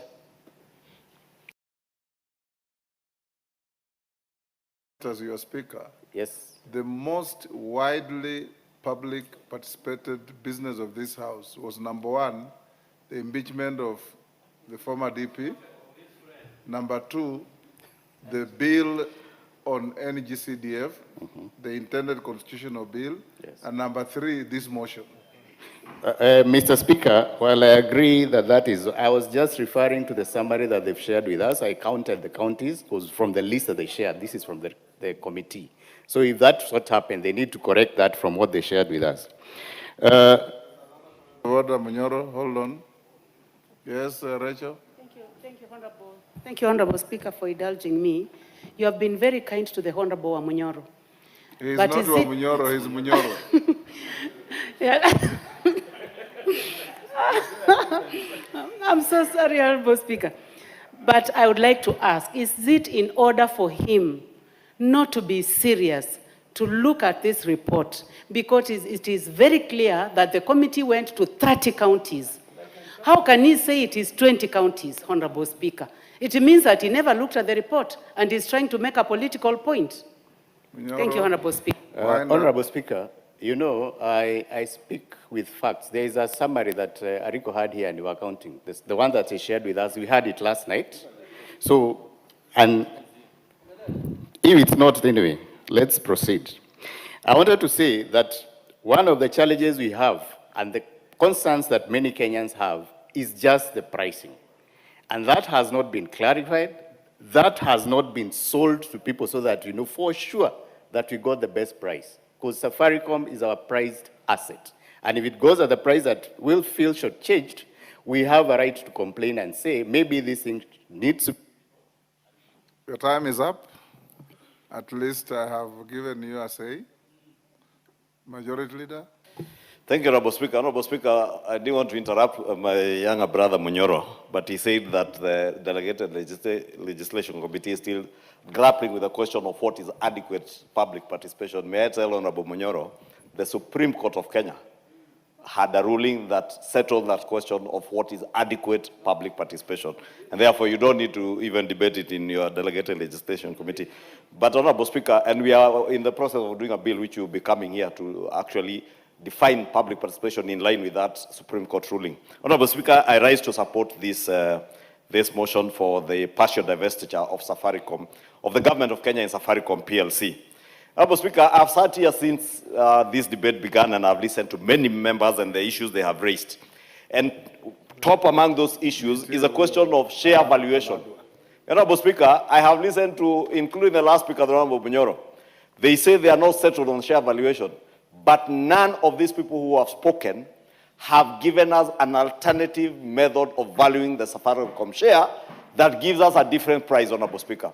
I've heard many of them say, oh, you single-sourced KCB as a transaction advisor. I don't know who told them it was single-sourced because the report does not say that. And what we are debating here is this report.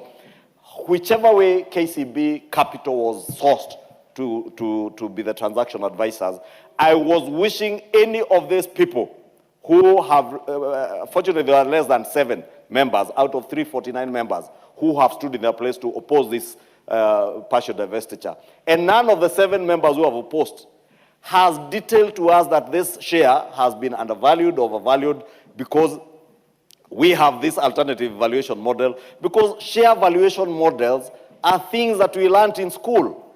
including the Honorable Munyoro. And he knows, Honorable Munyoro, whether it is the income-based or the market-based share valuation models, you and the other 6 people who have stood here to oppose should have told us from the market valuation approach. And it is detailed for you in this report, a very detailed report done by the committee. And they tell us from the market valuation approaches, with EBITDA, they had a low of 22.32 shillings and a high of 33.5 and an average of 26.19. Under the PE multiples approach, they had a low of 10.62 and a high of 25 shillings. And I hear many of them have pegged themselves on the question of PE. PE. And you know, Honorable Munyoro, being honest, that PE has its own limitations, and you can never use the PE ratio alone, because it can be skewed by simple things as one-time costs. For instance, the one-time cost of the investment by Safaricom in Ethiopia can skew the PE ratio for Safaricom. And you know that. High debt in an organization, I don't know the indebtedness of Safaricom, but high debt possibly can skew the PE ratios of a company. And Honorable Munyoro and the many others, except those who are intellectual conmen and masters of political deceit, know this. And therefore, Honorable Speaker, all these models, the valuation, the income-based valuation models, the discounted cash flow approach gave a valuation of 18.51. The discounted dividend model gave a valuation of 23.61 shillings. The volume-weighted average of that share, the volume-weighted average is the market value that value was trading at as at the time the sessional paper was brought to this house, was at 27 shillings and 50 cents. Common sense again, Honorable Speaker. You don't need to have attended any economics or accounting class. Will tell you the law of demand and supply. Even the children who are seated in the public and speakers gallery will tell you that there is something in economics called simple law of demand and supply. If you flooded the 6 billion shares that were on offer, what Vodafone is buying into the market, naturally the market price would have gone down. Why, again, Honorable Speaker, the other thing I've had members raise is why Vodacom? Why didn't you go for other suitors? There was Airtel, there was Telcom. Why Vodafone? They are a proven partner with Safaricom. They are already in the company. And I heard somebody say, oh, this is insider trading. And I dared, Honorable Speaker, ask that member who was speaking about insider trading. Insider trading is when you sit as a chair of a committee in this house, for instance, Kimani Kuria, as chair of finance, or if you sit as a chair of the Budget and Appropriations Committee, and you use information that has come under your purview as a public officer to use that information to go to the market and buy shares and make a huge profit. That is what some of us have done, Honorable Speaker, and I dare say, because the person who was saying, oh, because the CFO in Safaricom has been seconded to that company by Vodacom, this is insider trading. Insider trading is when you used your position as the chair of the Budget and Appropriations Committee to go and trade in shares of one energy company and make huge profits. That is what is insider trading. In law, it's called unjust enrichment. Yes. Insider trading is unjust enrichment. Yes. And those people who... It's actually a criminal offense. It's a criminal offense. And those people who are lecturing us here, some of them are people who have been involved in insider trading, especially in KPLC shares. These are facts, Honorable Speaker. Facts of life. And we will name them and shame them, Honorable Speaker.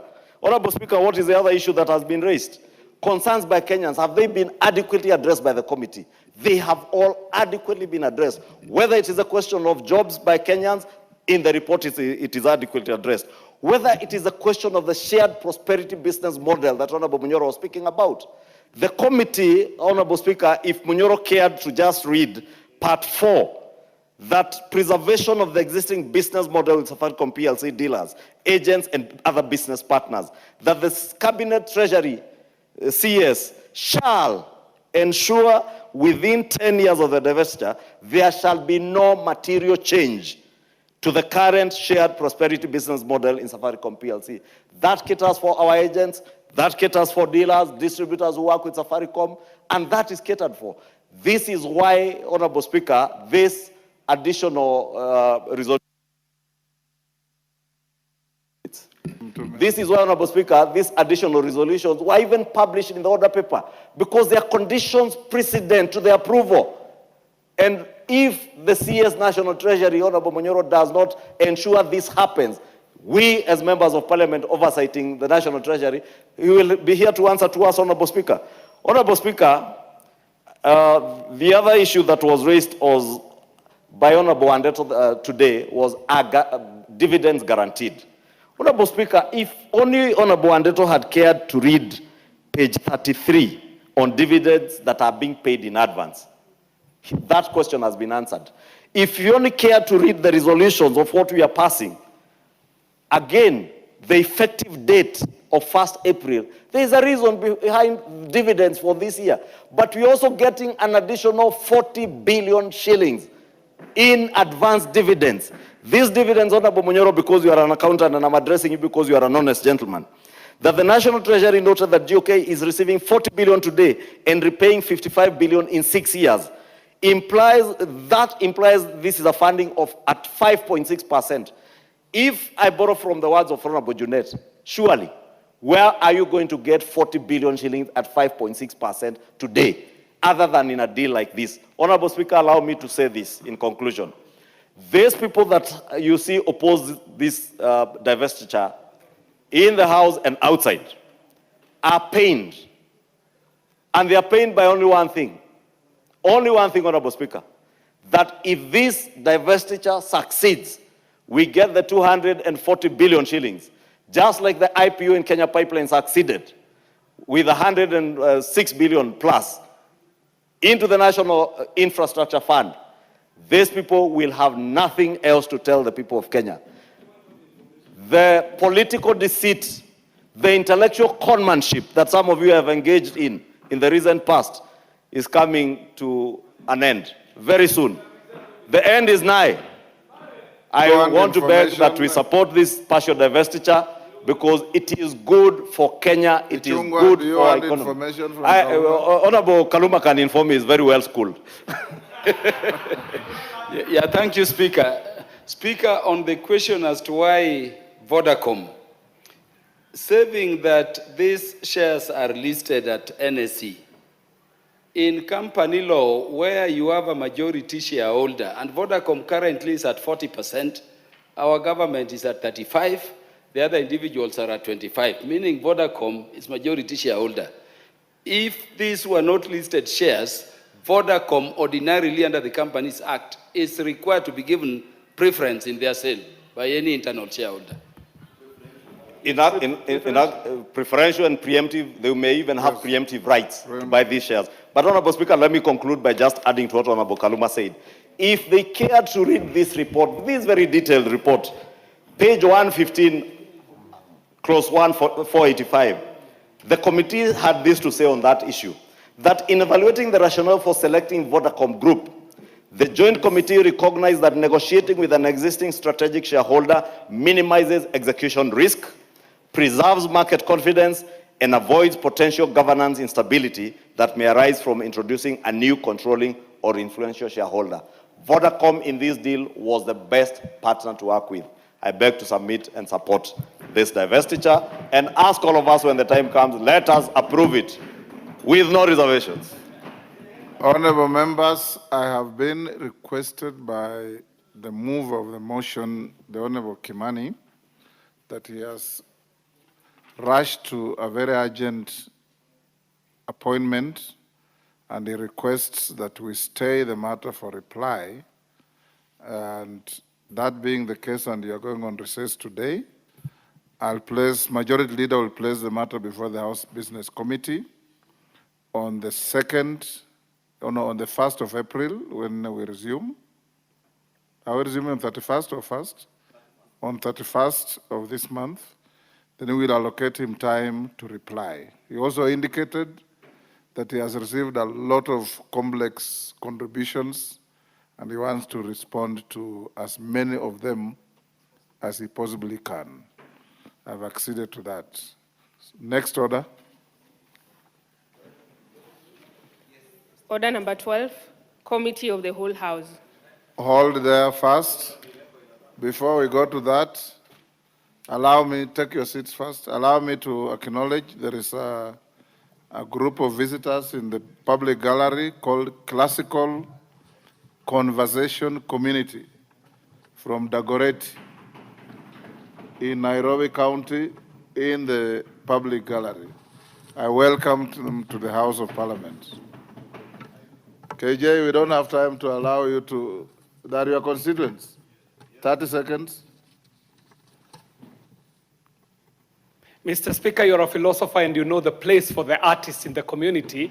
I take this opportunity to welcome this group to the House of Parliament where discussions are done. And Mr. Speaker, in a wholesome community, the place of the artist is reserved, Mr. Speaker, and I so want to welcome this group to the House of Parliament where decisions in this country are made for the welfare of society and the just government of the people. I welcome you to follow the proceedings of the House, and I myself was an artist, but not by training, Mr. Speaker. It was a hobby, and most of the people in Kenya got to know me because of the art. Many do not even know what my profession is. Many think that I was trained as an artist, but Mr. Speaker, that was a hobby. To the artists, welcome to the House of Parliament. This is where decisions in this country are made. Karibuni sana. Thank you. All rise.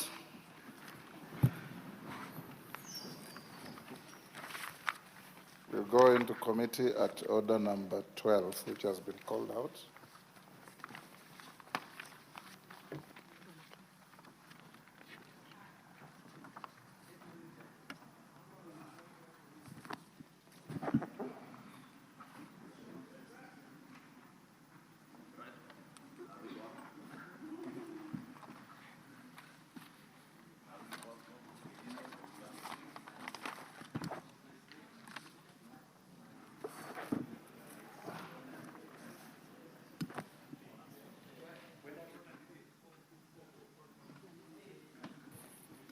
Honourable members, those who wish to participate in this Committee of the Whole House, you may take your seats.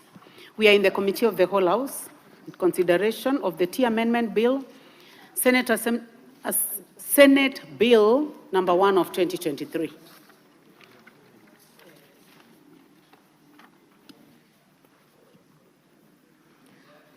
Clause 3.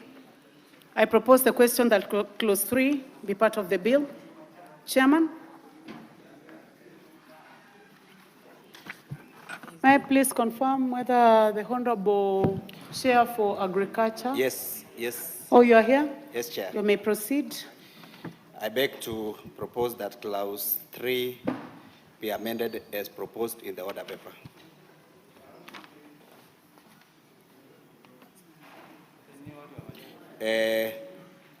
Justification is the registration of commercial tea nursery is a function of the county government under Article 38(1) of the Acts. And number 2B, registration of commercial green leaf transporters is provided for under S74, Article 2B.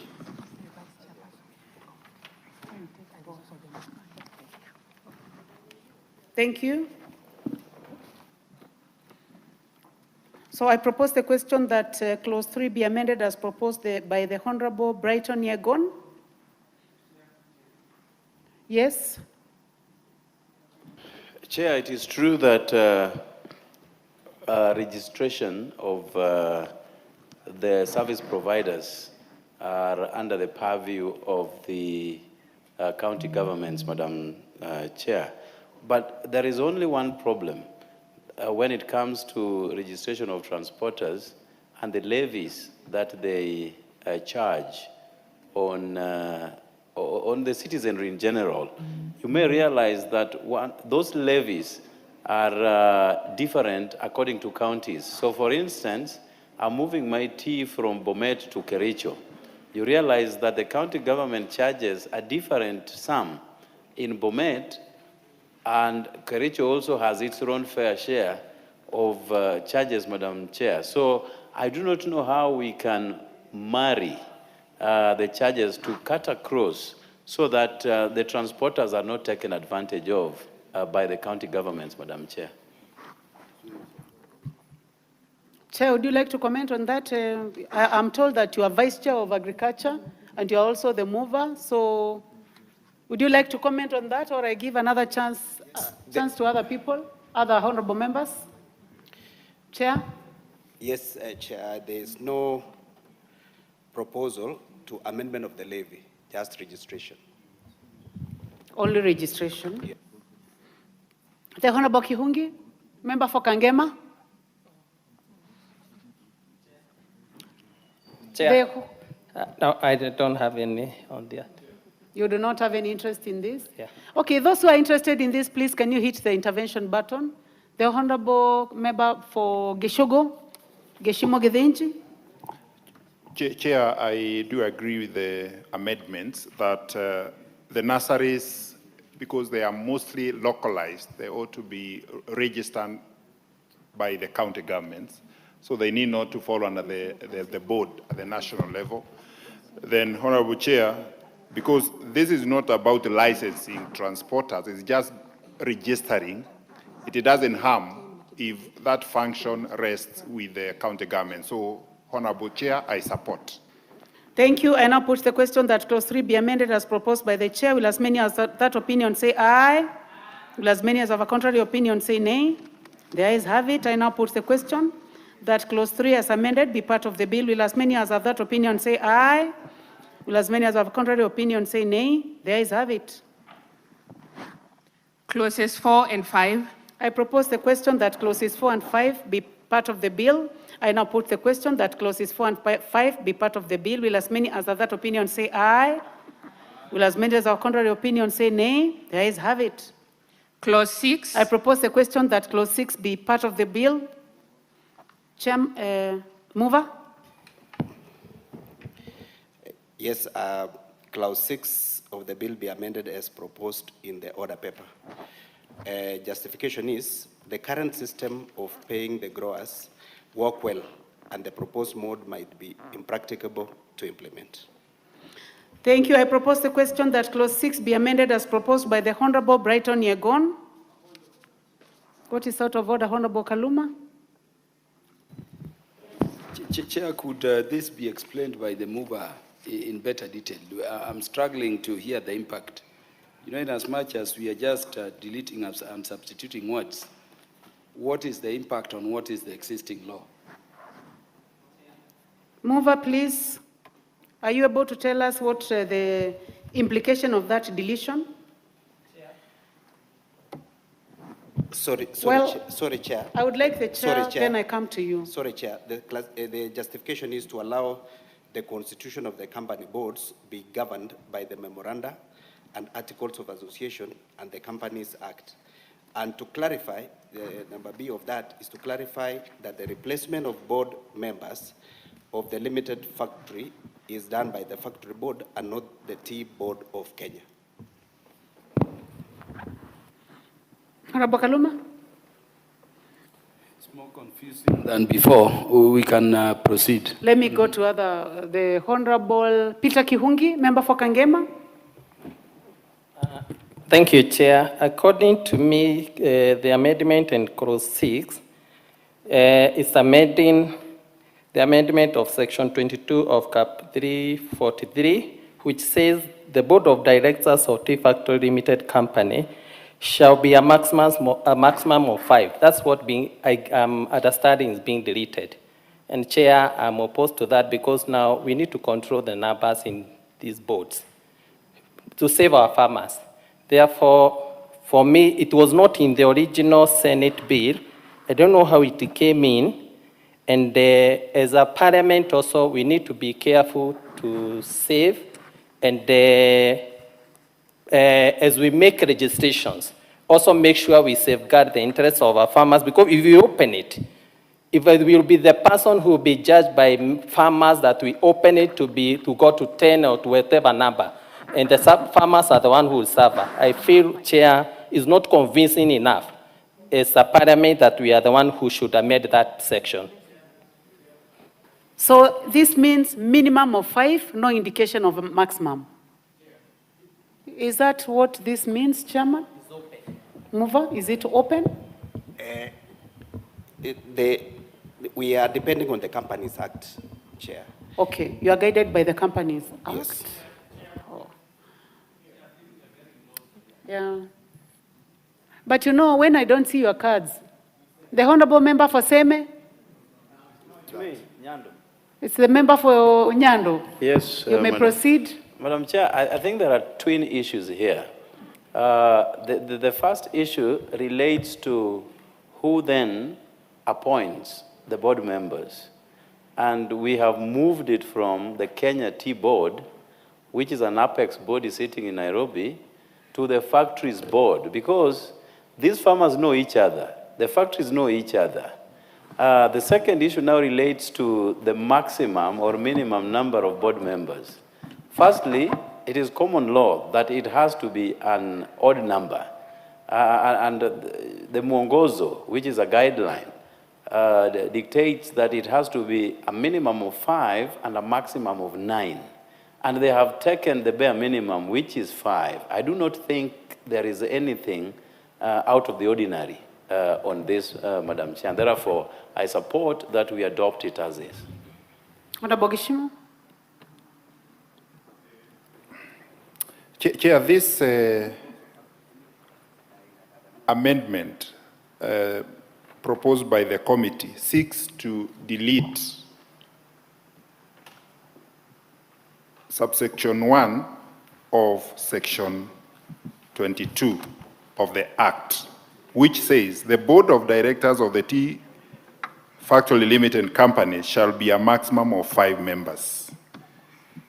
That leaves the factories open and without any indication as to how many board members should be in that factory. And yeah, that's why I'm saying I'm opposed to that, because we should.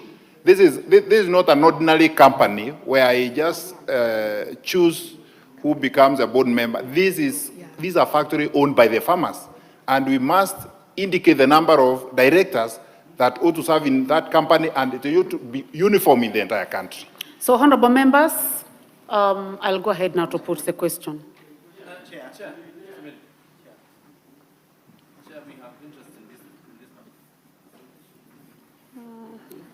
The member for, this is the member for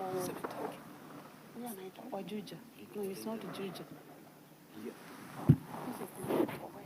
Munyoro, you participate? Member for Gatundu North? Gatundu South? Yes. You guys, honorable members, today you didn't bring your cards. It's okay. You may proceed. Chair, it is important, first of all, to understand the architecture of our tea sector. First, we have 71 factories that are owned by small-scale holders. And we have another 71 factories that are owned by private members. So if Honorable Kaluma decides to open a tea factory and he has an estate, and it is him and myself and another 10 people, you cannot stop us from being directors of that company, because these are individual companies that are privately owned and they are managed by memorandum and articles of association. So this actual issue is a member of the realm, is in the realm of the Companies Act of 2015 and not actually the tea sector, because the authors of the previous act were only looking at companies that are run by KTDA, the small scale holder, and it was in the public interest. But these companies have since been created, and they are run.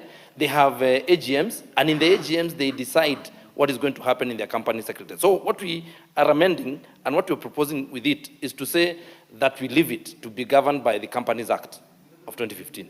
Thank you, Chair. Honorable Munyoro. Thank you, Chair. I think even listening to the Honorable Member for Gatundu South Kakombe, I'm still opposed because we represent the small-scale farmers. And for us, our worry is that farmers will be there and someone will come and decide that they'll put 20 members or whatever number. that cost is borne by farmers. So how do we protect them? Because I think the reason we had a maximum of 5 is to protect the farmer from the number of people who can be there. Okay, now I now put the question. I now put the question, which is at clause 6. Is that the chair? I wanted to, I cannot ignore the voice of the chair. Please proceed. you know, You are representing the chair I'm and you are the representing the mover. chair. I'm the mover. So please proceed. These smallholder tea factories are owned by farmers, and they are themselves who decide how many board members should represent them. And that is why they have a memorandum and articles of association, and they are also guided by the Companies Act. Well, I'll still go ahead now and put the question. I put the question, which is that clause 6 be amended as proposed by the Honorable Brighton Yegon. Will as many as have that opinion say aye? Aye. Will as many as have a contrary opinion say nay? Nay. The nays have it. I now put the question that clause 6 as amended be part of the bill. Will as many as have that opinion say aye? Will as many as have a contrary opinion say nay?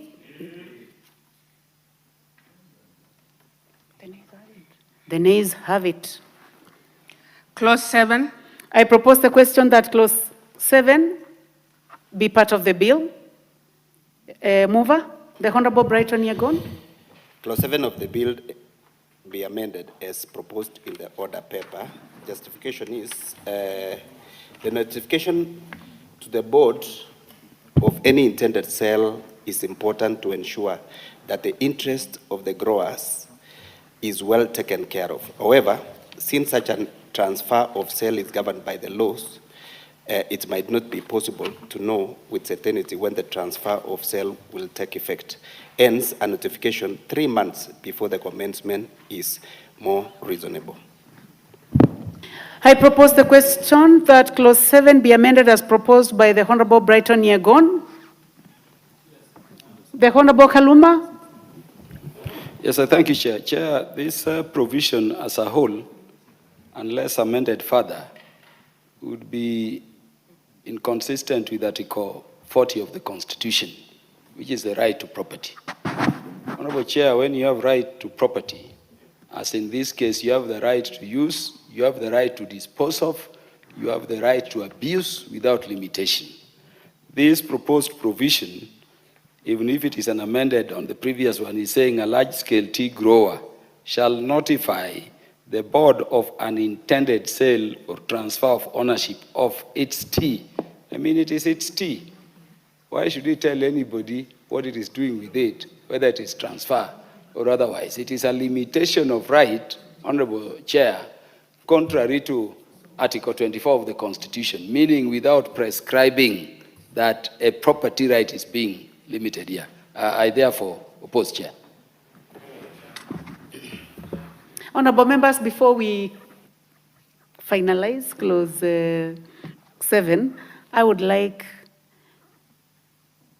to put the question that clause 6 be part of the bill. Will as many as have that opinion say aye? Will as many as have a contrary opinion say nay?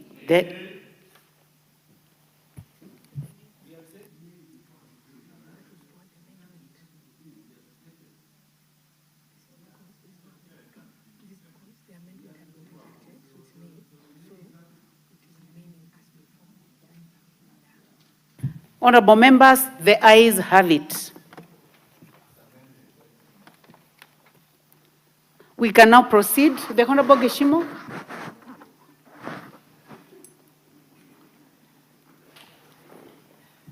Chair, maybe as we proceed with your guidance, under clause 6, I think the clause as amended was defeated through a vote. Yes. So it can only remain as it is in the original bill. Yes, that is why we retook, and the position is correct. Okay, very well, Chair. Then on this matter, I tend to agree with the committee on this amendment because the proposed amendment is under registration of the large-scale tea growers. So it's just for the purposes of regulation, kind of. It's not like anyone is being denied to sell, but for the board to know, because they are supposed to register large-scale growers and also those holdings. It is very, very important for purposes of regulations that if you intend to sell, you notify the board so that they can know who now takes over the ownership for purposes of regulation. The Honorable Member for Gatundu South.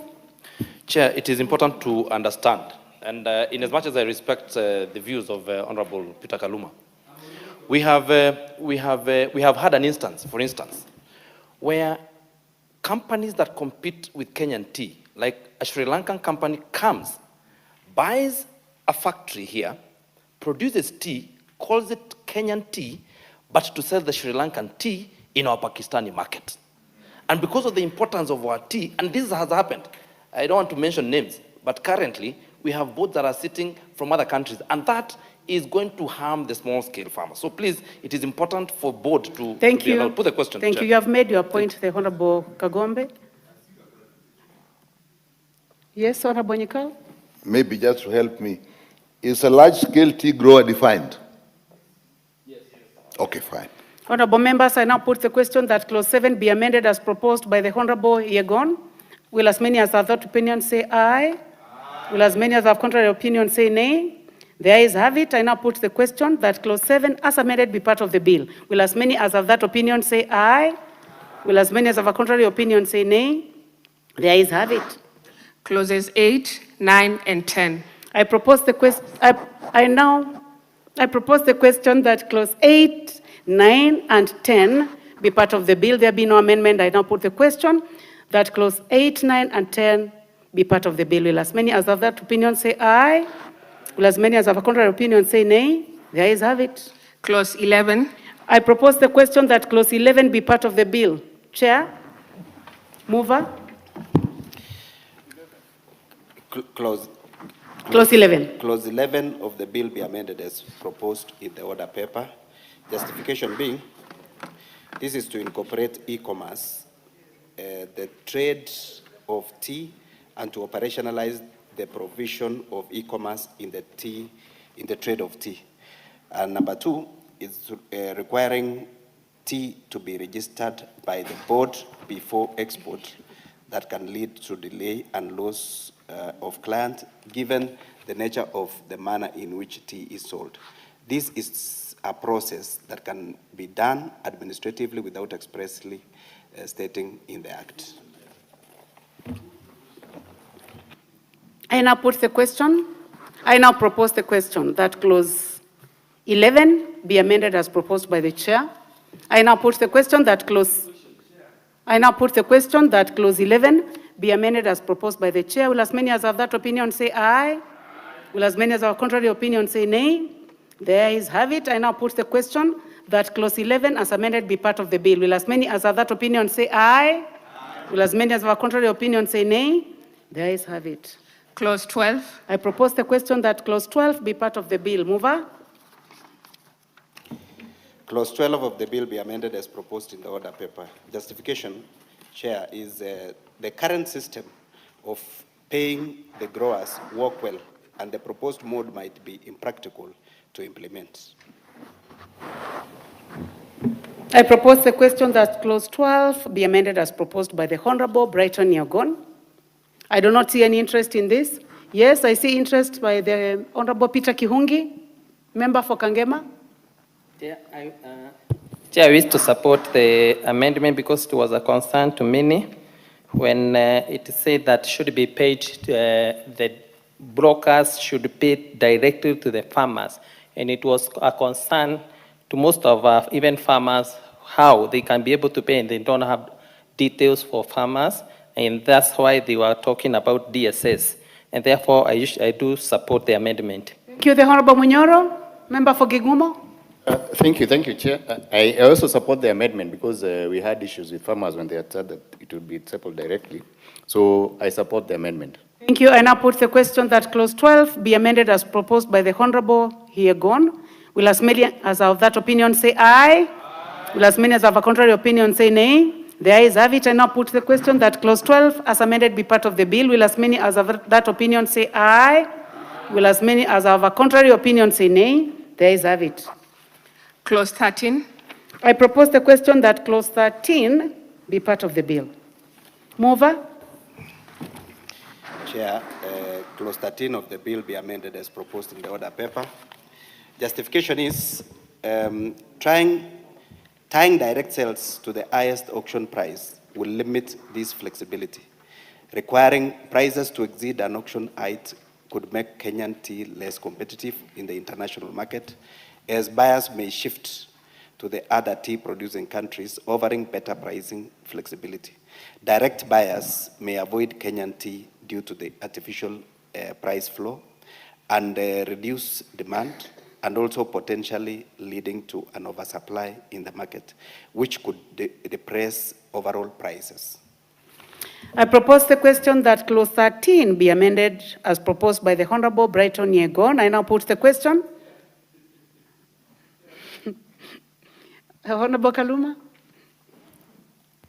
Chair, this is the best provision in terms of these amendments because, Chair, it protects the small-scale farmer in particular from exploitation by factories or large-scale farmers who may be seeking to buy their tea at prices they dictate because they are richer to sell to them so that they sell as middle, traders therein.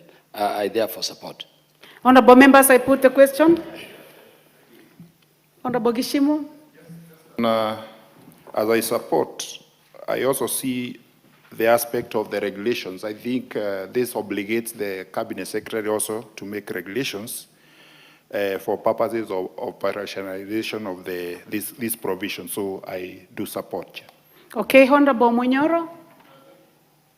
Thank you, Chair. I think I needed more clarification because in the original bill, the Senate bill, 13.2 says that the prices offered at the direct sales shall be competitive and shall be sold at a price above the highest price recorded at the auction. Remember, this is a direct sale. So you've negotiated with the person, but now the amendment proposes that we look at the prices over the last 3 months and we do an average, which will be lower than the highest price that the tea has had gotten.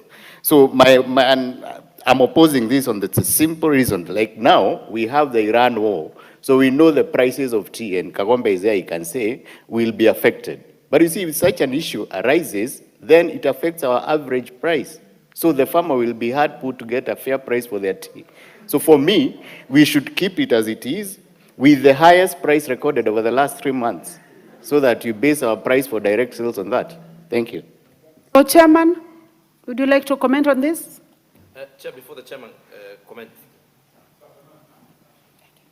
Yeah. The Honorable Kagombe? Just follow it, please. Help us. Help us by following the mic. You know you don't have your card. That's the reason. Chair,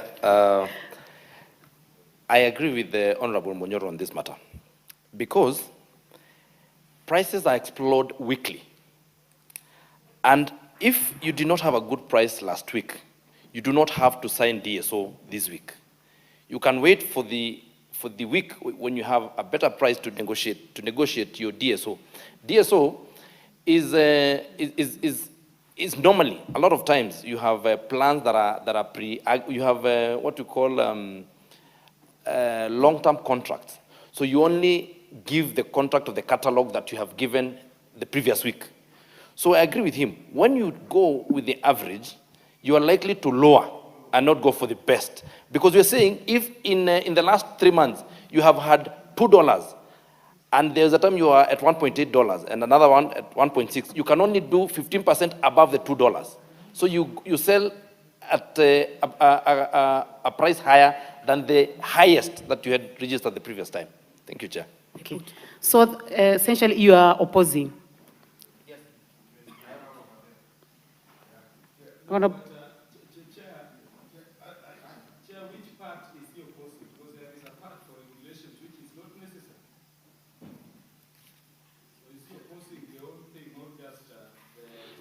Kishimo, or the Honorable Kagombe, which part are you opposing? 13A, yes. 13.2 that says an average as opposed to the highest. And if we drop that amendment, if we drop the amendment, the import of that is that we remain as things are currently, that you sell at a premium of the highest price that you had explored the previous week. And that's...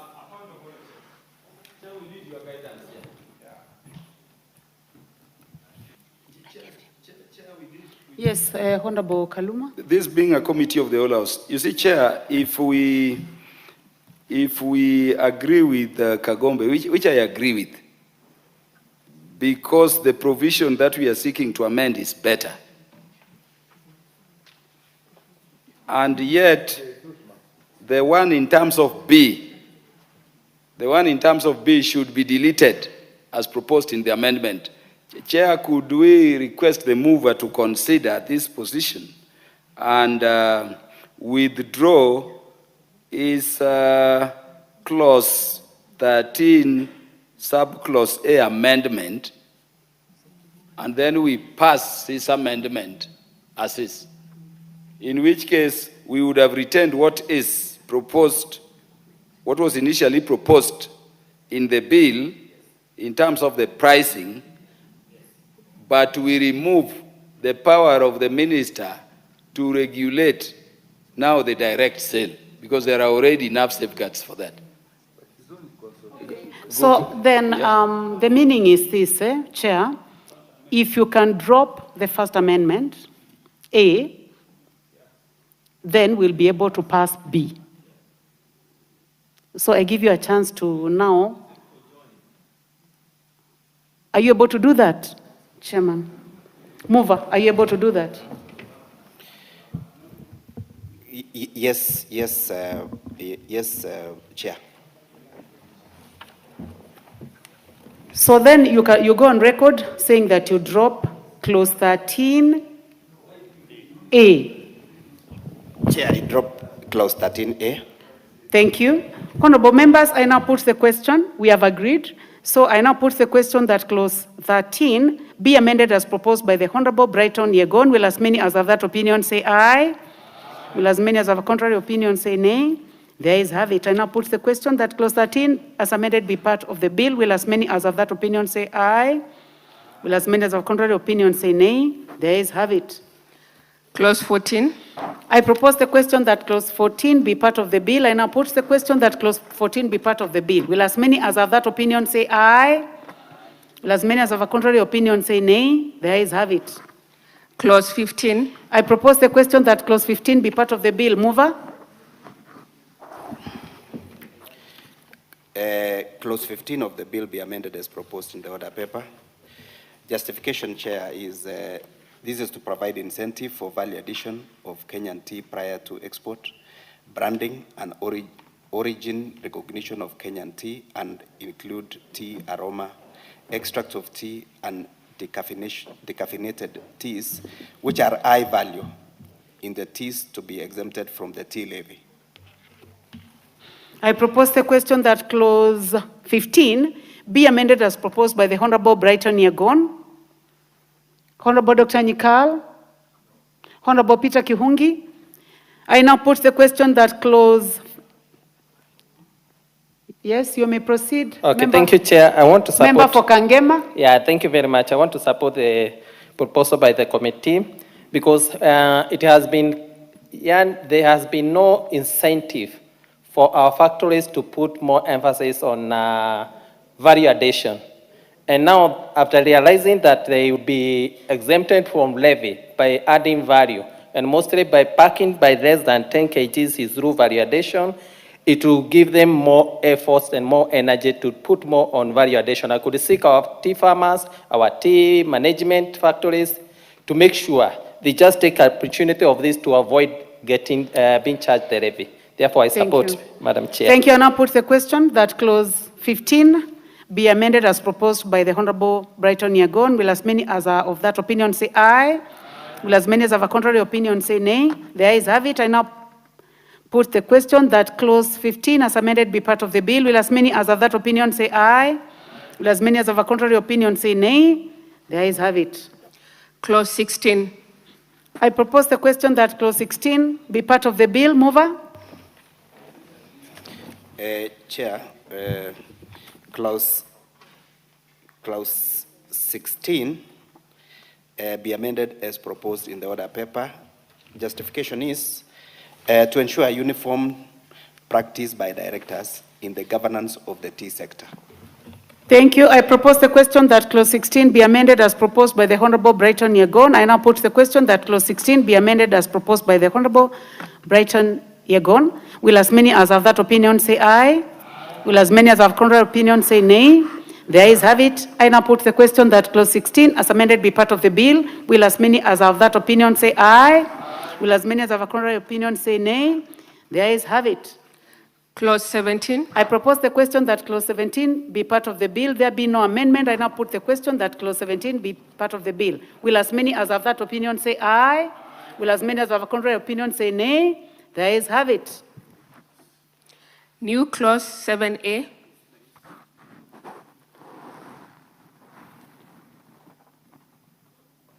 I call upon the mover to move the second reading. It's a new clause. Yes, I propose that to be read for the second time. New clause 7A be read for second time. I propose the question that clause 7A be now read a second time. I do not see any interest in this, so I go ahead and put the question. I put the question that clause 7A be now read a second time. Will as many as have that opinion say aye?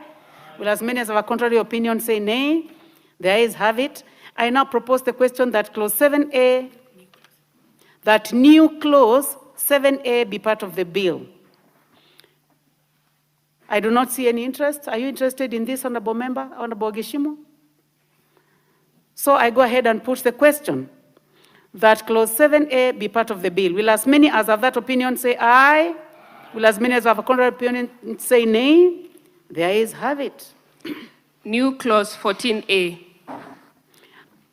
Mover? Move the second reading of new clause 14A. Chair, I propose that clause 14A be read for the second time. I propose the question that new clause 14A be now read a second time. I put the question that new clause 14A be now read a second time. Will as many as have that opinion say aye? Will as many as have a contrary opinion say nay? The ayes have it. I now propose the question that new clause 14A be part of the bill. Yes, Honorable Gishimu?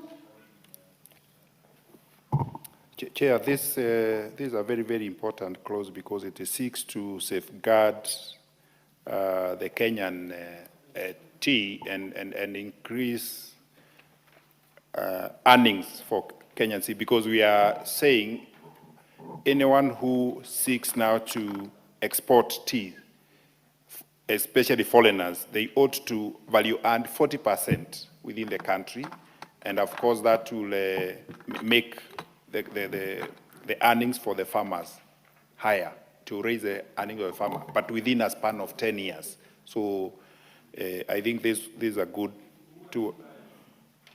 Sorry? No. All tea buyers and exporters shall earn at least 40%. But I think tea buyers also need to, let me.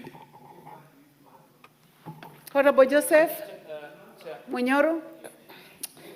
I don't know. I'll come to you.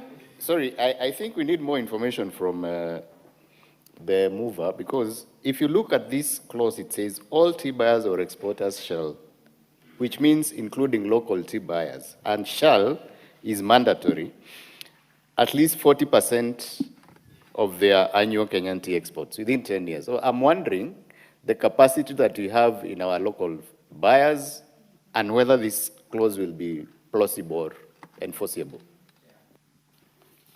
Well, let me start with the chairman. Yes, justification to this clause is that we want to increase the duration of value addition to 10 years and back to the date of commencement of business and not the commencement date of the act.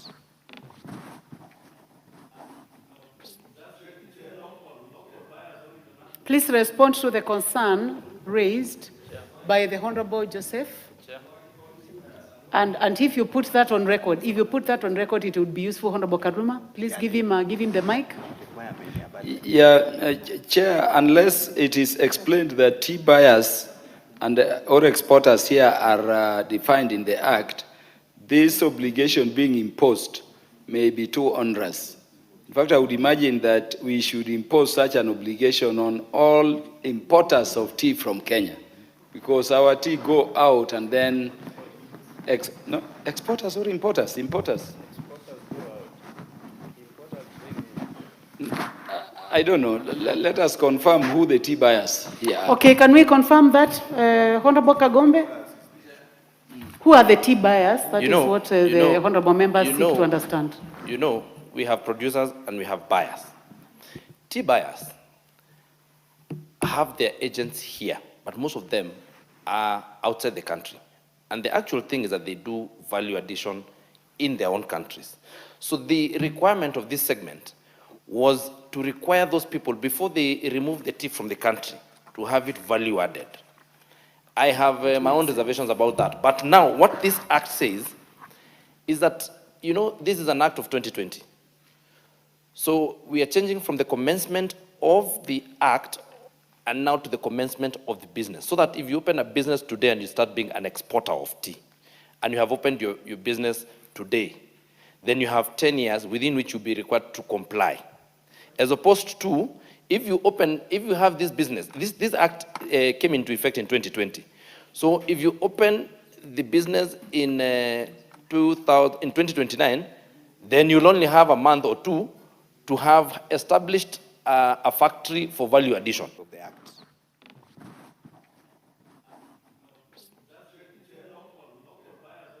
Please respond to the concern raised by the Honorable Joseph. And if you put that on record, it would be useful, Honorable Karuma. Please give him the mic. Yeah, Chair, unless it is explained that tea buyers and or exporters here are defined in the Act, this obligation being imposed may be too onerous. In fact, I would imagine that we should impose such an obligation on all importers of tea from Kenya, because our tea go out and then exporters or importers? Importers. I don't know. Let us confirm who the tea buyers here are. Okay, can we confirm that, Honorable Kagombe? Who are the tea buyers? That is what the honorable members seek to understand. You know, we have producers and we have buyers. Tea buyers have their agents here, but most of them are outside the country. And the actual thing is that they do value addition in their own countries. So the requirement of this segment was to require those people, before they remove the tea from the country, to have it value added. I have my own reservations about that. But now, what this act says is that, you know, this is an act of 2020. So we are changing from the commencement of the act and now to the commencement of the business. So that if you open a business today and you start being an exporter of tea, and you have opened your business today, then you have 10 years within which you'll be required to comply. As opposed to, if you have this business, this act came into effect in 2020. So if you open the business in 2029, then you'll only have a month or two to have established a factory for value addition. That is the import. So that the commencement of your requirement are pegged to your opening of the business and not when the act came into effect. That is what I'm saying that is what the amendment is seeking to do. Yes. Okay. So, honorable members, I now.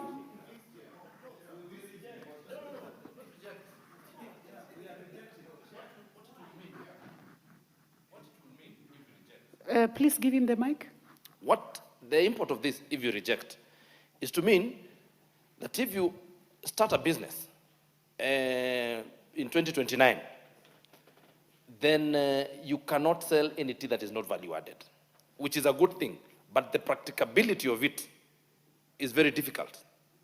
And we must be cautious not to overregulate this industry to a way that then we are unable to sell tea. Because you need to understand, let me just, allow me. You need to understand, Chair, that first of all, when you value add tea, which is a good thing, but there are costs that come with it. First of all, a container of tea that we ship that carries 25 tons of tea, once you value add, you only carry 5 tons of tea. You also need to know that markets that we go to, for example, Russia, for example, Pakistan, for example, Iran, they have a tariff that blocks our tea from being value added, such that if you take it as value added tea there, then you continue losing markets, because then our tea becomes more expensive. Honorable Gishimo. Why I'm supporting this, because it's better than the provision as it is in the Act. Yeah? While probably in the future we may need also to amend the Act, because the Act says all tea buyers or exporters shall value add at least 40% of the annual Kenya tea exports within 8 years of the commencement of this Act. So actually this provision is actually adding another 2 years. So it's a better option. No, actually the current says 8 years. Who do you want to inform, Chairman? So it's better because it gives a leeway of another 2 years for people to be able to comply, and also it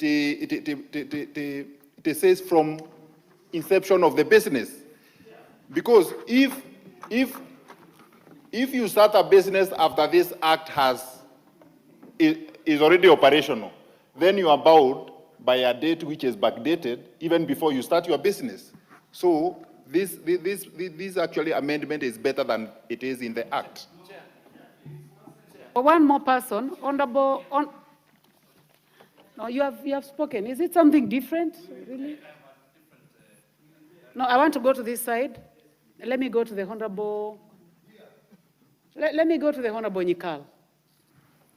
Maybe I'm the one who needs to be informed. What is the difference between a tea buyer and a tea exporter? To me, that's where the problem, because the time, I don't think it's a big, and I support the time. But what is the difference between a tea buyer and a tea exporter? That question can only be responded to by the mover. Yes. Mover. There are people who buy tea not for export, but there are people who buy tea just for export. So the people who buy not for export, do they also need to then add value? Because there seems to be redundancy in wording here. Because you could as well just say all tea exporters and leave out the buyers. And you are getting... What this Act says, Chair, Chair, is that we are required to value add 40% of our tea from the date when this Act is passed, which was in 2020. But we are trying to peg it on the beginning of the business, so that if we start a business today, you have 10 years to try and plan or how to do the 40% value addition of your tea. As it is, and like Honorable Kagombe said, if you start your business in 2020, what do you call it? 2029, you will be having only 1 year to make sure that you have all the necessary. No. From the date when the Act was passed. But what we are trying to do in this Act is we are trying to beg it on the date when you began your business, not the date when the Act was passed. So then I just put the question. Honorable members may go ahead and put the question. Yes? Well, let's have Munyoro. He's been Thank you, standing. Chair. I think because Joseph. this affects us people who come from the tea farming areas. And while I support the amendment, I was telling the chair, the mover chair there that my worry is the capacity to contribute on what Honorable Nyikala said. I think what we are trying to cure here is to have someone who buys tea and then they later export. So the redundancy actually works. And I think my question initially was on the capacity that we have that will make sure that 40%, they will be able to add value for 40%. I want to put the question, honorable members, for obvious reasons. Kaluma, you'll be the last on this. Honorable Kaluma, you'll be the Yes, last on this. I thank you, Chair.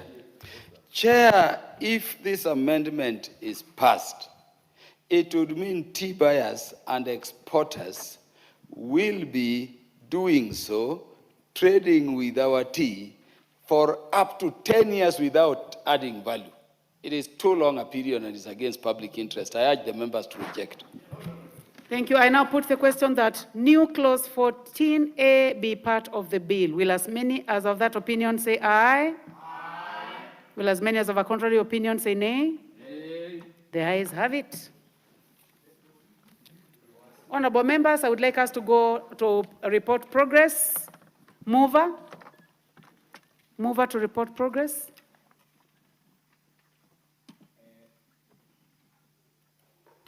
Honorable Chairperson, I beg to move that the committee do report to the House its consideration of the tea amendment bill, Senate Bill number 1 of 2023, up to clause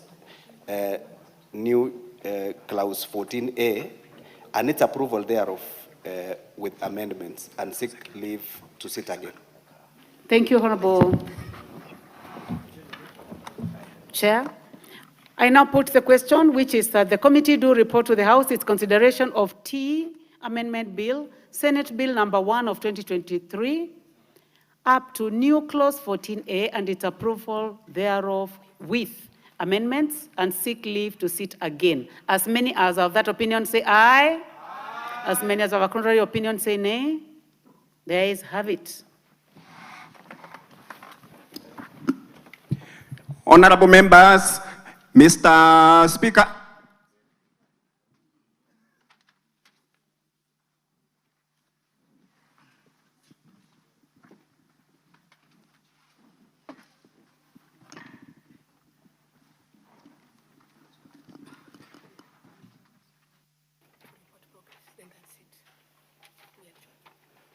Chairperson to report progress.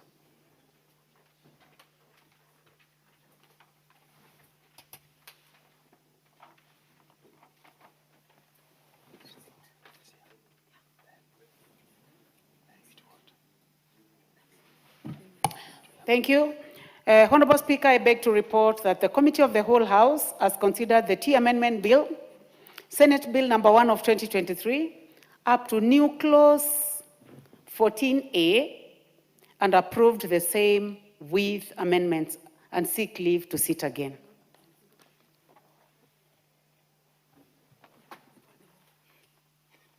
Mover.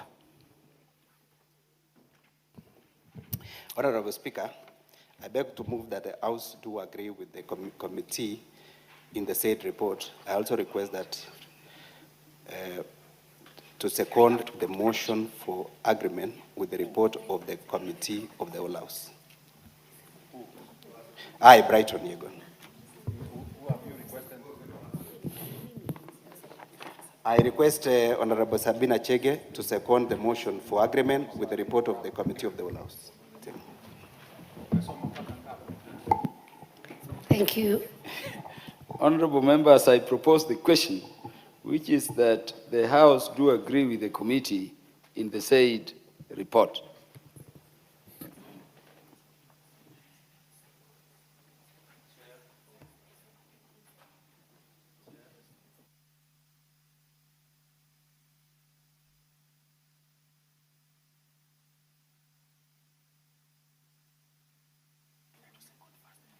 Was the motion seconded?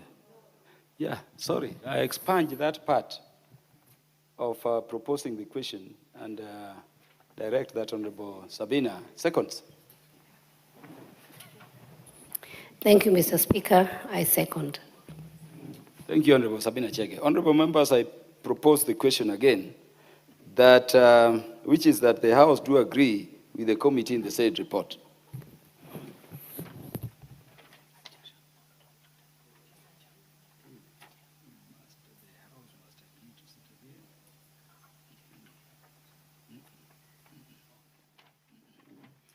There being no interest, honorable members, I put the question, which is that the House do agree with the committee in the said report. As many as are of that opinion say aye. Aye. As many as are of the contrary opinion say nay. The ayes have it. Remember, honorable members, that the question I've put relates to the report of the House to sit again, to adjourn to sit again, not on the amendments.